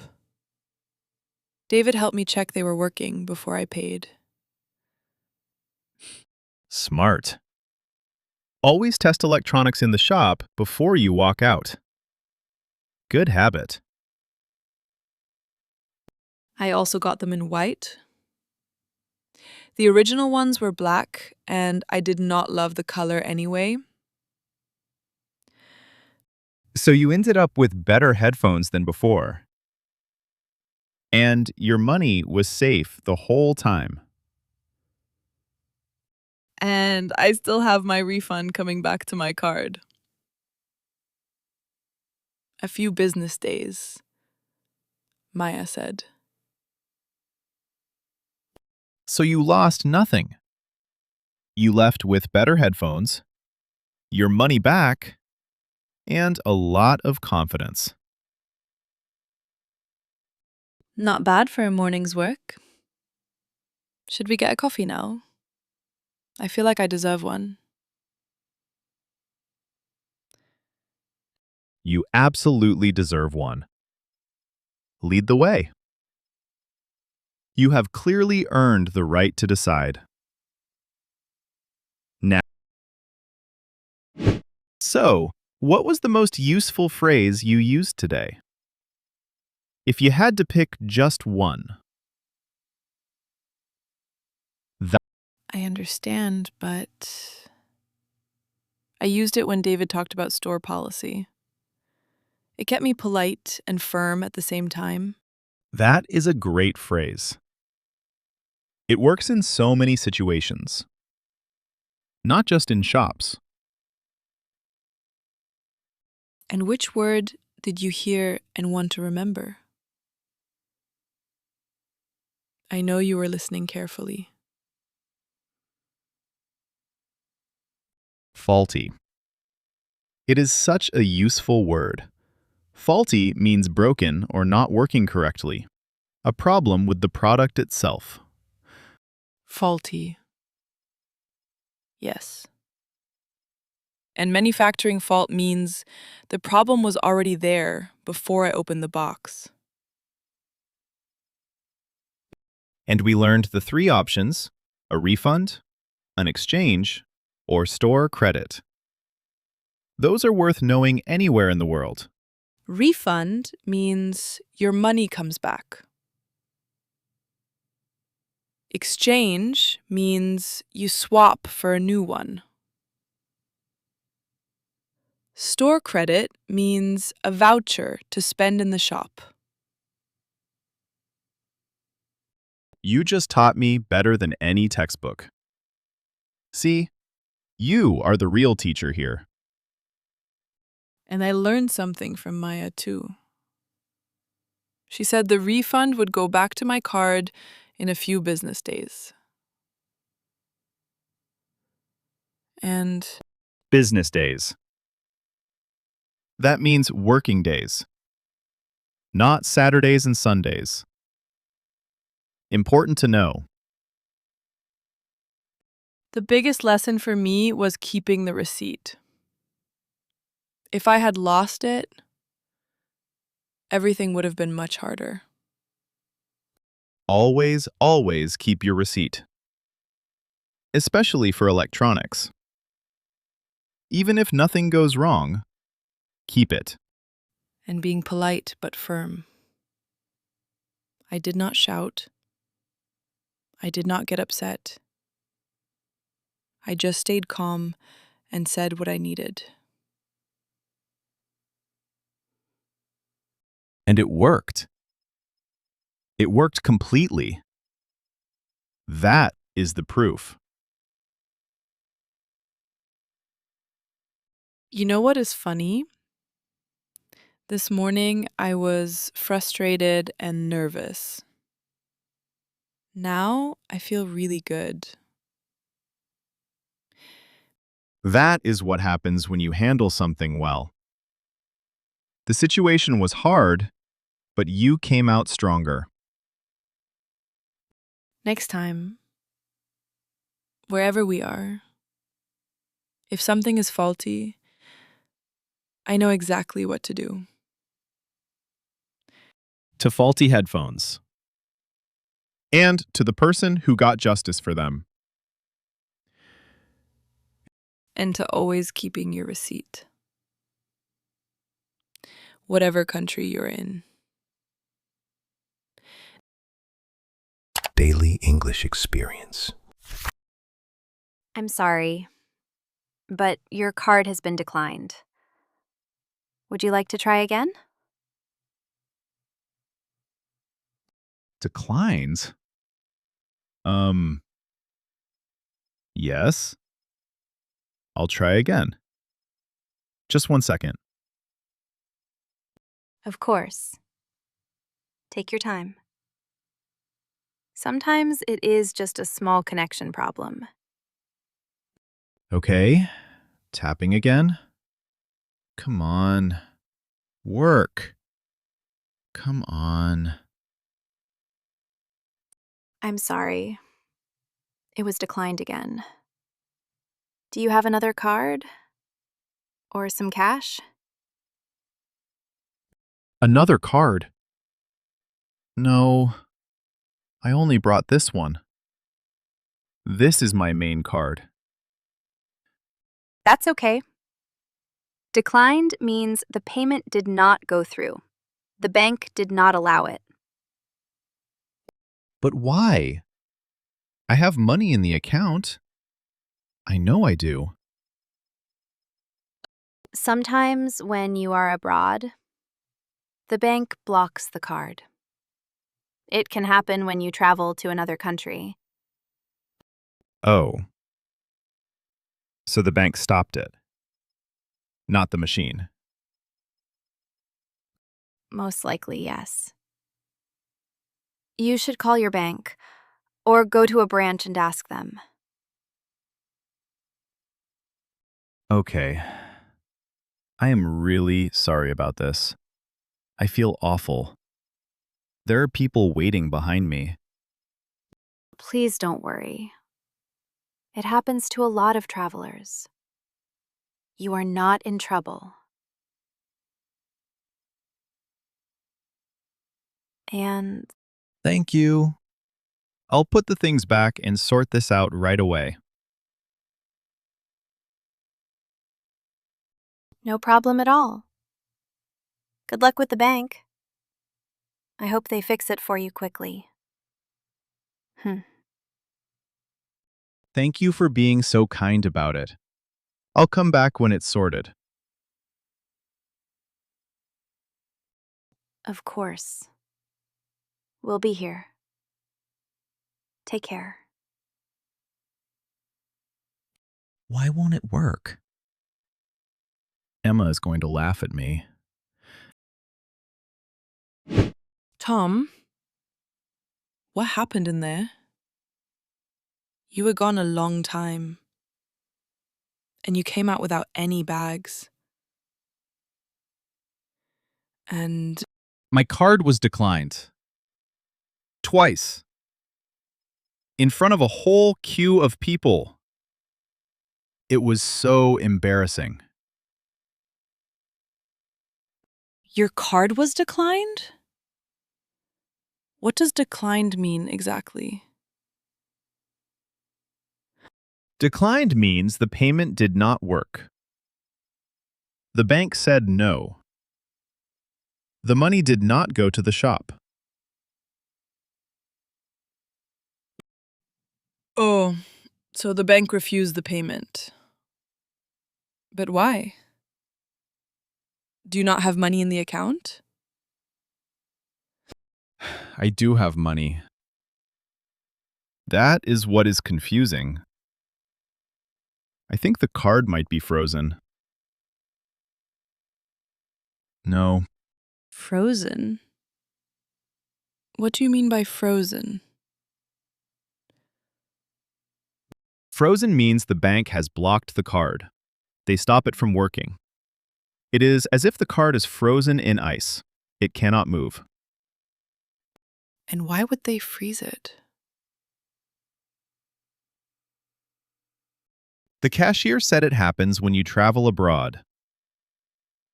The bank sees you spending in another country, and it looks strange to them. Strange? So they think someone stole the card. Oh. Exactly. They call it suspicious activity. Activity means something happening, and suspicious means it looks wrong or dangerous. So the bank is trying to protect you. But now we cannot pay for anything. Right? And I have almost no cash. Do you have any? I have a little, but not much. Not enough for a full day out. We need to go to a bank branch. We need to sort this out now. Yes. Let's find one quickly. There must be a branch nearby. I am so sorry, Emma. This was supposed to be a fun shopping trip. Stop saying sorry. We will fix it. That is what adventures are for. Hello. I have a problem with my card. It was declined at a shop, and I cannot pay for anything. I see. Can you tell me more? When exactly was it declined? About 20 minutes ago. I tried to pay at a gift shop. I tried twice and it said no both times. All right. And are you traveling here? Is this your home country? No, I'm from America. I'm traveling here on holiday. I arrived just a few days ago. That is helpful to know. Traveling here on holiday means you are a visitor. That is important information for us. Is that why the card was declined? Because I am traveling? Let me pull up your account. May I see the card, please? And some photo ID? Of course. Here is the card. And here is my passport. Thank you. One moment while I look at the account. I just need to verify a few things. Take your time. I am not in a rush. I just really need the card to work again. I understand. This is important. I can see your account clearly now. And? Can you see what the problem is? I can, yes. I will explain everything to you in a moment. There is a clear reason your card was declined. Oh, good. At least there is a reason. I was worried something was really wrong. Nothing is permanently wrong. These things can be fixed. You came to the right place. Thank you. I really appreciate your help. So, here is what happened. Our system flagged your card for suspicious activity. Suspicious activity? What does that mean exactly? Suspicious activity means the bank saw something that looked unusual. Something that did not match your normal spending. So my normal spending is in America, and then suddenly the card was used in Australia?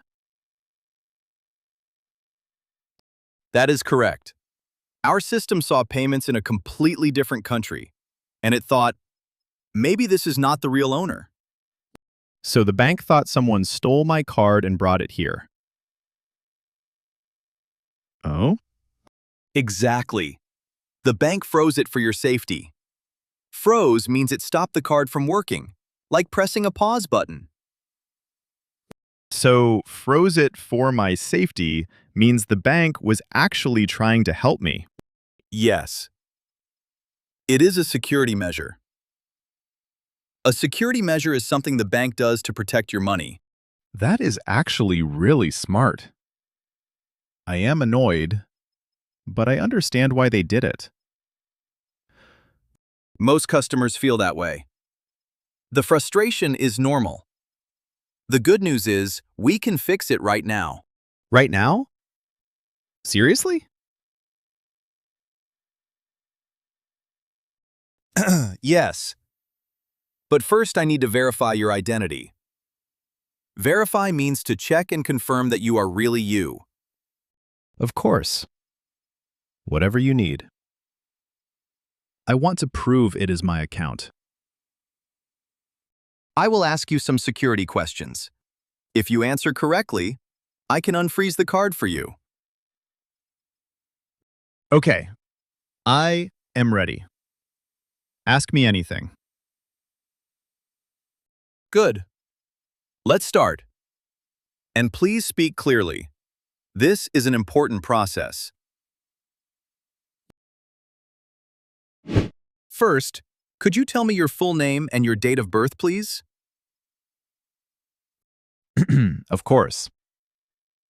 My full name is Thomas David Mitchell, and my date of birth is the 14th of March, 1998. Thank you. Date of birth means the day you were born. The day, the month, and the year. Yes, I know that phrase. Date of birth. I say it on forms and at borders all the time. Good. Now, can you tell me the last 4 digits of this card? Yes. The last 4 digits are 5, 5, 7, 2. Thank you. And I need to ask you a security question. This is a question only you should know the answer to. A security question? Like, what is your mother's maiden name? Exactly that type of question. These questions are set up to protect your account. You choose them when you open the account. If Ah, I remember now. I set those up online a long time ago. Good. So, the security question on your account is, what is the name of your first school? My first school. Yes, I can confirm that. It was Riverside Primary School. I can confirm that is correct. I can confirm means I can tell you with certainty that the answer is right. Oh, that is great to hear. I can confirm. That sounds very professional. I like that phrase. It is a very useful phrase at the bank, and it means everything is matching. Your identity is verified. Verified. That means the bank is sure it is really me. Exactly. Verified means checked and confirmed. Now I can unfreeze your card. One moment. Thank you so much. This is such a relief. Almost done. Just give me 30 seconds. You will be on your way very soon.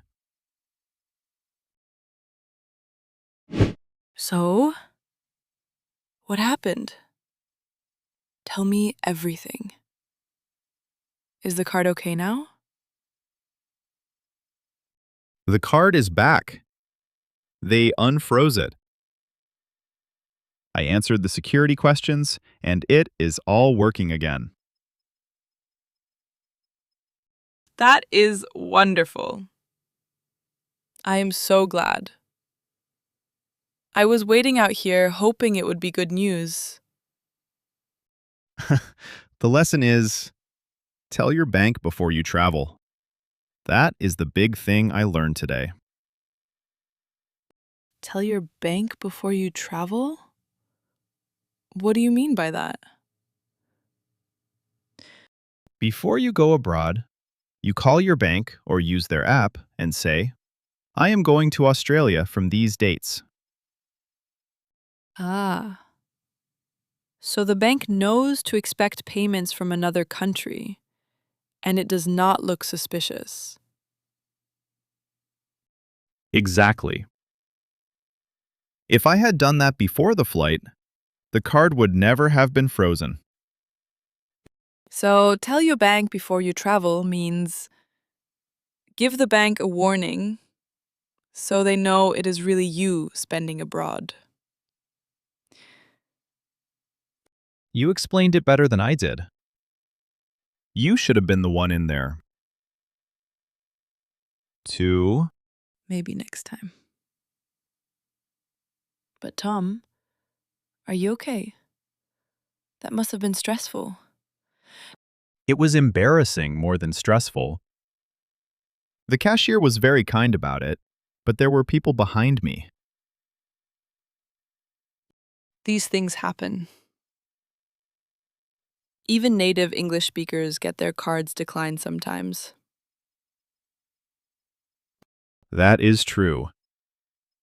Okay, I feel better.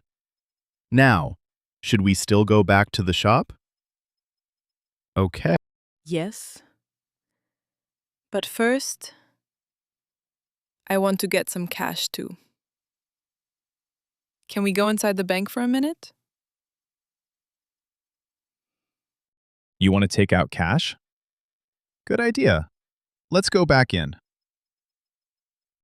And this time, I will do the talking. I need to practice my bank English. Please. I have had enough bank English for one day.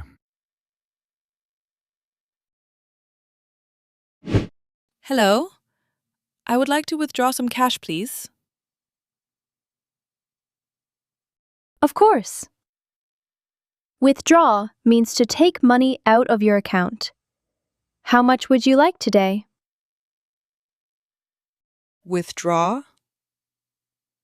Take money out.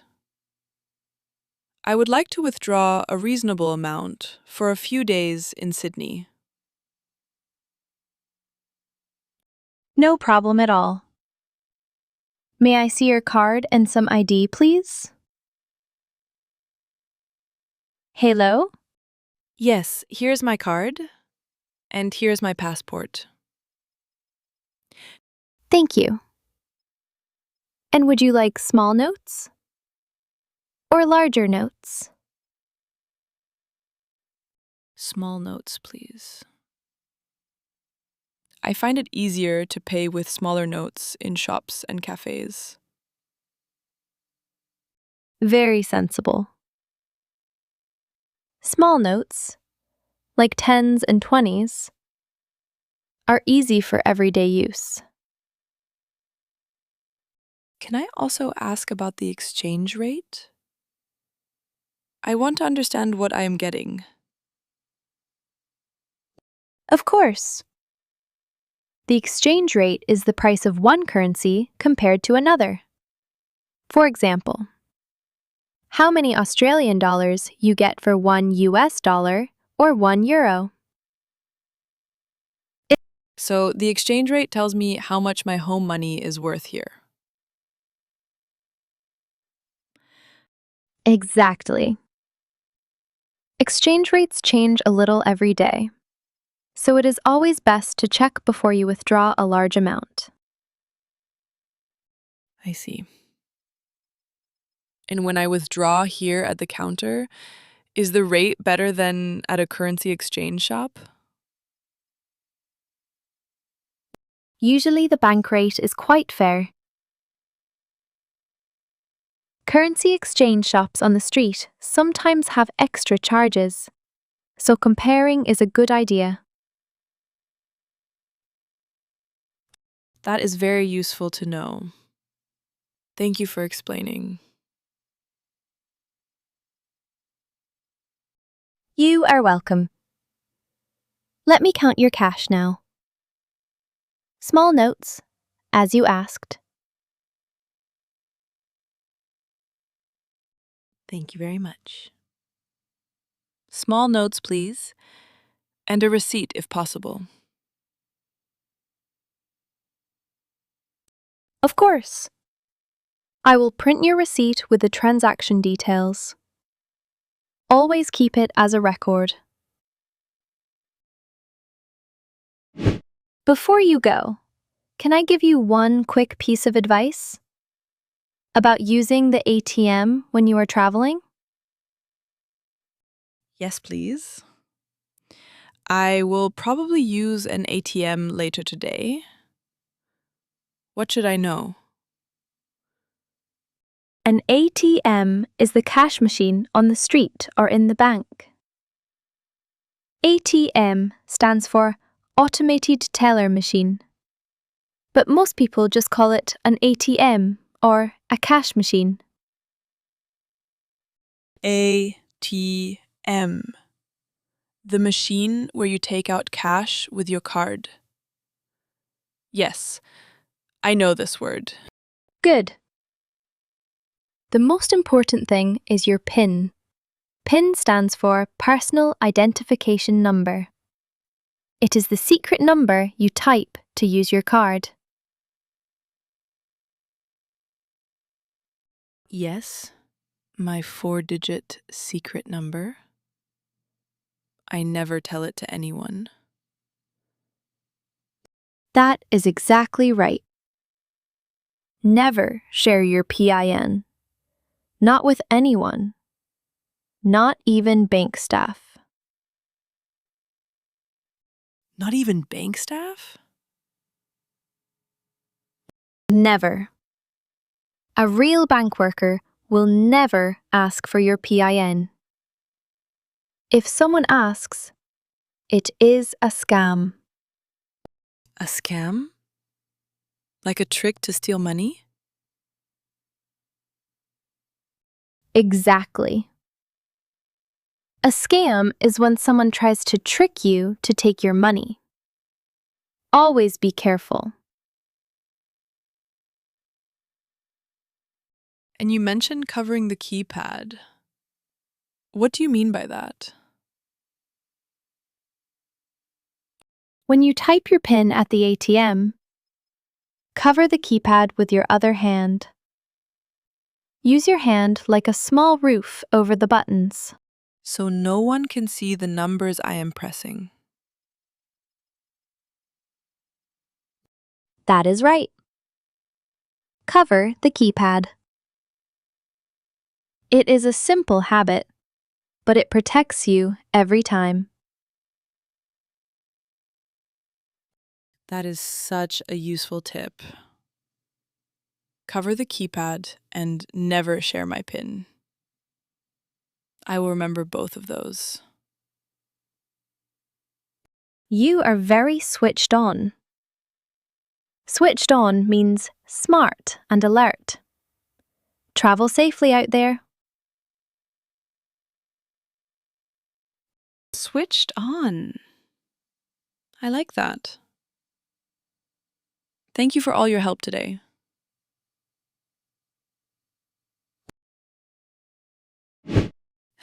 It worked.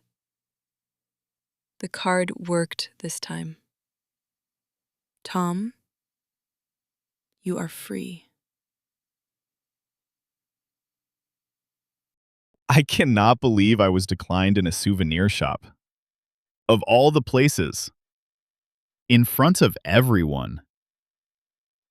And you said, I have money. I know I do, to the cashier. She was so nice about it. Please stop. I cringe every time I think about it. Cringe means I feel embarrassed just remembering. I know what cringe means. It is a very useful word. You cringe, and I laugh. Perfect. Okay. But you have to admit, we both learned something good today. We really did. You learned, tell your bank before you travel. I learned, cover the keypad at the ATM. And I learned what suspicious activity means. And frozen card. And verify your identity. And I learned withdraw and exchange rate and small notes. So many useful words. A whole English lesson at the bank. Nobody planned that. The best lessons are never planned. They just happen to you. Like getting your card declined in front of strangers. Very effective teaching method. I would not recommend it as a method. But it definitely worked. Hey, what did you buy just now? What is in the bag? A little Sydney keyring for my mum. And a chocolate bar for us. Our reward for surviving the bank. You paid with cash? Small notes. Exactly as Sarah advised. No drama at all. Small notes. You are the sensible one. Always.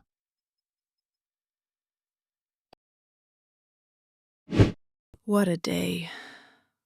We sat down for a coffee and I feel like I can breathe again. Me too. This morning felt so stressful at the time. But looking back, it was actually okay. It was more than okay. We fixed the problem. And we learned so much useful English. The word I keep thinking about is declined. My card was declined. That means the payment was refused. The bank said no. And frozen. The card was frozen because of suspicious activity. Frozen means blocked, stopped from working. And the big lesson? Tell your bank before you travel. I will never forget that one. Ever. I will remind you before every trip from now on. Tom, have you called your bank? Please do. And I learned at the bank. You verify your identity to prove you are really you. The bank asks security questions. And I learned to withdraw cash, take money out, and to ask for small notes for everyday use. And the exchange rate. The exchange rate is how much your money from home is worth in another country. And always cover the keypad at the ATM. And never share your PIN with anyone. Not even your best friend who got his card declined in a souvenir shop? Especially not him. No. Never. Good. Hold on to that cash. We are going to need it tomorrow. Tomorrow? What is happening tomorrow? I heard there is a really beautiful market near the harbor. But you need exact change, and the queues can be very long and very stressful. Very long and very stressful? Tom, what are you planning? You will find out tomorrow. Get some rest. We are going to need it.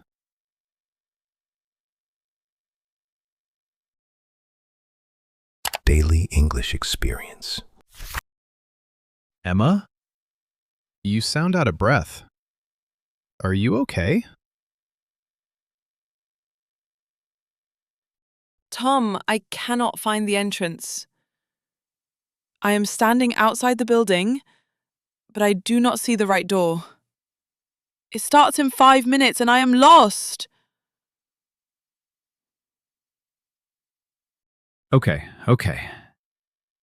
Take a breath. What does the building look like? Is there a sign? There is a big glass door, but the sign says parking on it. That is the wrong entrance. I do not see the office name anywhere. Look around. Is there another door? Maybe on the side of the building? Wait. I see a smaller door further down. It has a small sign, but I cannot read it from here. Go to that door. Walk quickly. You still have a few minutes. What if it is still the wrong door? What if I am on the wrong street completely? If it is wrong, just go inside and ask at the desk. Anyone can point you to the right place. Yes. You are right. I can just ask someone. Why did I not think of that? Because you are nervous. First days are always a little scary. That is completely normal. I am walking to the door now. There is a small sign. It says reception with an arrow. Perfect. Reception is the welcome desk. That is exactly where you need to go on your first day. Okay. I see it now. I think I just came to the wrong side of the building. You found it. That is what matters. Now breathe, stand tall, and walk in like you belong there. Walk in like I belong there. I can do that. Thank you, Tom. Text me when you are inside. You are going to do great today. I know it. Okay. Here I go. Wish me luck. You do not need luck. You are ready. Go!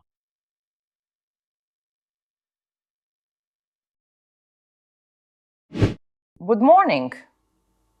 You must be Emma. Welcome. We are so glad you are here. Good morning. Yes, I am Emma. It is very nice to meet you. I am Maya, your manager. Manager means I am the person in charge of your team. Nice to meet you, Maya. I am sorry I am a few minutes late. I came to the wrong entrance by mistake. Do not worry at all. You are here now, and that is what matters. First days are always a little confusing. Thank you for understanding.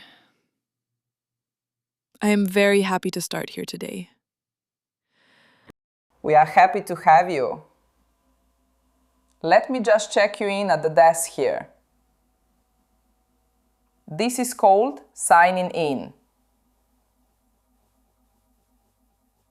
Signing in.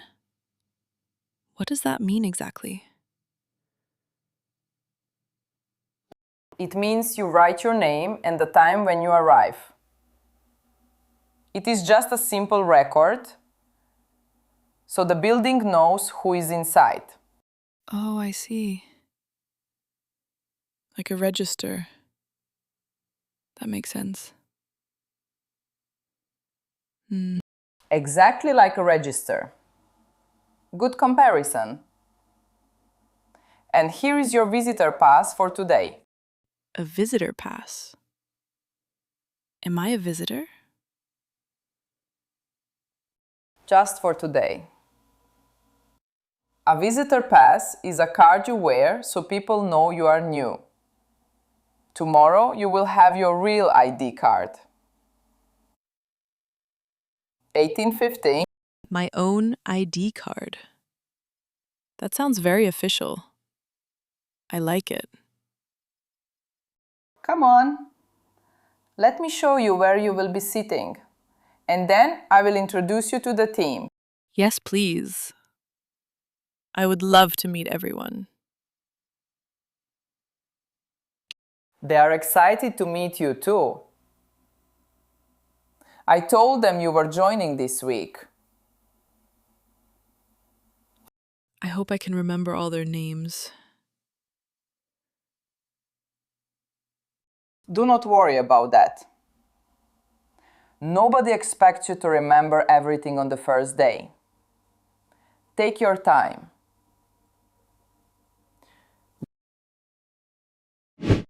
Okay, so this is the main office. Most of the team sits right here at these desks. It is a nice space. It feels bright and open. I like it. Yeah, the big windows help a lot. My name is Mia, by the way. I sit right next to your desk. Oh, that is great. Nice to meet you, Mia. I am Emma. I know. Maya told us about you. So, how was your weekend? My weekend? Oh, good, thank you. I was mostly preparing for today, to be honest. That sounds very you. Very organized. I like that. I have a question. Where is everyone from here? What is everyone like? Oh, everyone is really friendly. It is a small team, so people get to know each other quickly. That is good to hear. Small teams feel more comfortable, I think. Over here is the kitchen. This is where people make coffee and tea and eat their lunch. Hey? Is there a special time for lunch? Or can people eat when they want?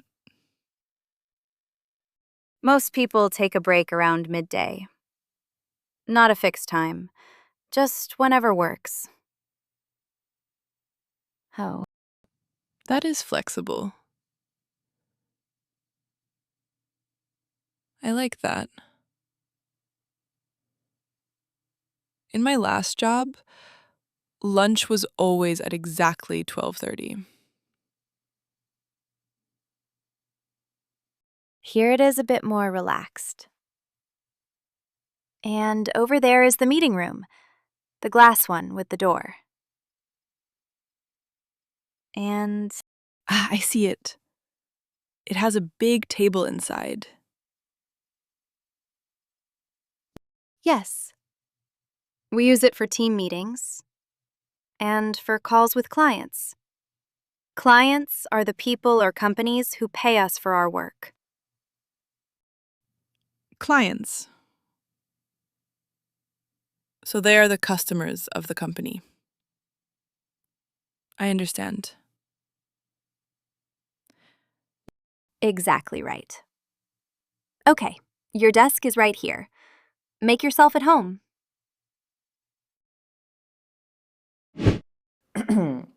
So, your first task today is simple. I want you to update our contacts list. Okay. The contacts list. Could you show me how to do it? I want to make sure I do it correctly. Of course. Here on the laptop, you open this folder, then this spreadsheet. I see it. And what do I need to do with it? Let me write that down. Good idea to write it down. Each row is one contact. Some of them have old phone numbers or old email addresses.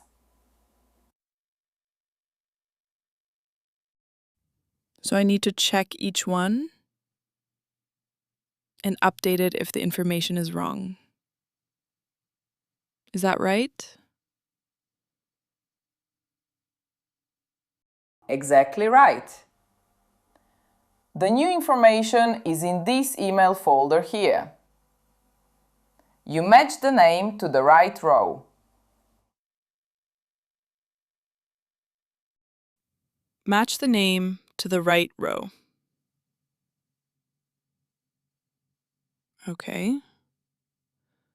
And what do I do if I am not sure which row is correct? Just ask me or ask Mia. Do not guess if you are unsure. It is always better to ask. I will do my best. And about this folder, Do I save the changes or is it automatic? Save as you go. Use save after every few rows. That way you do not lose any work. Good advice. I will save often. Thank you for being so clear.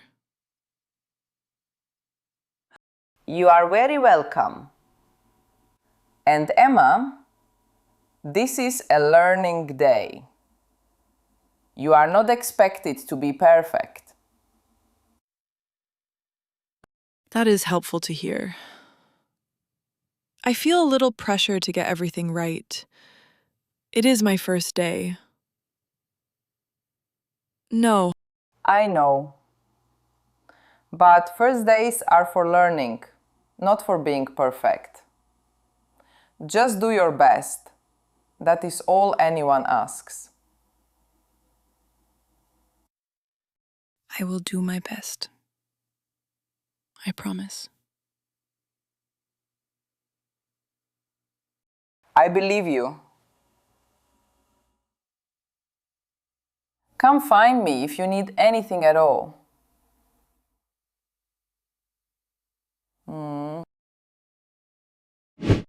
Mia? Wait. I think I made a mistake. What happened? Tell me. I was updating the contacts, and I think I sent the updated list to the wrong email group. Instead of the internal list, I sent it to the client list. Oh. Okay. Let me see. Don't do anything else yet. I am so sorry. I just clicked the wrong name in the list. Everything happened so fast. It is okay. These things happen. How long ago did you send it? Oh. Just now? Maybe 2 minutes ago? Is it too late to undo it? Let me check the sent folder. Sometimes you can recall an email. That means take it back before the person opens it. You can take it back? I did not know that was possible. Yes. Sometimes. It depends on the email system. Our system has a recall function. A recall function? What does that mean exactly? Recall means to pull something back. If the person has not opened the email yet, the system can delete it before they see it. Like taking a letter back before someone reads it. I understand. I am trying the recall now. Good. It says most of them were recalled successfully. Thank goodness. Most of them. But not all? 2 emails were already opened. Those ones we cannot take back. But that is okay. We can fix it. Should I tell Maya? I do not want to hide it. Yes. Always be honest when something goes wrong. Maya will respect that. Trust me.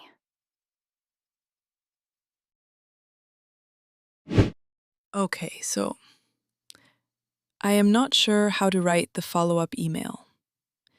Could you help me fix it? Of course. That is what I am here for. Let's do it together. Thank you, Mia. I was so scared to ask for help. I thought you would think I was careless. Asking for help is not a weakness. It is actually the smart thing to do. Everyone makes mistakes, and what matters is how you fix them. You are right. So what do I write in the email? Keep it short and clear. Say that the earlier email was sent by mistake and that they should ignore it. The earlier email was sent by mistake. And do I need to apologize? A short apology is good, yes. Something like, I apologize for any confusion.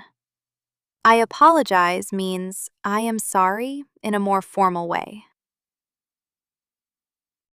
I apologize for any confusion. That sounds professional.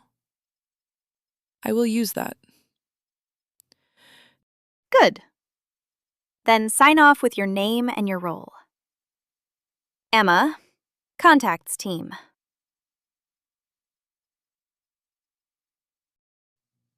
Perfect.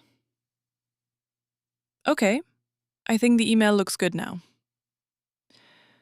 Should I send it? Let me read it once quickly. Yes. This is great, Emma. Send it. Sending now. Done. No harm done, right? No harm done. No harm done means nothing was damaged in the end. The problem was fixed and everyone is okay. No harm done. I really like that phrase. It makes me feel better about the whole thing. You handled it well. You noticed the mistake, you asked for help, and you fixed it. That is exactly right. Now I need to tell Maya. That part still makes me nervous. She will be fine about it. I promise. Just be honest and brief. She appreciates that. Do you want to grab lunch together? I was just about to take my break. Yes, I would love that. I was not sure when to take a break. I did not want to stop at the wrong time. There is no wrong time here. The break room is small, but it is cozy. Come on. Cozy? What does that mean? I have heard it before, but I am not sure. Cozy means a place feels small, warm, and comfortable. Like a friendly, comfortable corner. Not big and cold. Cozy. I like that word. My apartment is quite cozy, actually. Oh, nice. Where do you live? Are you near the office? About 20 minutes away by bus. It is not far. Where are you from originally? My family is from Mexico, but I grew up here. So I feel very at home in this city. And how long have you worked here? At this company? And almost 2 years now. Time goes fast here, because there is always something to do. That is a good sign. Boring jobs make the days feel very long. Exactly. The team is good, and that is the most important thing. You will see.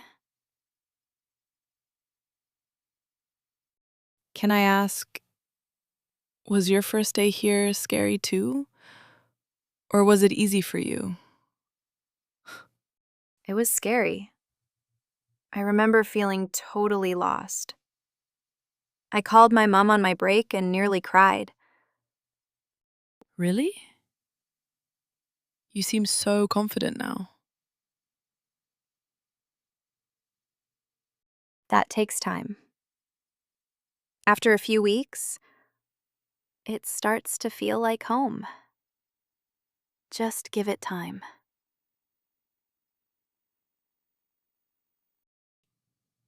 Give it time. That is good advice. Thank you, Mia. Anytime. Now eat your lunch. You have had a big morning. So, tell me everything.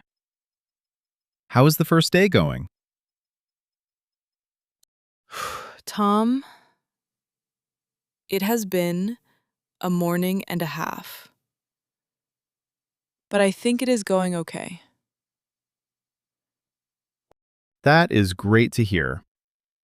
What happened? Tell me the good bits first. I found the right entrance. My manager, Maya, is very kind. And Mia, my neighbor at the desk, is already like a friend. See? I told you. You were so worried this morning, and now you already have a friend. There was one bad moment, though. I made a mistake with an email. I sent something to the wrong list. Oh no. What happened?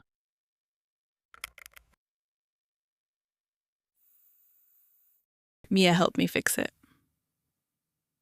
We sent a short apology email, and it was okay. No harm done. No harm done. Listen to you using all the new phrases. Now, I learned it from Mia. She is good at explaining things. It means nothing was damaged in the end. The problem was fixed. and did you tell your manager about it? I am going to tell her this afternoon. I think it is important to be honest. Mia said Maya will respect that. That is exactly the right thing to do. Being honest about mistakes is one of the most important things at work. I know. It is a little scary. But I will do it. You are doing so well, Emma. Really. The morning sounds hard, but you handled everything. Thank you for answering this morning. Your advice really helped me stay calm. That is what I am here for. You have a few more hours. Go finish strong. I will. Talk to you tonight.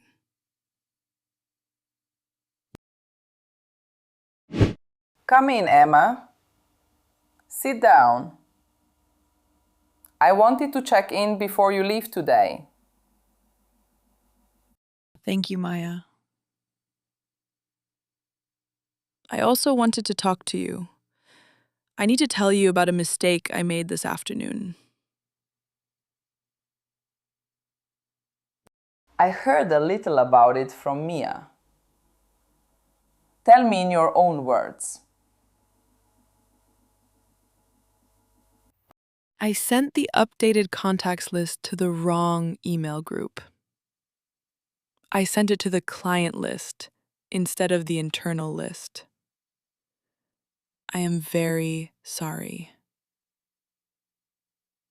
And what did you do when you noticed?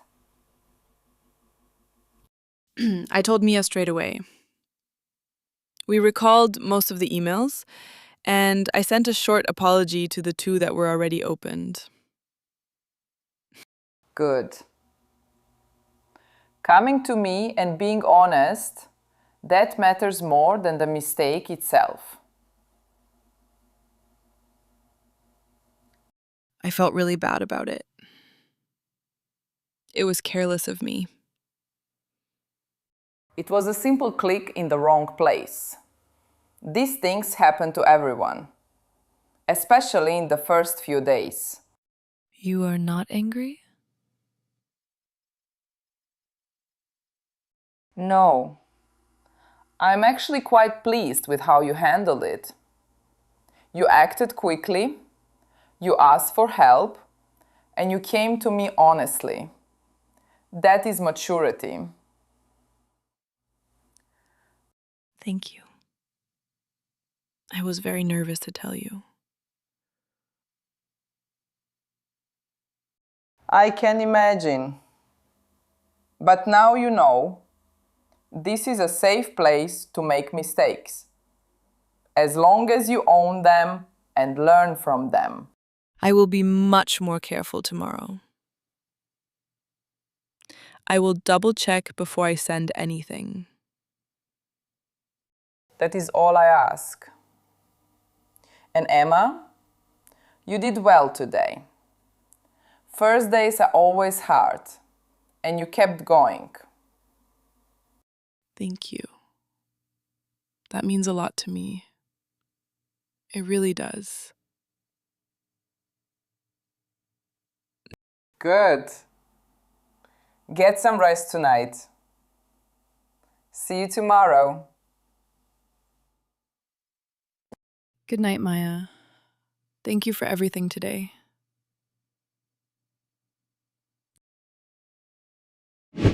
Okay. The full story. From the wrong door this morning to right now. Tell me everything. Where do I start? This morning, I was standing on the wrong side of the building, completely lost and nearly in tears. And tonight? How do you feel right now? Tonight, I feel tired, but good. Actually, really good. What do you think you learned today? Like, the real lessons, not just work things. The first thing is this. When you are lost or confused, just ask someone. The answer is always easier than you expect. That is a big one. And the second? I'm the new team member. Those words open every door. As soon as I said who I was, everyone was warm and helpful. Introductions are powerful. That is a real skill. And the mistake. I learned that no harm done only comes when you face the problem and fix it, not when you hide it. You told Maya. and she respected you for it. See? She said first days are always hard. And I kept going. You did well today. Those 4 words. I think I needed them more than anything. You did do well. I know I am biased, but I am really proud of you. Thank you, Tom. That means the world. So, tomorrow, day 2. What are you most looking forward to? Mia said we have a team meeting in the morning. I want to introduce myself properly to the whole team. I want to get my real ID card, too. An ID card. Official member of the team. I know. And tomorrow, I will double-check every email before I send it. That is my one personal rule starting now.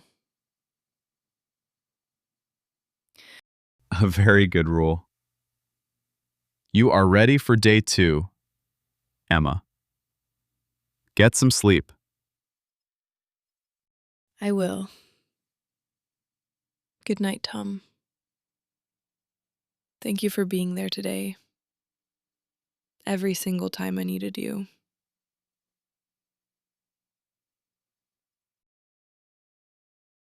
Daily English Experience. Tom, look at this queue. It is so long. How many people are in front of us? I count maybe 8 or 9 people, and the ferry leaves in 40 minutes. 40 minutes. Is that enough time? We still need to walk to the ferry terminal. It is maybe 10 minutes to walk there. So we have about 30 minutes here. We should be okay. But the line is not moving very fast.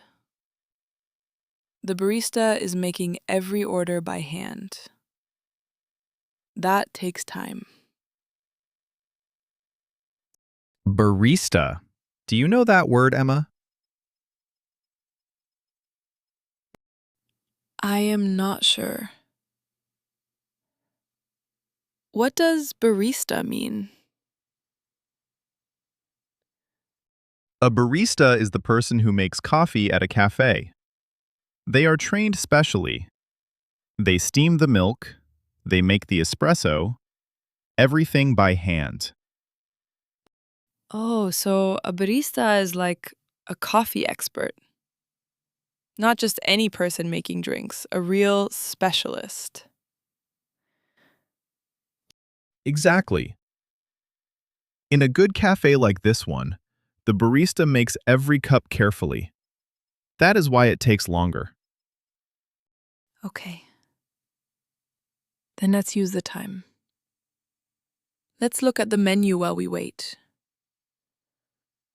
Good idea. We can decide what we want before we reach the front.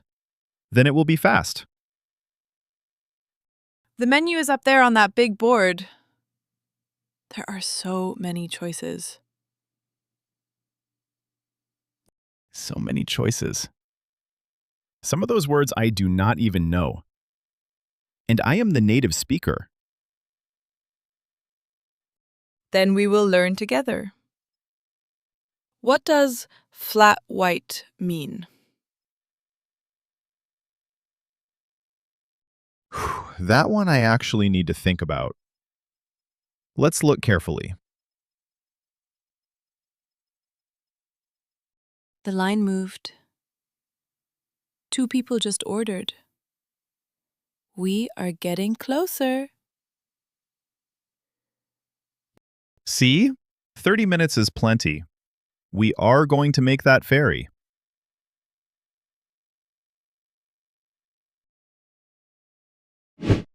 Tom, I see 3 size words here: small, medium, and large. Are those the only options? Yes, most cafes use small, medium, and large for size. Small is the smallest cup, medium is the middle size, and large is the biggest. Small, medium, large.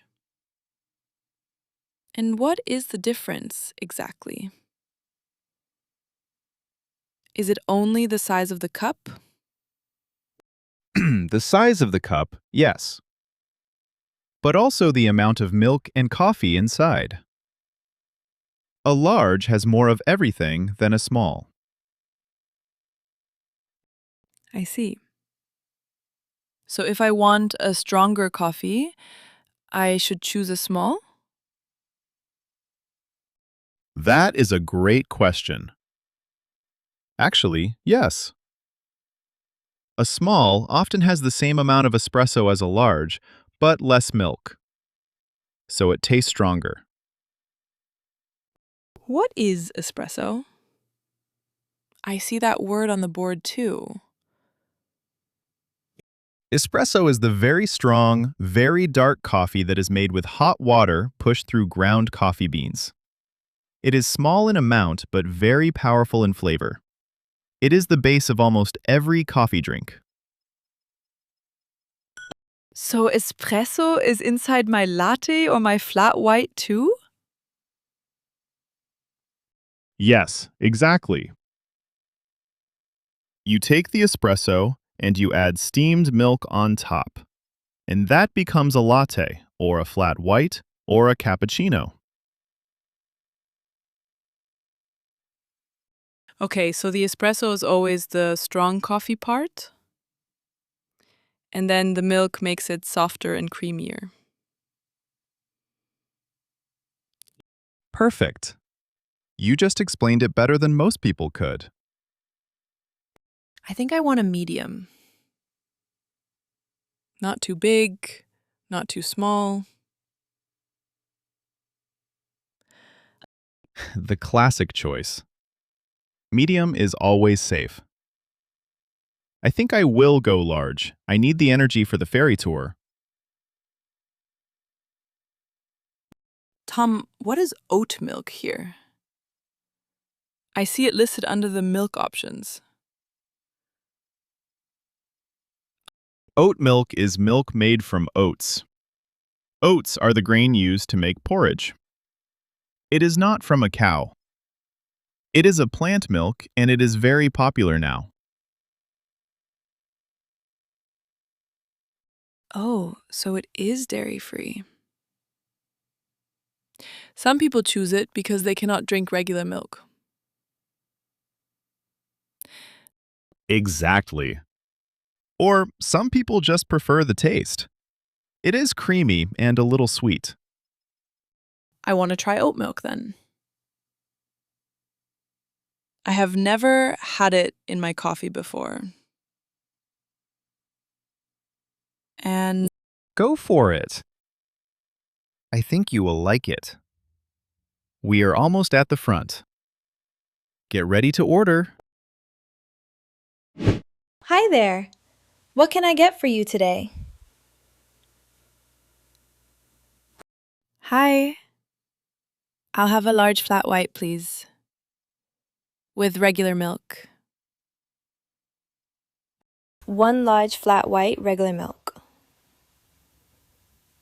Would you like anything else? Actually, yes. Could I also customize it a little? Can I ask for an extra shot? Of course! An extra shot just means 1 more espresso in your drink. It makes it a bit stronger. Perfect. I need the energy today. We are catching the ferry tour after this. Love that. And is this to stay or to go? Sorry. To stay or to go? I am not sure I understand that phrase. Can you explain it? Of course! To stay means you will sit down and drink it here in the cafe. To go means we put it in a takeaway cup and you take it with you. Oh, I see. To stay is here in the cafe. And to go means you take it with you. Today we want to stay, please. Eins. Perfect. Ceramic cup it is. Much better for the coffee anyway. Why is the ceramic cup better? A ceramic cup keeps the coffee at the right temperature. A paper cup can sometimes make it taste a little different. Small difference, but coffee lovers notice it. I never knew that.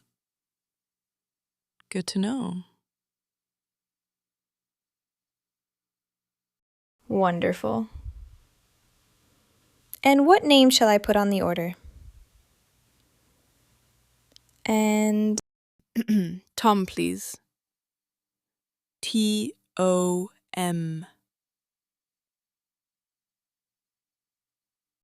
Tom. Perfect. 1 large, flat white, extra shot ceramic to stay. Anything else before I ring this up? My friend is ordering separately after me. But thank you.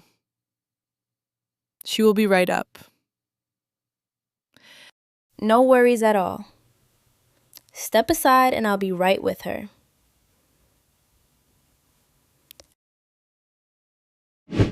Hello. I would like to order, please. But I have one question first. Of course. What would you like to know? Okay. I see flat white on the menu. I do not know this word. What is a flat white exactly? A flat white is an espresso drink with steamed milk. It is smaller than a latte and has less foam on top. The milk is very smooth and silky. That is what flat means here. So flat means the milk on top is smooth, not bubbly or foamy. It is a flat, smooth surface. Exactly right. A flat white is smaller and stronger than a latte, but still creamy because of the milk. Very popular here in Australia. Then I would like a flat white, please. Medium size. And could I get it with oat milk? Great choice! Oat milk flat white medium. I love that combination actually. Could I also ask, what does decaf mean? I see it as an option here.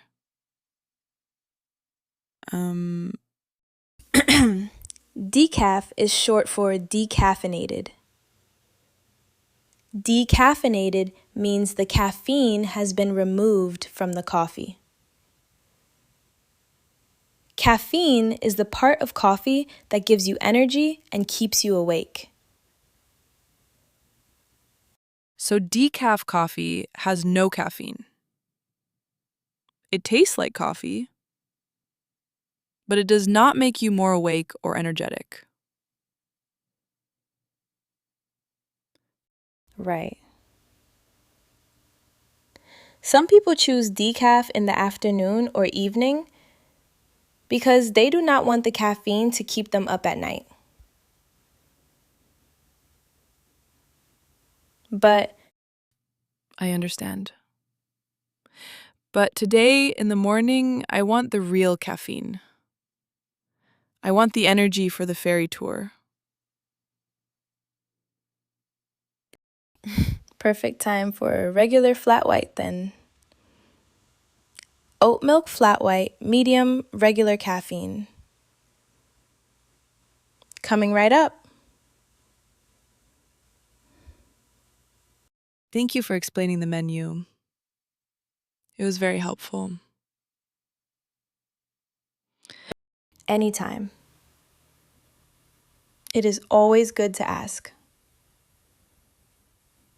And what name shall I put on the order? Emma, please. E-M-M-A.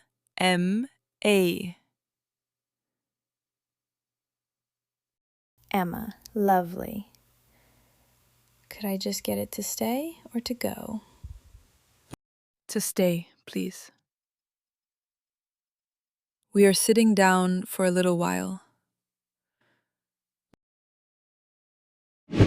Could I pay for both orders together, please?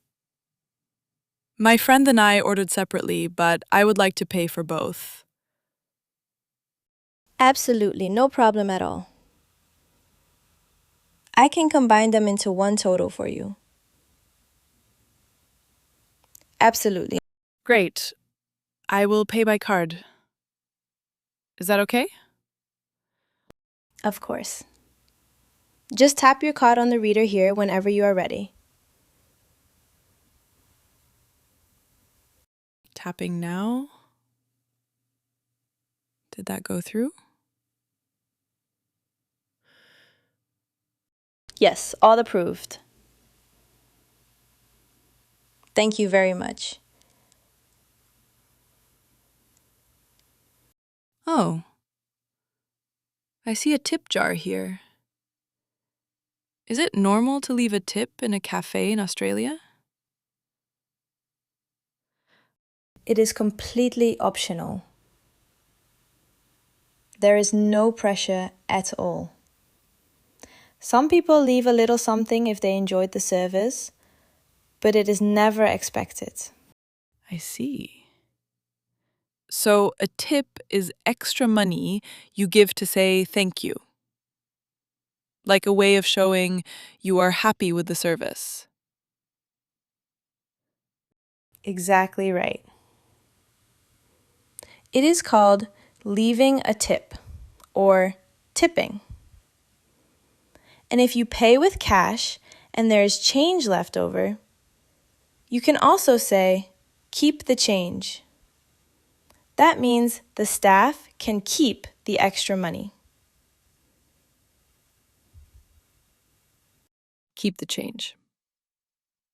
So that is another way of tipping when you use cash. Simple and kind. That is a lovely way to put it. Every little bit helps, and it means a lot to the team. Then I will leave a couple of coins here. The service has been really great today. Thank you, that is very kind. Your coffees will be ready in just a couple of minutes.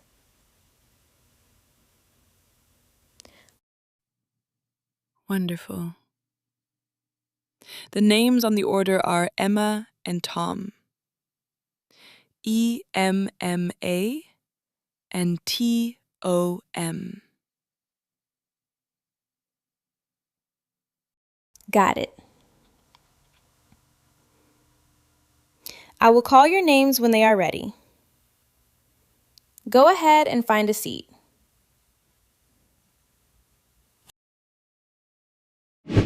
Tom, I cannot see a single free table.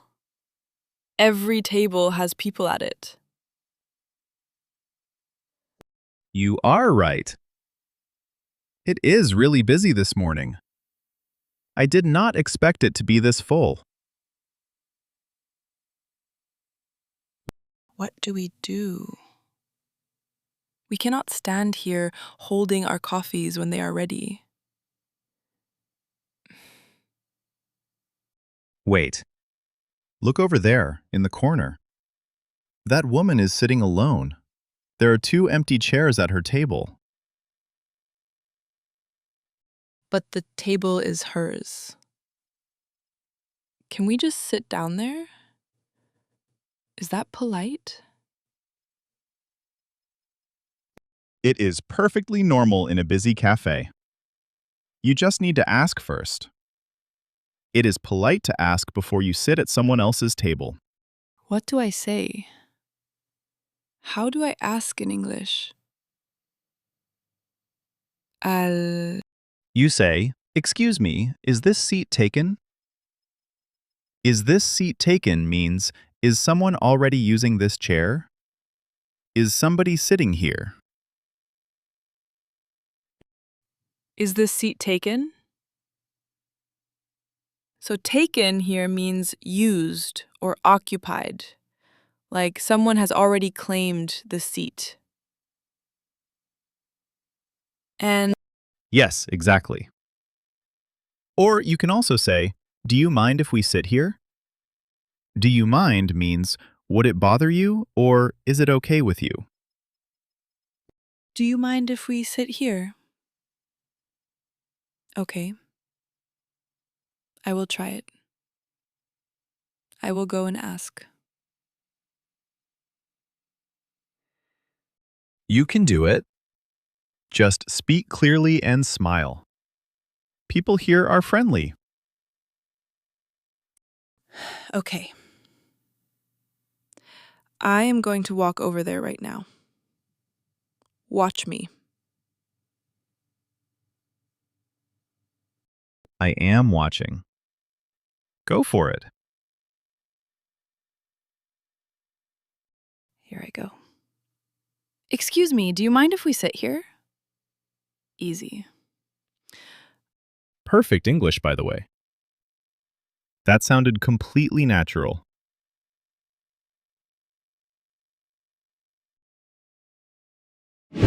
Excuse me. Do you mind if we sit here? The cafe is very busy today. Of course not. Please, sit down. There is plenty of room. Thank you so much. That is very kind of you. No problem at all. Is this your first time in this cafe? I have not seen you here before. Yes, it is our first time. Actually, it is our first time in Sydney too. We just arrived a few days ago. Oh, how exciting! Where are you from?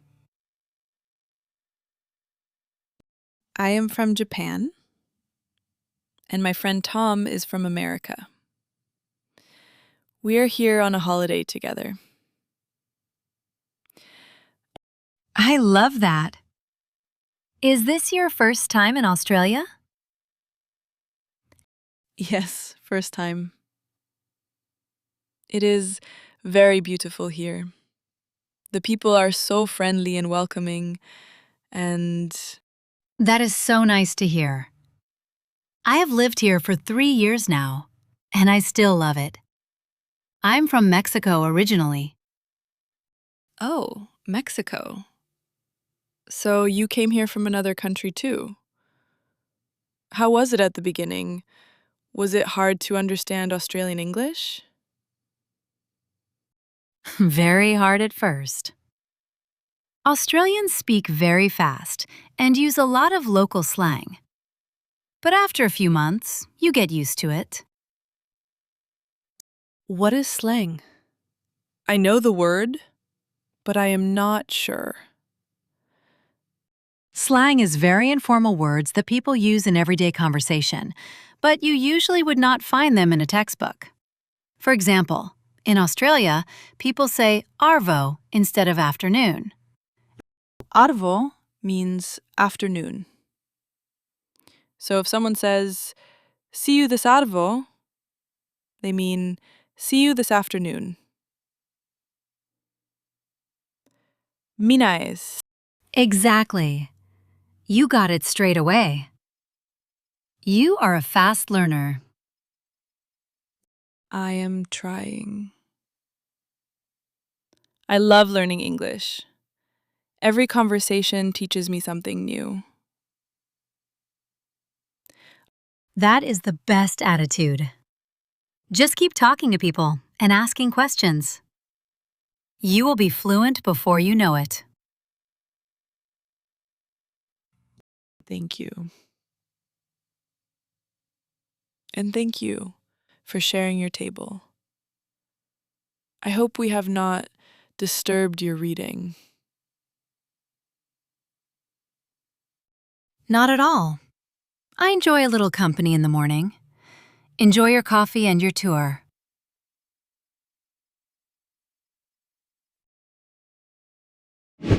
Medium oat milk flat white for Emmer? Oat milk flat white for Emmer? That is me. Well, almost me. I think this one might be mine. Oh, I wrote Emmer. E-M-M-E-R. Is that not right? It is E-M-M-A, actually. Just Emma, with an A at the end. But honestly, no worries. It happens all the time. Oh, I am sorry about that. I always second guess that spelling. Please do not worry. But actually, wait. Is this the medium oat milk? Or is this the large? The cup looks bigger than I expected. Let me look. Oh. I think I may have mixed up the cups. Let me check the other one here.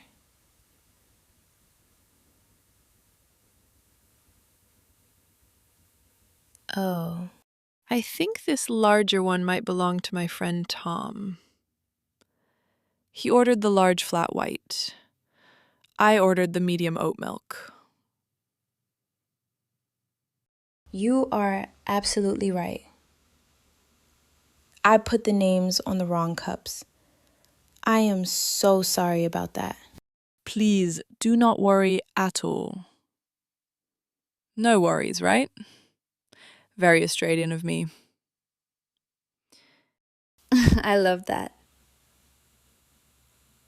Yes, no worries.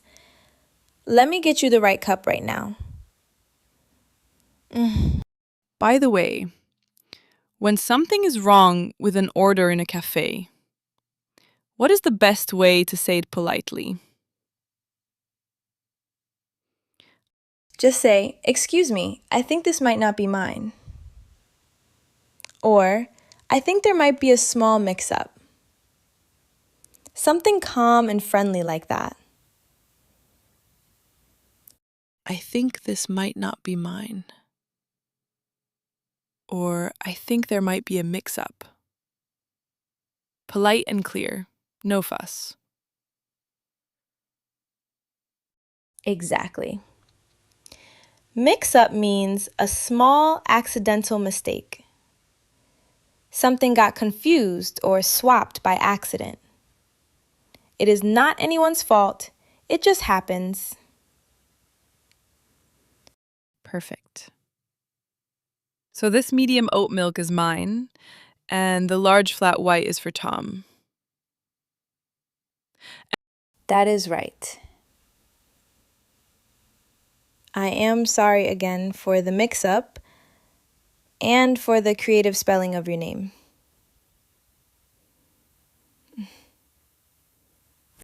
Emma is actually a nice name. Maybe I will keep it.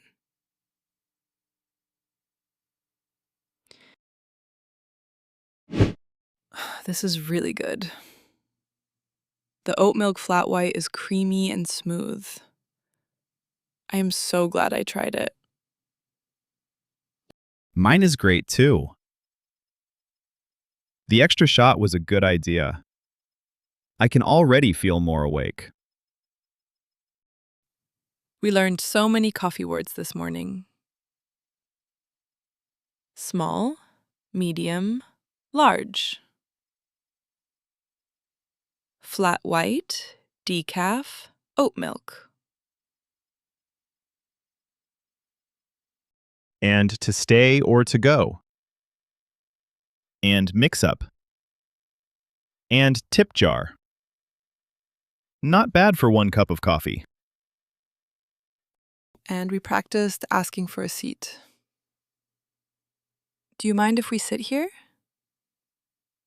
I was a little nervous, but it worked perfectly. You were great! Rosa was so friendly, too. She even taught you a new slang word, arvo.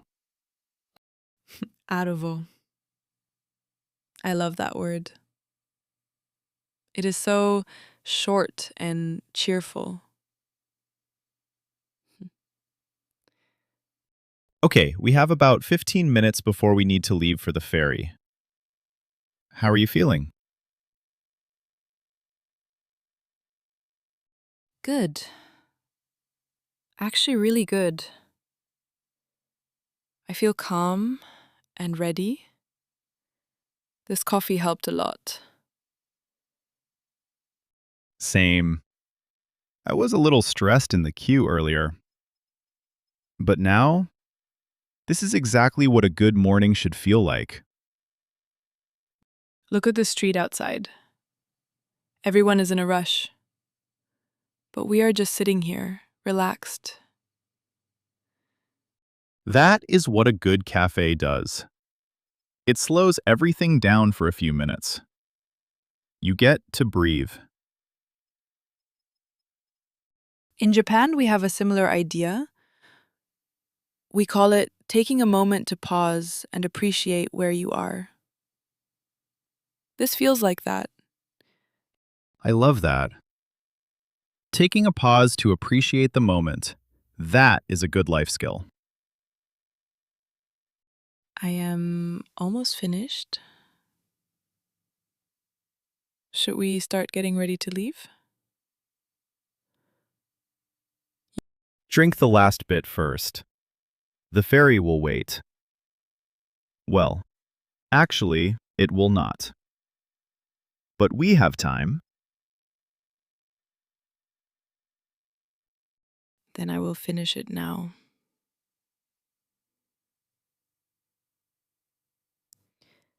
Last sip. Perfect.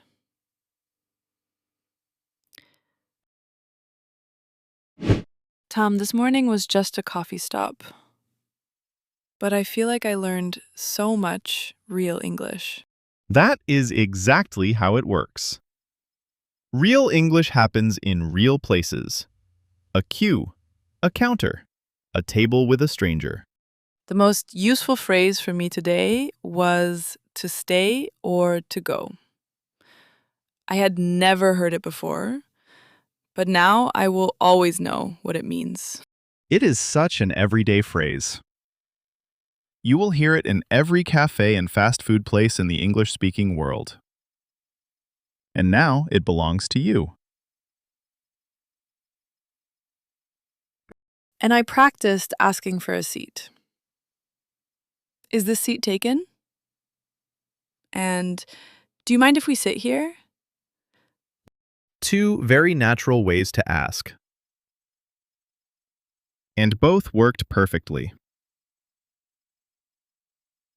You walked up to Rosa, you said the phrase, and you had a whole conversation. Now, I was nervous, but I did it anyway. And Rosa was so kind. She even stayed and chatted with us for a while. that is the real secret to learning a language. You feel nervous, and you speak anyway. Every time you do that, you get a little more confident. I also love what she said. Just keep talking to people and asking questions. That is exactly what we are doing. We should start walking. The ferry terminal is down this way. About 10 minutes. I am ready. And now I know how to order coffee in English, which means I am ready for anything. 1 cup of flat white and suddenly she is fearless. I love it. What is on the ferry tour today? What will we see? We are going to see the Opera House from the water and the harbor bridge up close. It is going to be amazing. The harbor bridge from the water. I cannot wait. Let's go. Let's go. And Emma, thank you for asking all those questions this morning. Every question you asked, someone watching this learned something new too. Daily English experience. So you have the basic cover, but I strongly recommend adding our premium protection package. It covers everything, any scratch, any dent, windscreen, tires, the lot. Do you want to go ahead with that? Wait, slow down a little. Do we really need all this? There are so many options on that chart, and I am not sure what any of them mean. Well, without the premium package, you are responsible for any damage up to the excess amount, and that can be quite significant. Sorry, the excess? What is the excess? I have not heard that word before in this way. The excess is the amount you pay first if there is a problem with the car. After that, the insurance pays the rest. The premium package reduces your excess to zero. So the excess is like a limit. The money I pay myself if something goes wrong? And the expensive package makes that zero? Exactly right. Zero out of pocket. Complete peace of mind for your whole trip. I can add it right now. Listen. Before I decide, can you just explain the basic option more clearly? What does the basic cover actually include?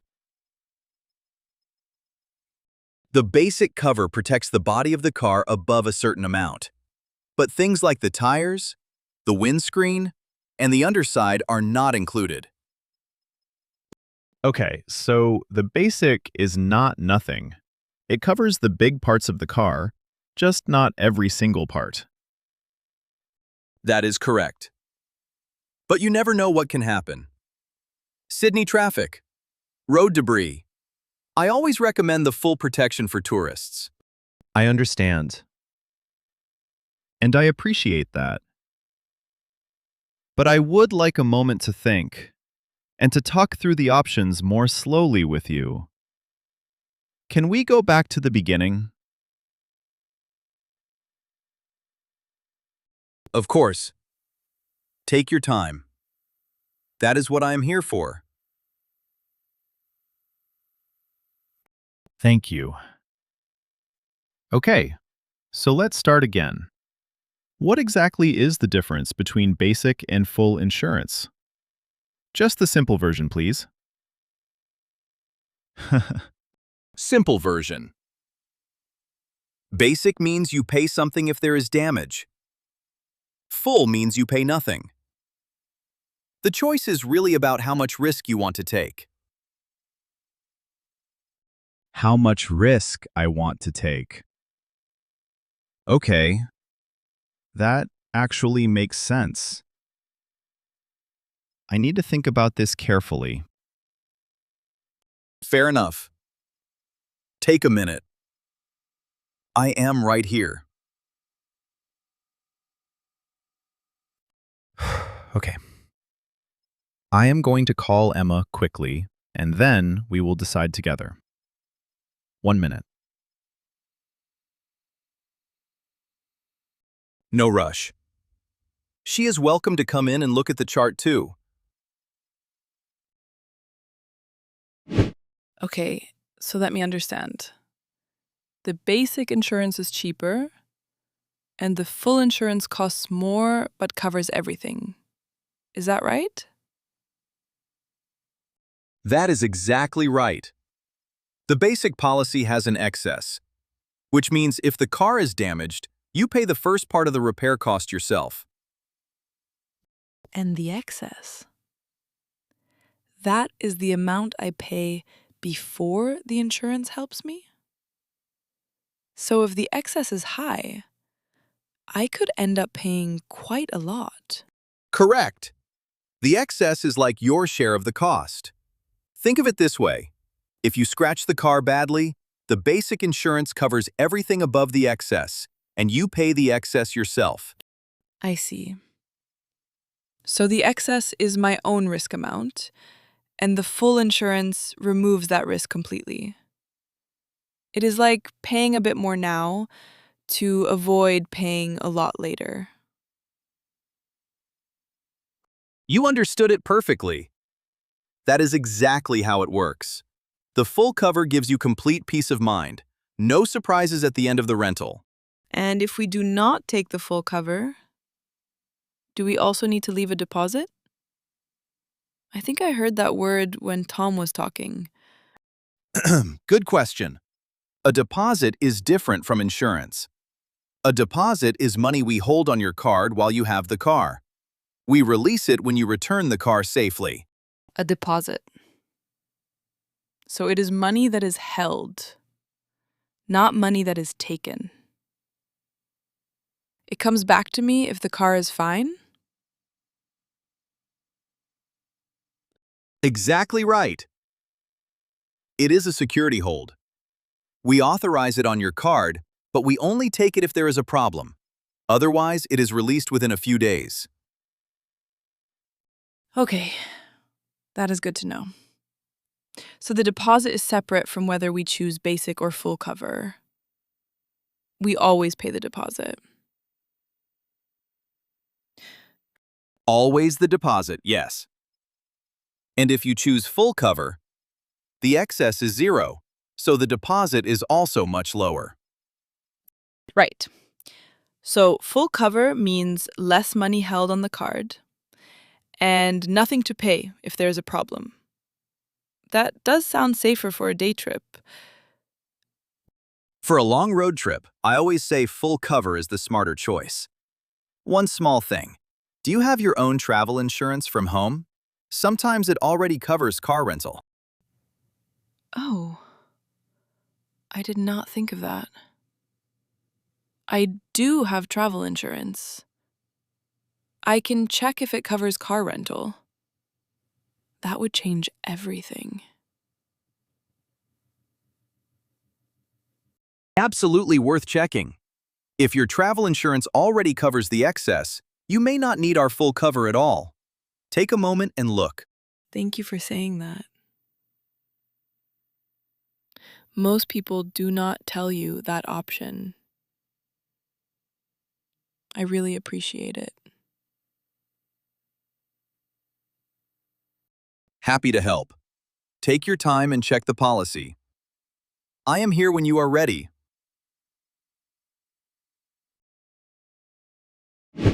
Okay. I see on the agreement there's something about fuel. It says full to full. What does that mean exactly?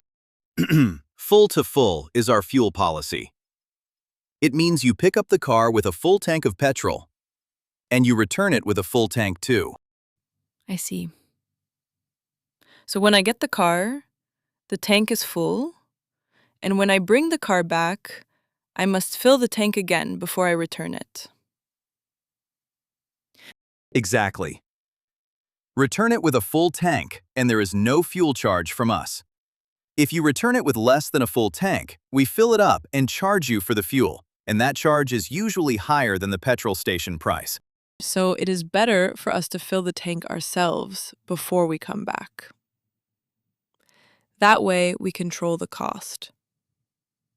We should look for a petrol station near the rental office. Very smart. Yes, fill it at a petrol station nearby before you drive in to return the car. Save yourself the extra charge. And is the tank full right now? At this moment? Before we drive away? How do we know? Great question. When you get in the car, you will see a fuel gauge on the dashboard. It should be on the F, that stands for full. If it is not, come straight back and tell us. Okay. Check the fuel gauge when we get in. Make sure it says full. And if it does not, come back and report it before we drive away. Perfect. Also, the car uses regular unleaded petrol, not diesel. Please do not put diesel in this car by mistake. Regular unleaded, not diesel. We will be careful. Is it written somewhere on the car? Yes, there is a sticker inside the fuel cap. It says unleaded only. You cannot miss it. Good. I would hate to make that mistake. Okay, what about the keys? Is there anything special we need to know about starting the car? No? It is a keyless car. That means you keep the key in your pocket or bag. You do not need to put it in the ignition. Just press the start button on the dashboard. Oh. I have never driven a keyless car before. So the key just needs to be nearby, inside the car, and the car will start? Exactly. As long as the key is inside the car, the button will work. If you accidentally leave the key outside, the car will not start and will alert you. Good safety feature. Okay. I think we have everything. Shall we go and find the car? It is in bay number 14. Go through that door and turn left. It is a silver compact. You will see the number on the windscreen. Thank you, Mark. You have explained everything really clearly today. Have a wonderful day trip. Drive safe.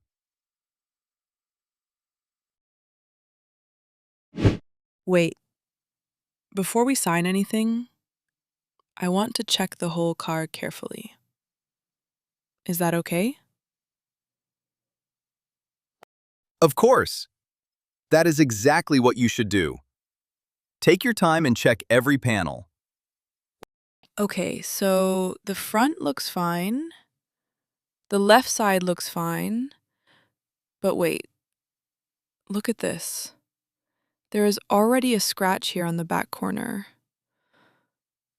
You are right. Good eye. I can see it. A small scratch on the rear bumper, about 5 centimeters. I want that noted on the damage report right now, before we drive away.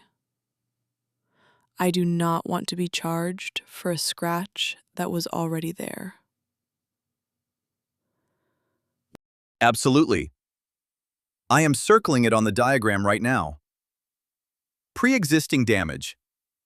Rear bumper, small scratch. Signed and noted. Good. And I am also going to take a photo of it right now, just in case. Do you mind? Yeah.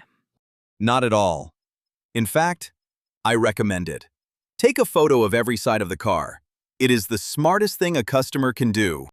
I am photographing the scratch now. And I will photograph all 4 sides. The photos will have today's date and time automatically, so there is a clear record. Perfect. That is exactly right. The timestamp on the photo proves when you took it. If there is ever a question later, that photo is your proof. Good. I am also photographing the fuel gauge. It says full, so that is confirmed. I want a record of that too. Yeah. Very thorough. I wish all our customers did this. It makes everything much easier for everyone. I just think it is sensible. If something goes wrong later, I want to be able to say clearly, that was already there when we picked up the car. And with photos and a signed damage report, you can absolutely say that. You are fully protected. Okay, I have photos of all 4 sides. The scratch is circled on your form. The fuel gauge is confirmed full. I think we are ready. Just sign here to confirm you received the car in this condition. The scratch is already noted below. Signing now. Thank you for being so professional about this. I feel much better having it all on record. Have a great day. Just bring her back in one piece, and with a full tank. Full tank. We will not forget. See you this evening. End. Okay. The sat-nav says keep right at the next junction. There is a sign for the national park about 2 kilometers ahead. Got it. I see the sign. Keeping right. What is a junction, by the way? I want to make sure I understand the word. A junction is a place where 2 or more roads meet. Like an intersection. You choose which road to take. Left, right, or straight ahead. A junction, where roads meet and you choose your direction. Got it. So junctions and intersections are basically the same thing? Yes. In Australia and Britain, they usually say junction or roundabout. In America, you say intersection more often. Both words work here. Good to know. Okay, what does the sat-nav say now? Are we on the right road? Yes. We are on the right road. The sat-nav says turn left at the lights in about 800 meters. There will be a set of traffic lights. Turn left at the lights. Understood. At the lights means at the traffic lights, right? I want to get the Australian way of saying it. Exactly. At the lights is a very common way to give directions here. You can also say at the traffic lights. Both are correct and natural. I love learning the local way to say things. Back home, I would say at the stoplight. Here, it is just the lights. Yes. Turn left at the stoplight sounds very American. Here, turn left at the lights is the natural way.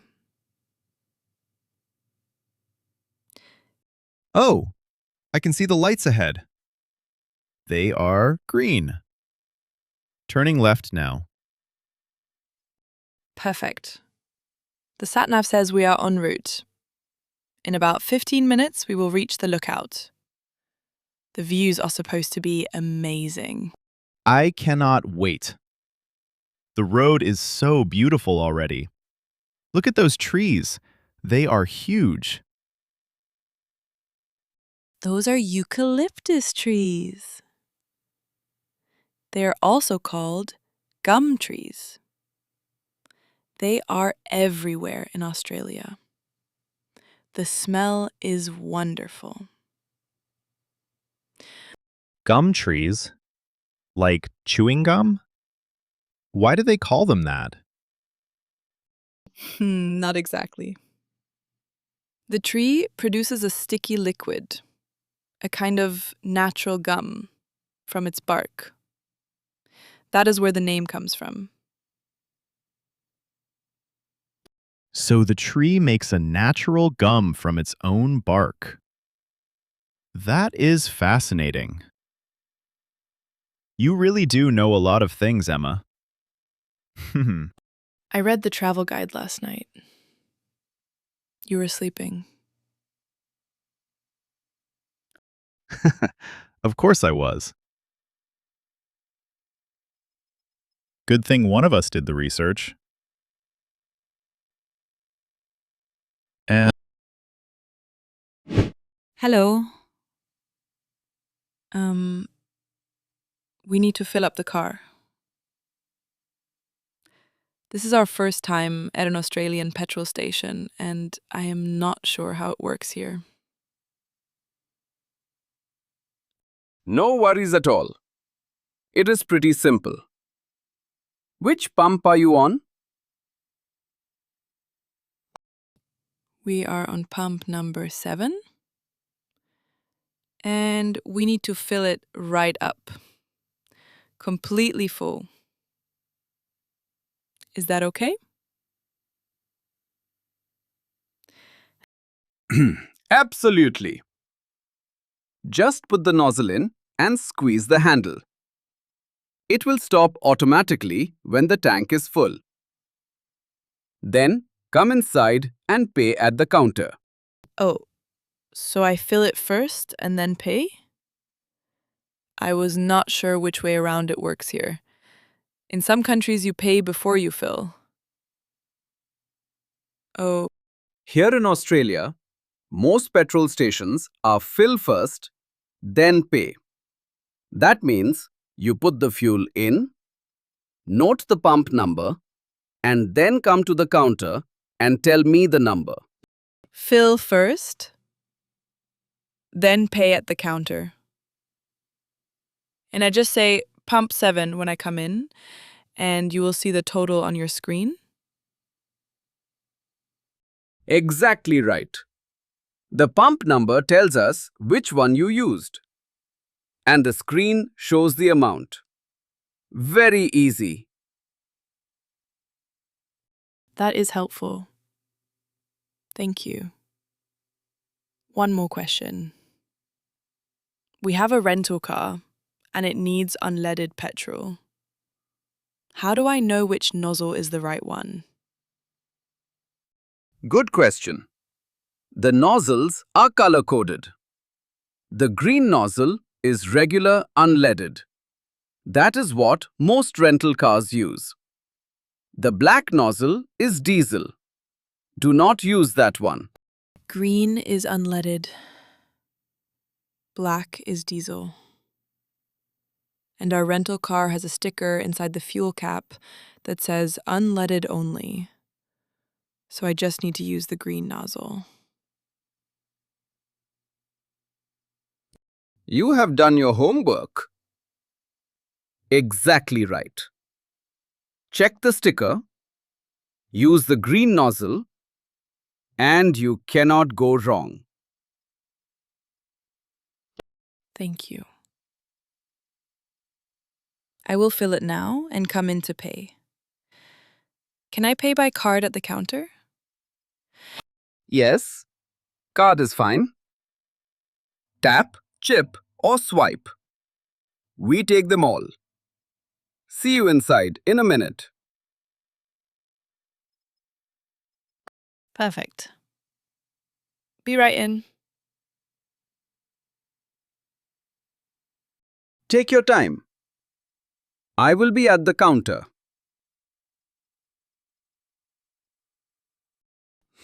Okay. Green nozzle. Fill it up. Pump 7. Easy. You have got this.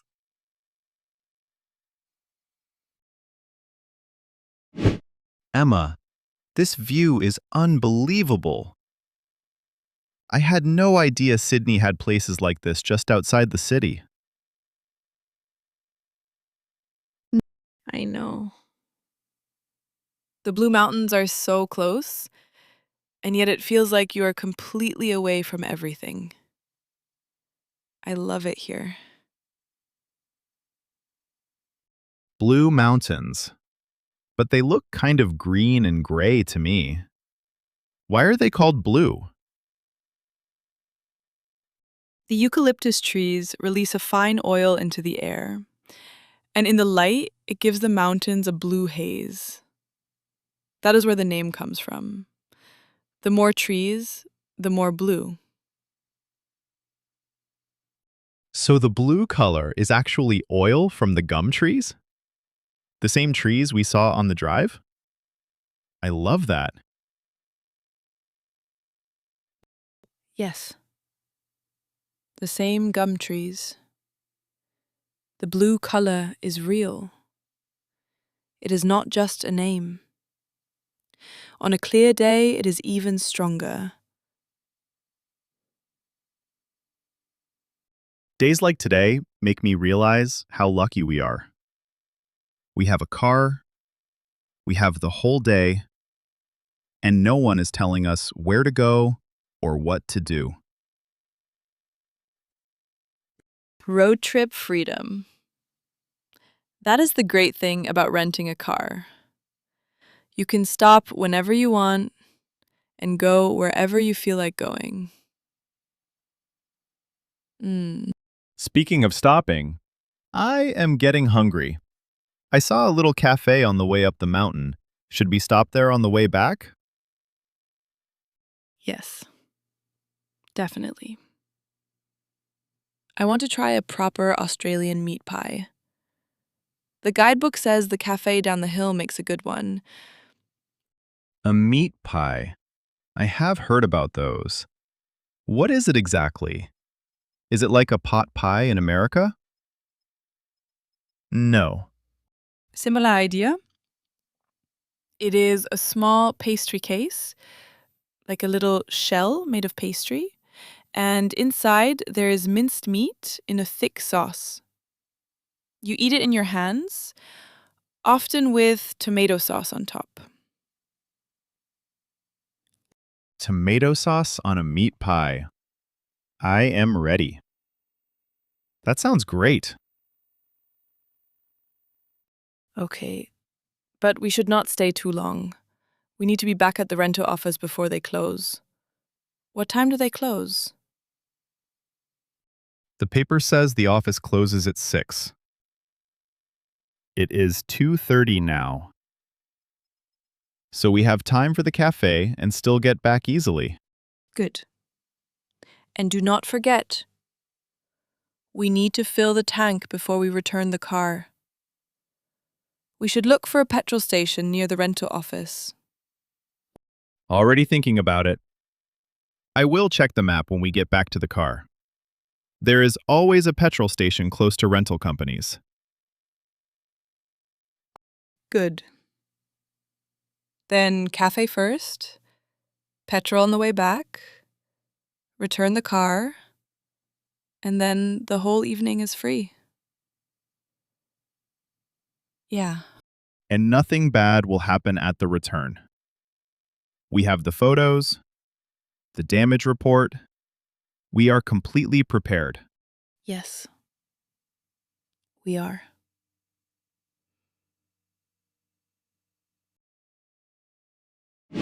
So we have completed the return inspection, and I am afraid there is a scratch on the rear bumper. We will need to assess a damage charge for that. I am sorry, but that scratch was already there when we picked up the car. We reported it this morning before we drove away. I understand you believe that, but I do not see that scratch noted on the return inspection from this morning's handover. I need to check the record more carefully. Then please do check it carefully. Because you circled that scratch on the damage diagram this morning. I watched you write it down. I am looking at the form now. It says small mark, left rear, but this scratch looks more significant on the return photo. We did not do that. The scratch was already there when we collected the car. Your morning form has it recorded. I also have my own record. Your own record? What do you mean by that? I took photographs of the entire car this morning before we drove away. The photos include that exact scratch. They have a timestamp. You took time-stamped photos at pickup? Yes. I photographed all 4 sides of the car, including a close-up of that scratch on the rear bumper. The time and date are recorded automatically in the photo file. I see. That is quite thorough. Can I see those photos? Of course. I will show you right now. Here. This is the photo from this morning. I see the scratch. And I can see the timestamp in the corner. Yes. And if you look at the file data, you will see it was taken at 9:42 this morning, before we left your car park. Right. I need to look at this alongside the morning report again. Please do. Take your time. I am not going anywhere, and I am not paying for a scratch that was already there.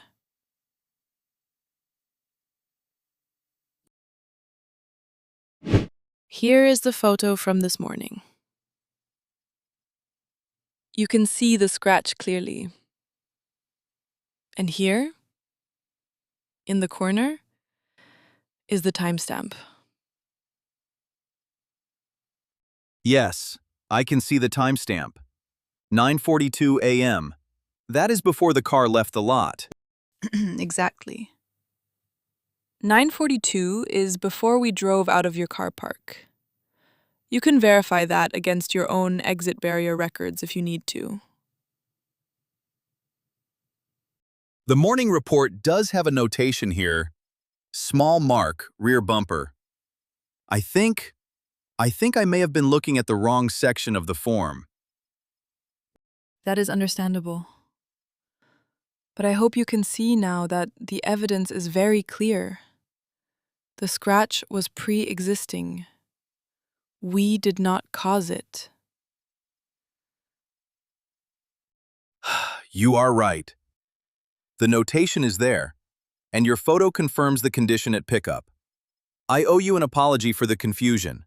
Thank you for looking at it properly. I appreciate that. So there will be no damage charge. No damage charge. Your deposit will be released in full. It should be back on your card within a few business days. Good. Thank you. I want to say, I am not angry with you, but I am glad I had the photo. So am I. Honestly, it made the situation easy to resolve, and you handled it very calmly. I was a little nervous inside. But I knew the photo was the proof, so I just needed to stay calm and show it clearly. That is exactly the right approach. Evidence first, no drama. Much easier for everyone. Can I ask, does this happen often? Customers being charged for damage that was already there? It happens when the pickup inspection is not done carefully. That is why we always encourage customers to check the car and note any marks before leaving. You did that perfectly today. Good.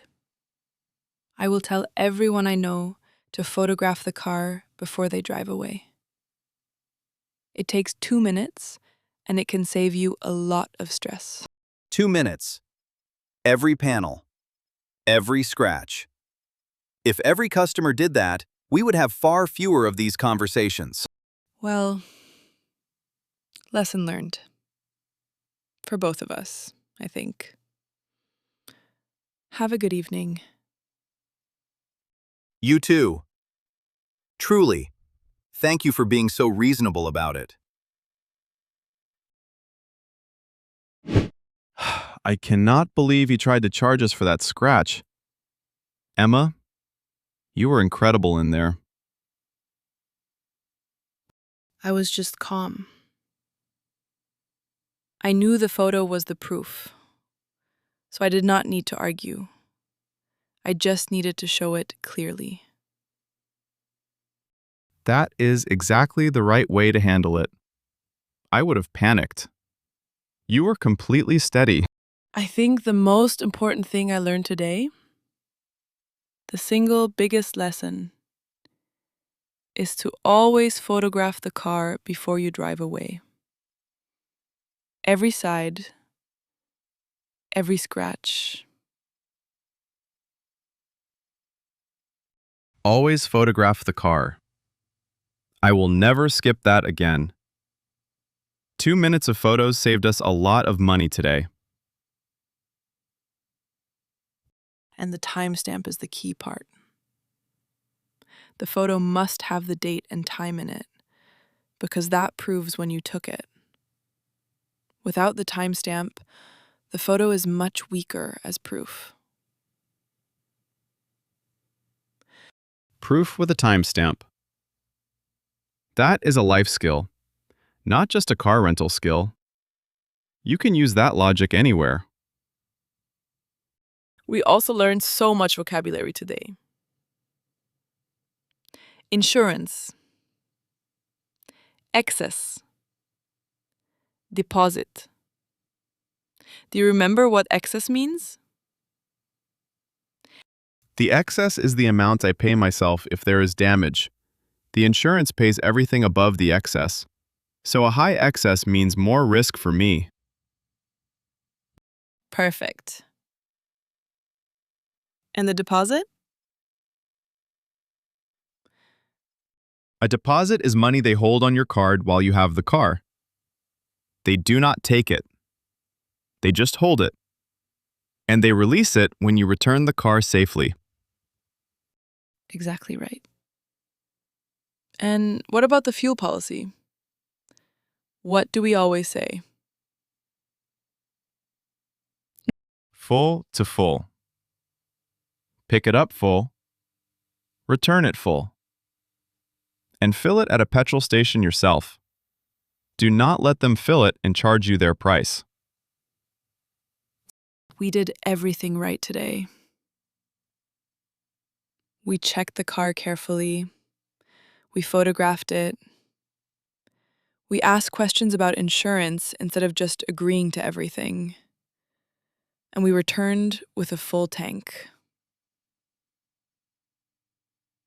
And we had a wonderful day in between all of that. The lookout, the gum trees, the meat pie. The meat pie. That was genuinely delicious.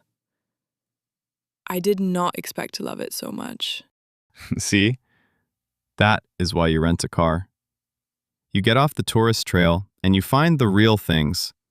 The little cafe, the quiet lookout, the view no one else saw today.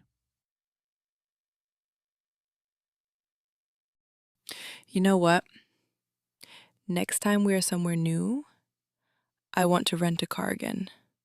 But next time I know exactly what to do and exactly what to watch out for. Photo the car, check the fuel, know your excess, and always fill up before you return. We are professionals now.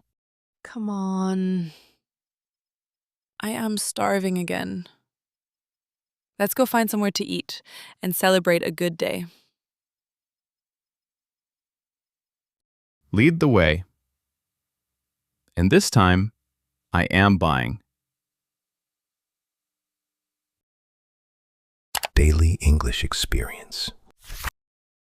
Emma, my phone just died. The map is gone. We have no idea where we are. What? Now? Tom, the ferry leaves in 20 minutes and we cannot be late. I know. The battery dropped so fast. I had it on the map the whole way from the hotel. Okay, let's think.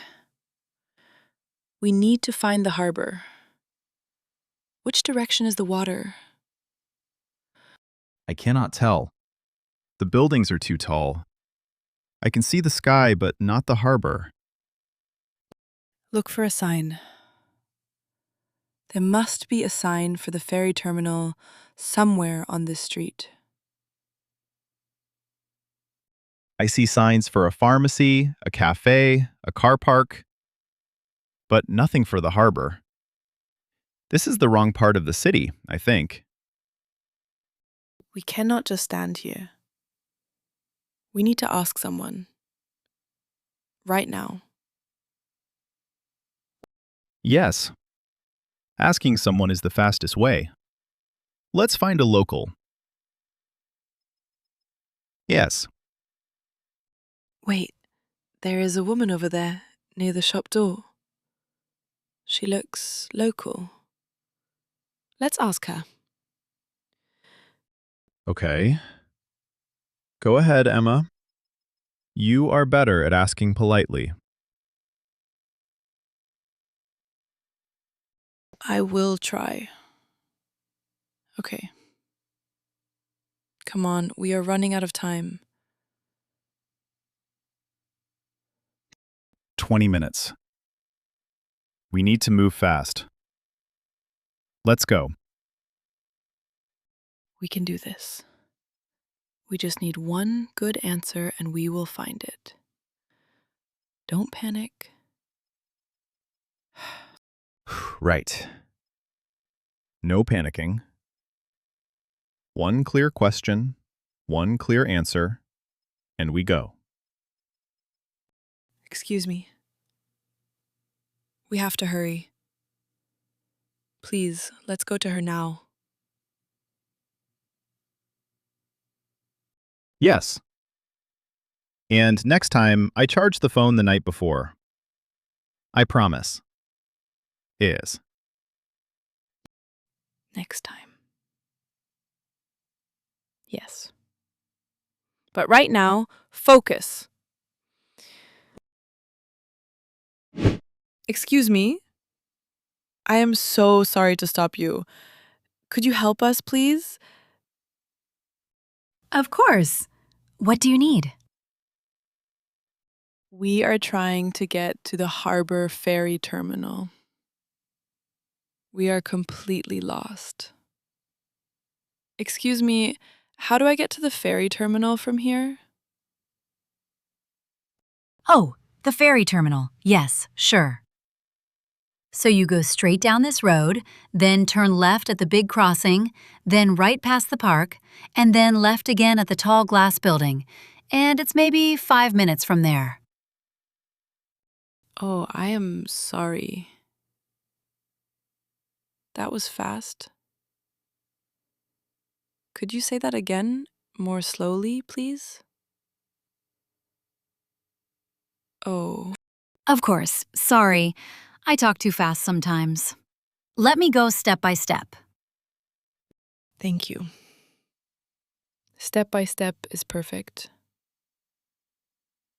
I want to understand clearly. Okay.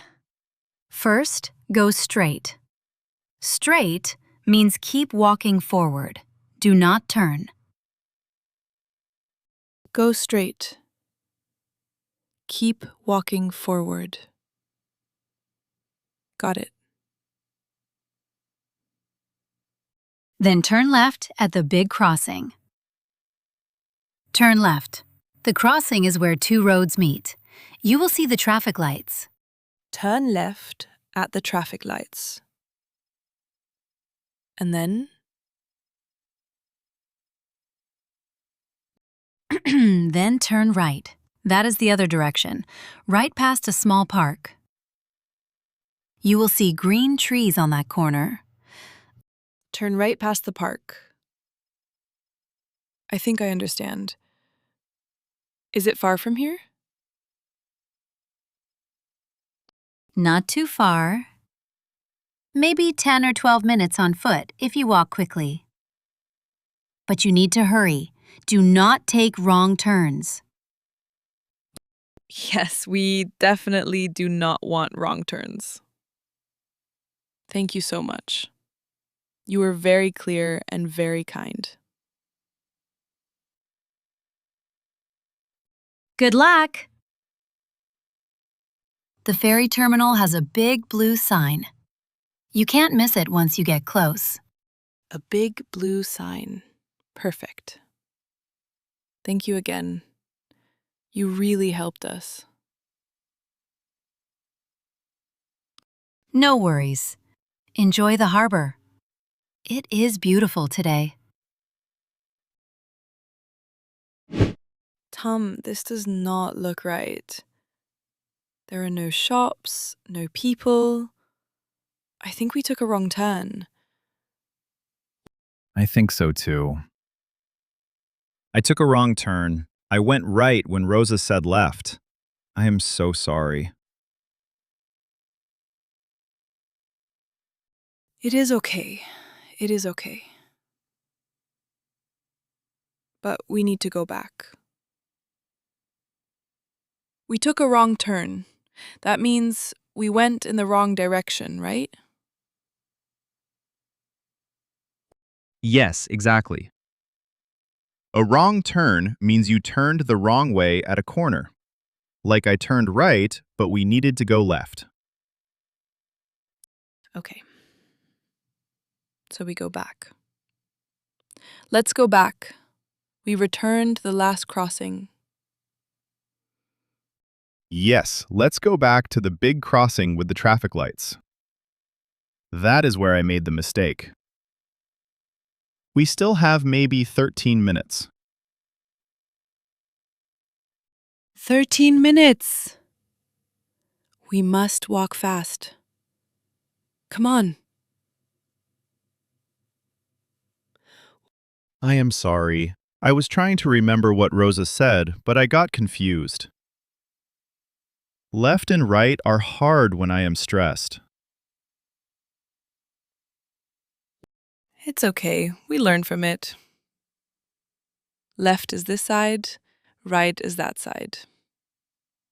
That's how I remember. Good tip. Left is this side. I will say that to myself next time. Left, left, left. Look, there is the big crossing again. I can see the traffic lights. We are back on the right street. Yes. Okay. Now this time we turn left. I am sure. Left. Past the park with the green trees. Then right at the next corner after the park. I have it. Left here, past the trees, then right. Let's go. Fast walk. Good teamwork. We caught the mistake and we fixed it. That is what matters. Right. Teamwork. And a faster walk. Come on, fast walker. Follow me this time. Following you. Clearly you have better left and right.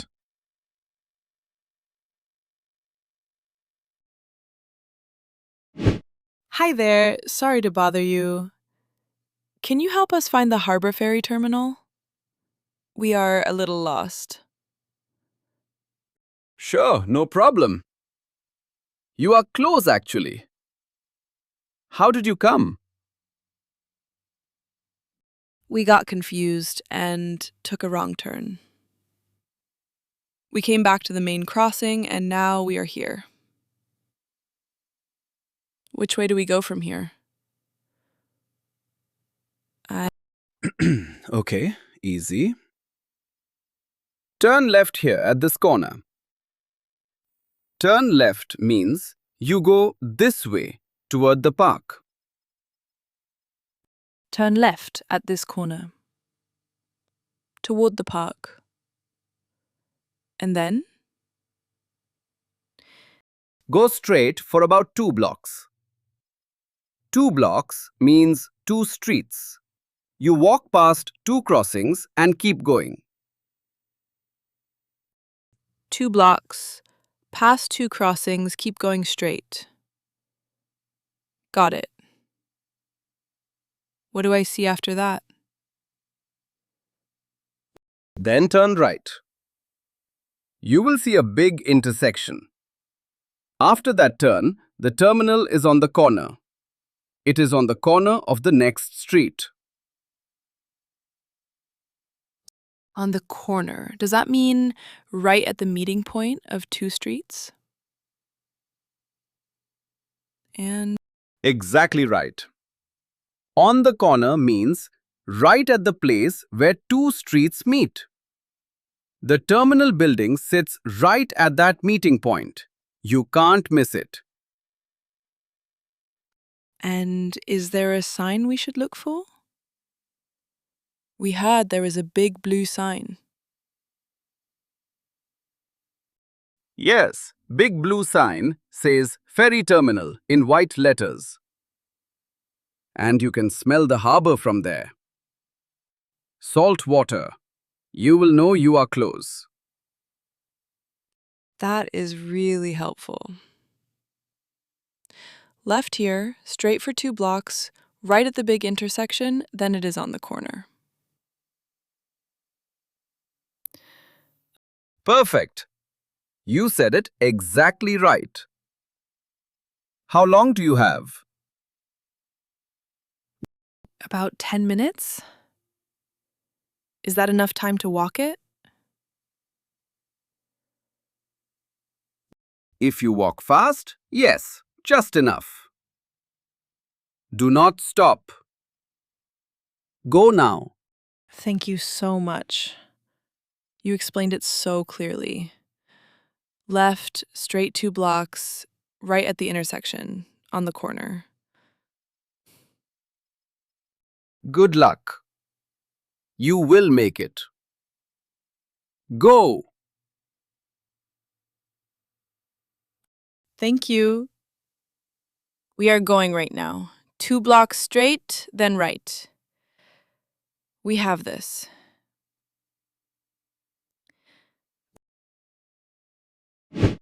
Hi, I am really sorry to ask this. My phone is completely dead. Is there a socket I could use just for a few minutes? Sure, no problem at all.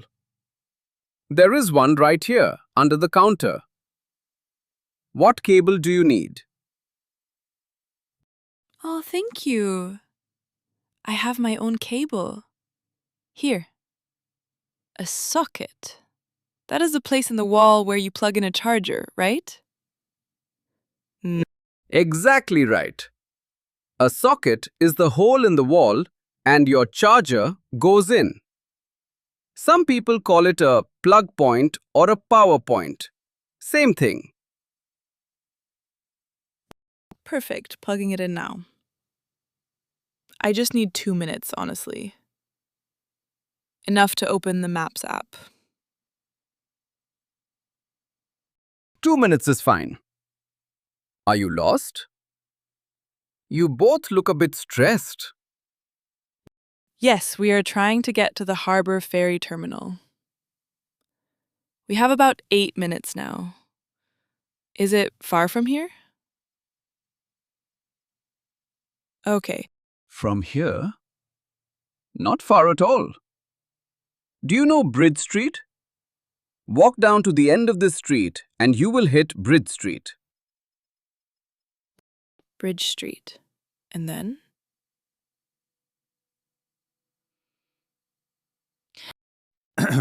Turn right on Bridge Street and walk down toward the water. You will see the ferry wharves right at the bottom. There is a big clock tower near the entrance. That is your landmark. A clock tower! A landmark is a big, famous thing that helps you find where you are. Yes? Perfect. A landmark is a well-known building or object that you use as a guide. Use the clock tower as your landmark. That means when you see the clock tower, you know you are in the right place. It's on. I have just a little charge. Enough for the map. Let me open it now. While it loads, just remember, end of the street, right on Bridge Street, down to the water, clock tower on your left. That is it. End of the street, right on Bridge Street, down to the water, clock tower on the left. Thank you, we have to go. Here's the cable back. Anytime.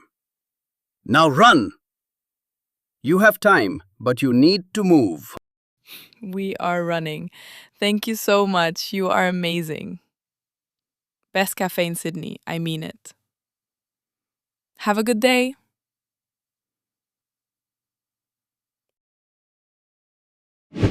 Okay, map is loading.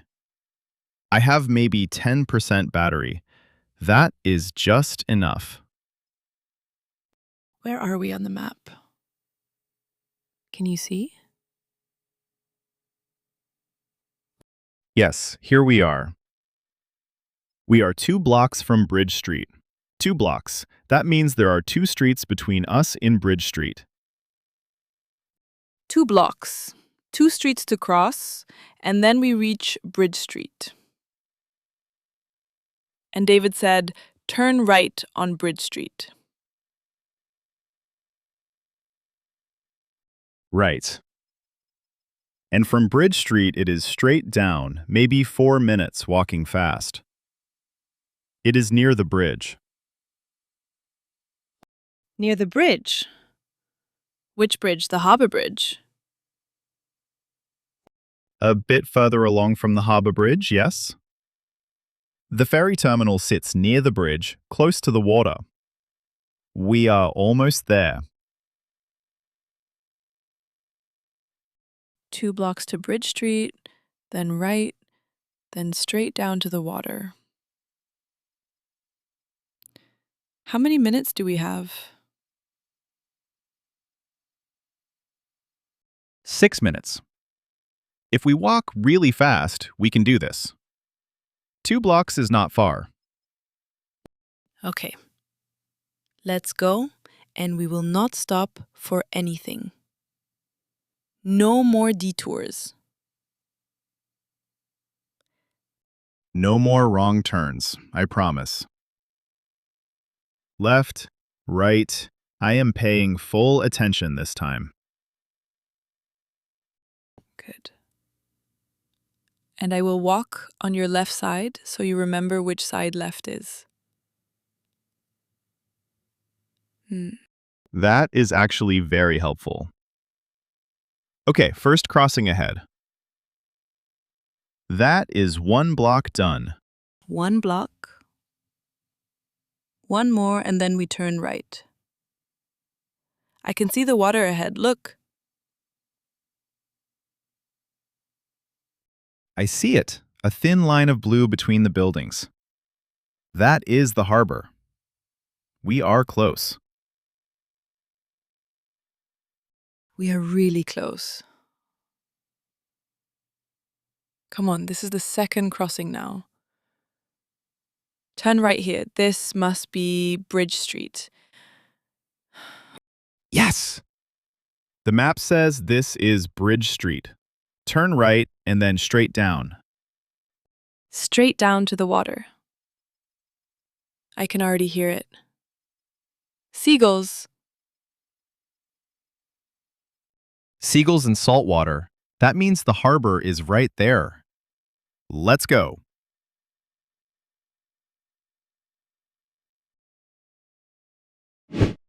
Excuse me, sorry. Is the ferry terminal far from here? Is it walking distance still? Not far at all, love. You're almost there. Can you see the clock tower? Yes, I see it. The big stone tower up ahead. Is that the landmark for the terminal? That's the one. Follow this street all the way to the end.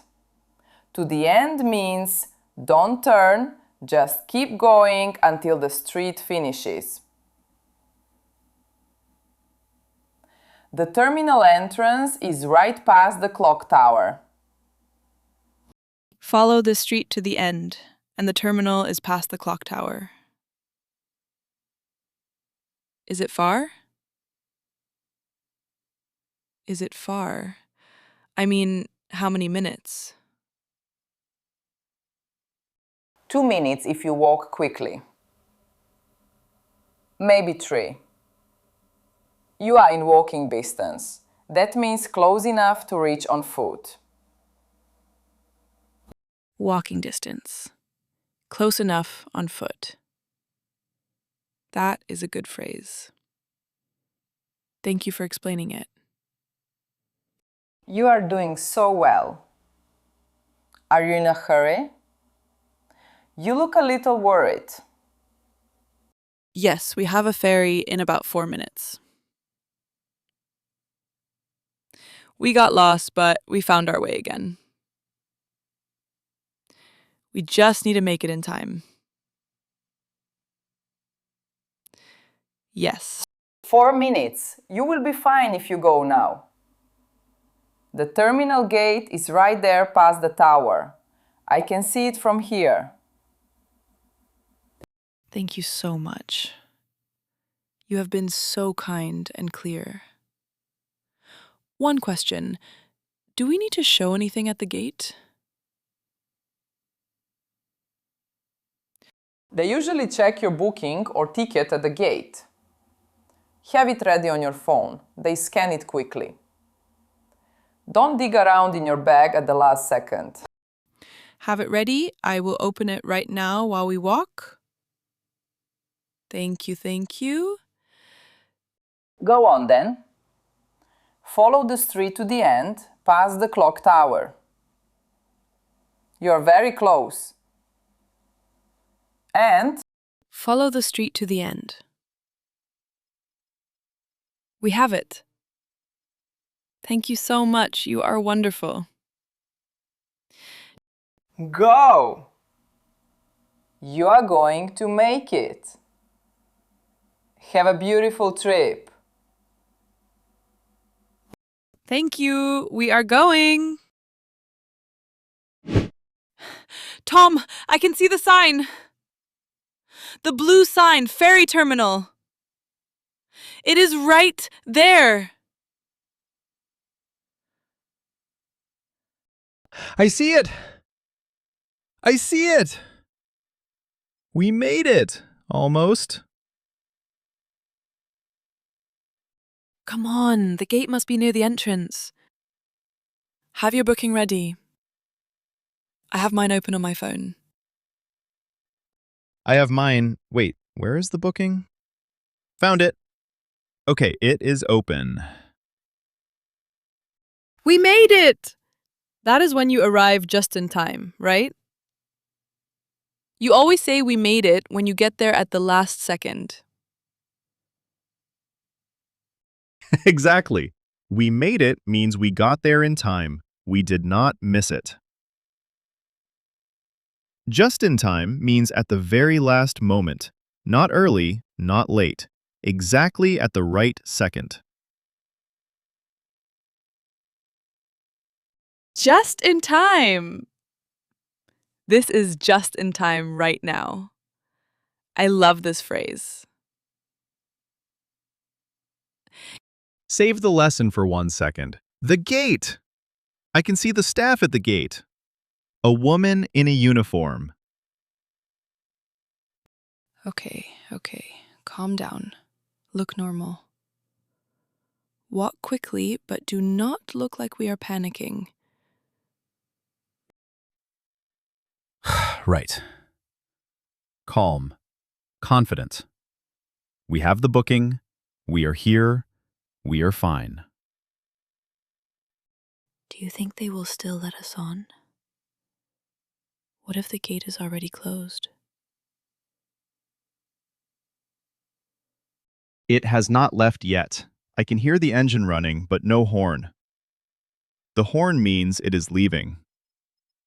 We are still okay.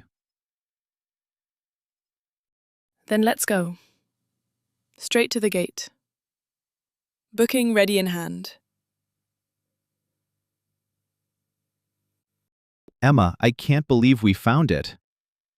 Without a map, with wrong turns, with a dead phone, we actually did it. We asked for help. That is what we did. Every person helped us get one step closer. That is true. Rosa, Hassan, David, Maya, all of them helped. People are so good when you ask clearly. Okay, here is the gate. You talk. You are good at this part. Go.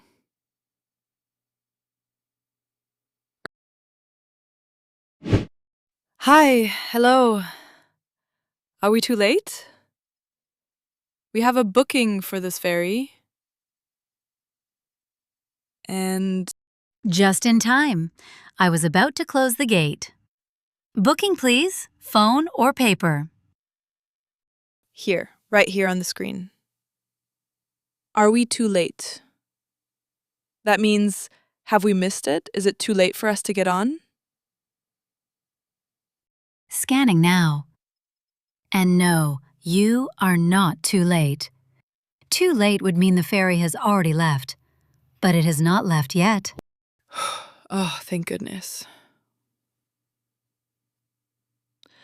We got completely lost on the way. We have been running for the last 2 minutes. I can tell. But you made it. You made it means you got here in time. You did not miss it. You should be proud. Thank you. And just in time. That is the right phrase, yes? We arrived at the very last moment. Exactly. Just in time means not early, not late, right at the last moment it was still possible. You were 1 minute away from too late. So, 1 minute. Okay, I will never be late for a ferry again. That was terrifying. it happens more than you think. Okay, welcome aboard. Aboard means on the boat, on the ship, inside the vessel. Welcome aboard. That is such a good phrase. It sounds very official and exciting. It is. Captains say it, pilots say it, ferry staff say it. Welcome aboard. It means we are happy you are joining us on this journey. Welcome aboard! I feel like a proper traveler now. Thank you for waiting for us. Head down to the lower deck, find a seat, and hold on when we move away from the wharf. Enjoy the harbor. It is beautiful today. Thank you so much. You made our day. Truly. Enjoy the ride! And charge your phone tonight. We have to... We will, we promise. I cannot believe she knew. She could tell just from looking at us.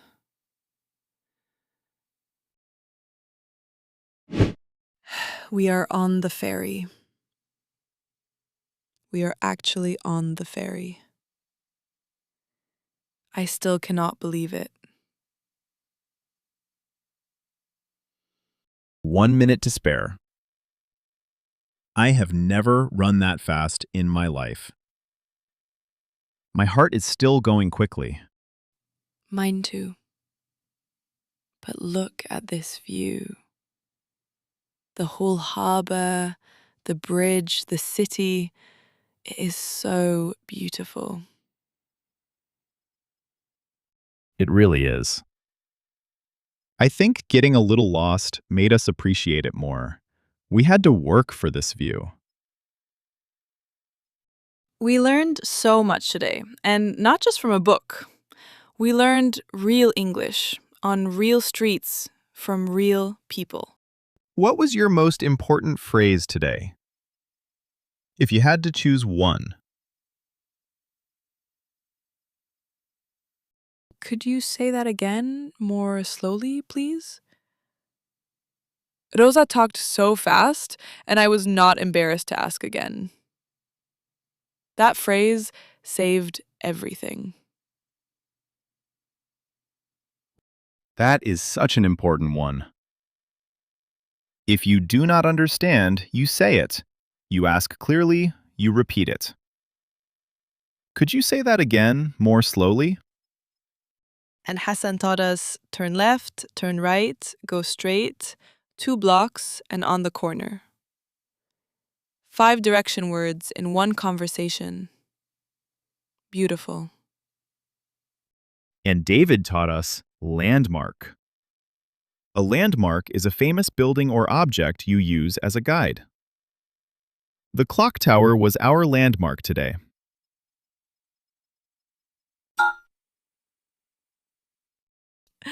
And Sophia taught us welcome aboard and just in time.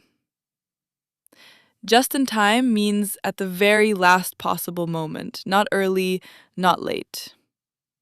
That was us. Can I say something? Today was hard, but you were so calm and so good at asking for help.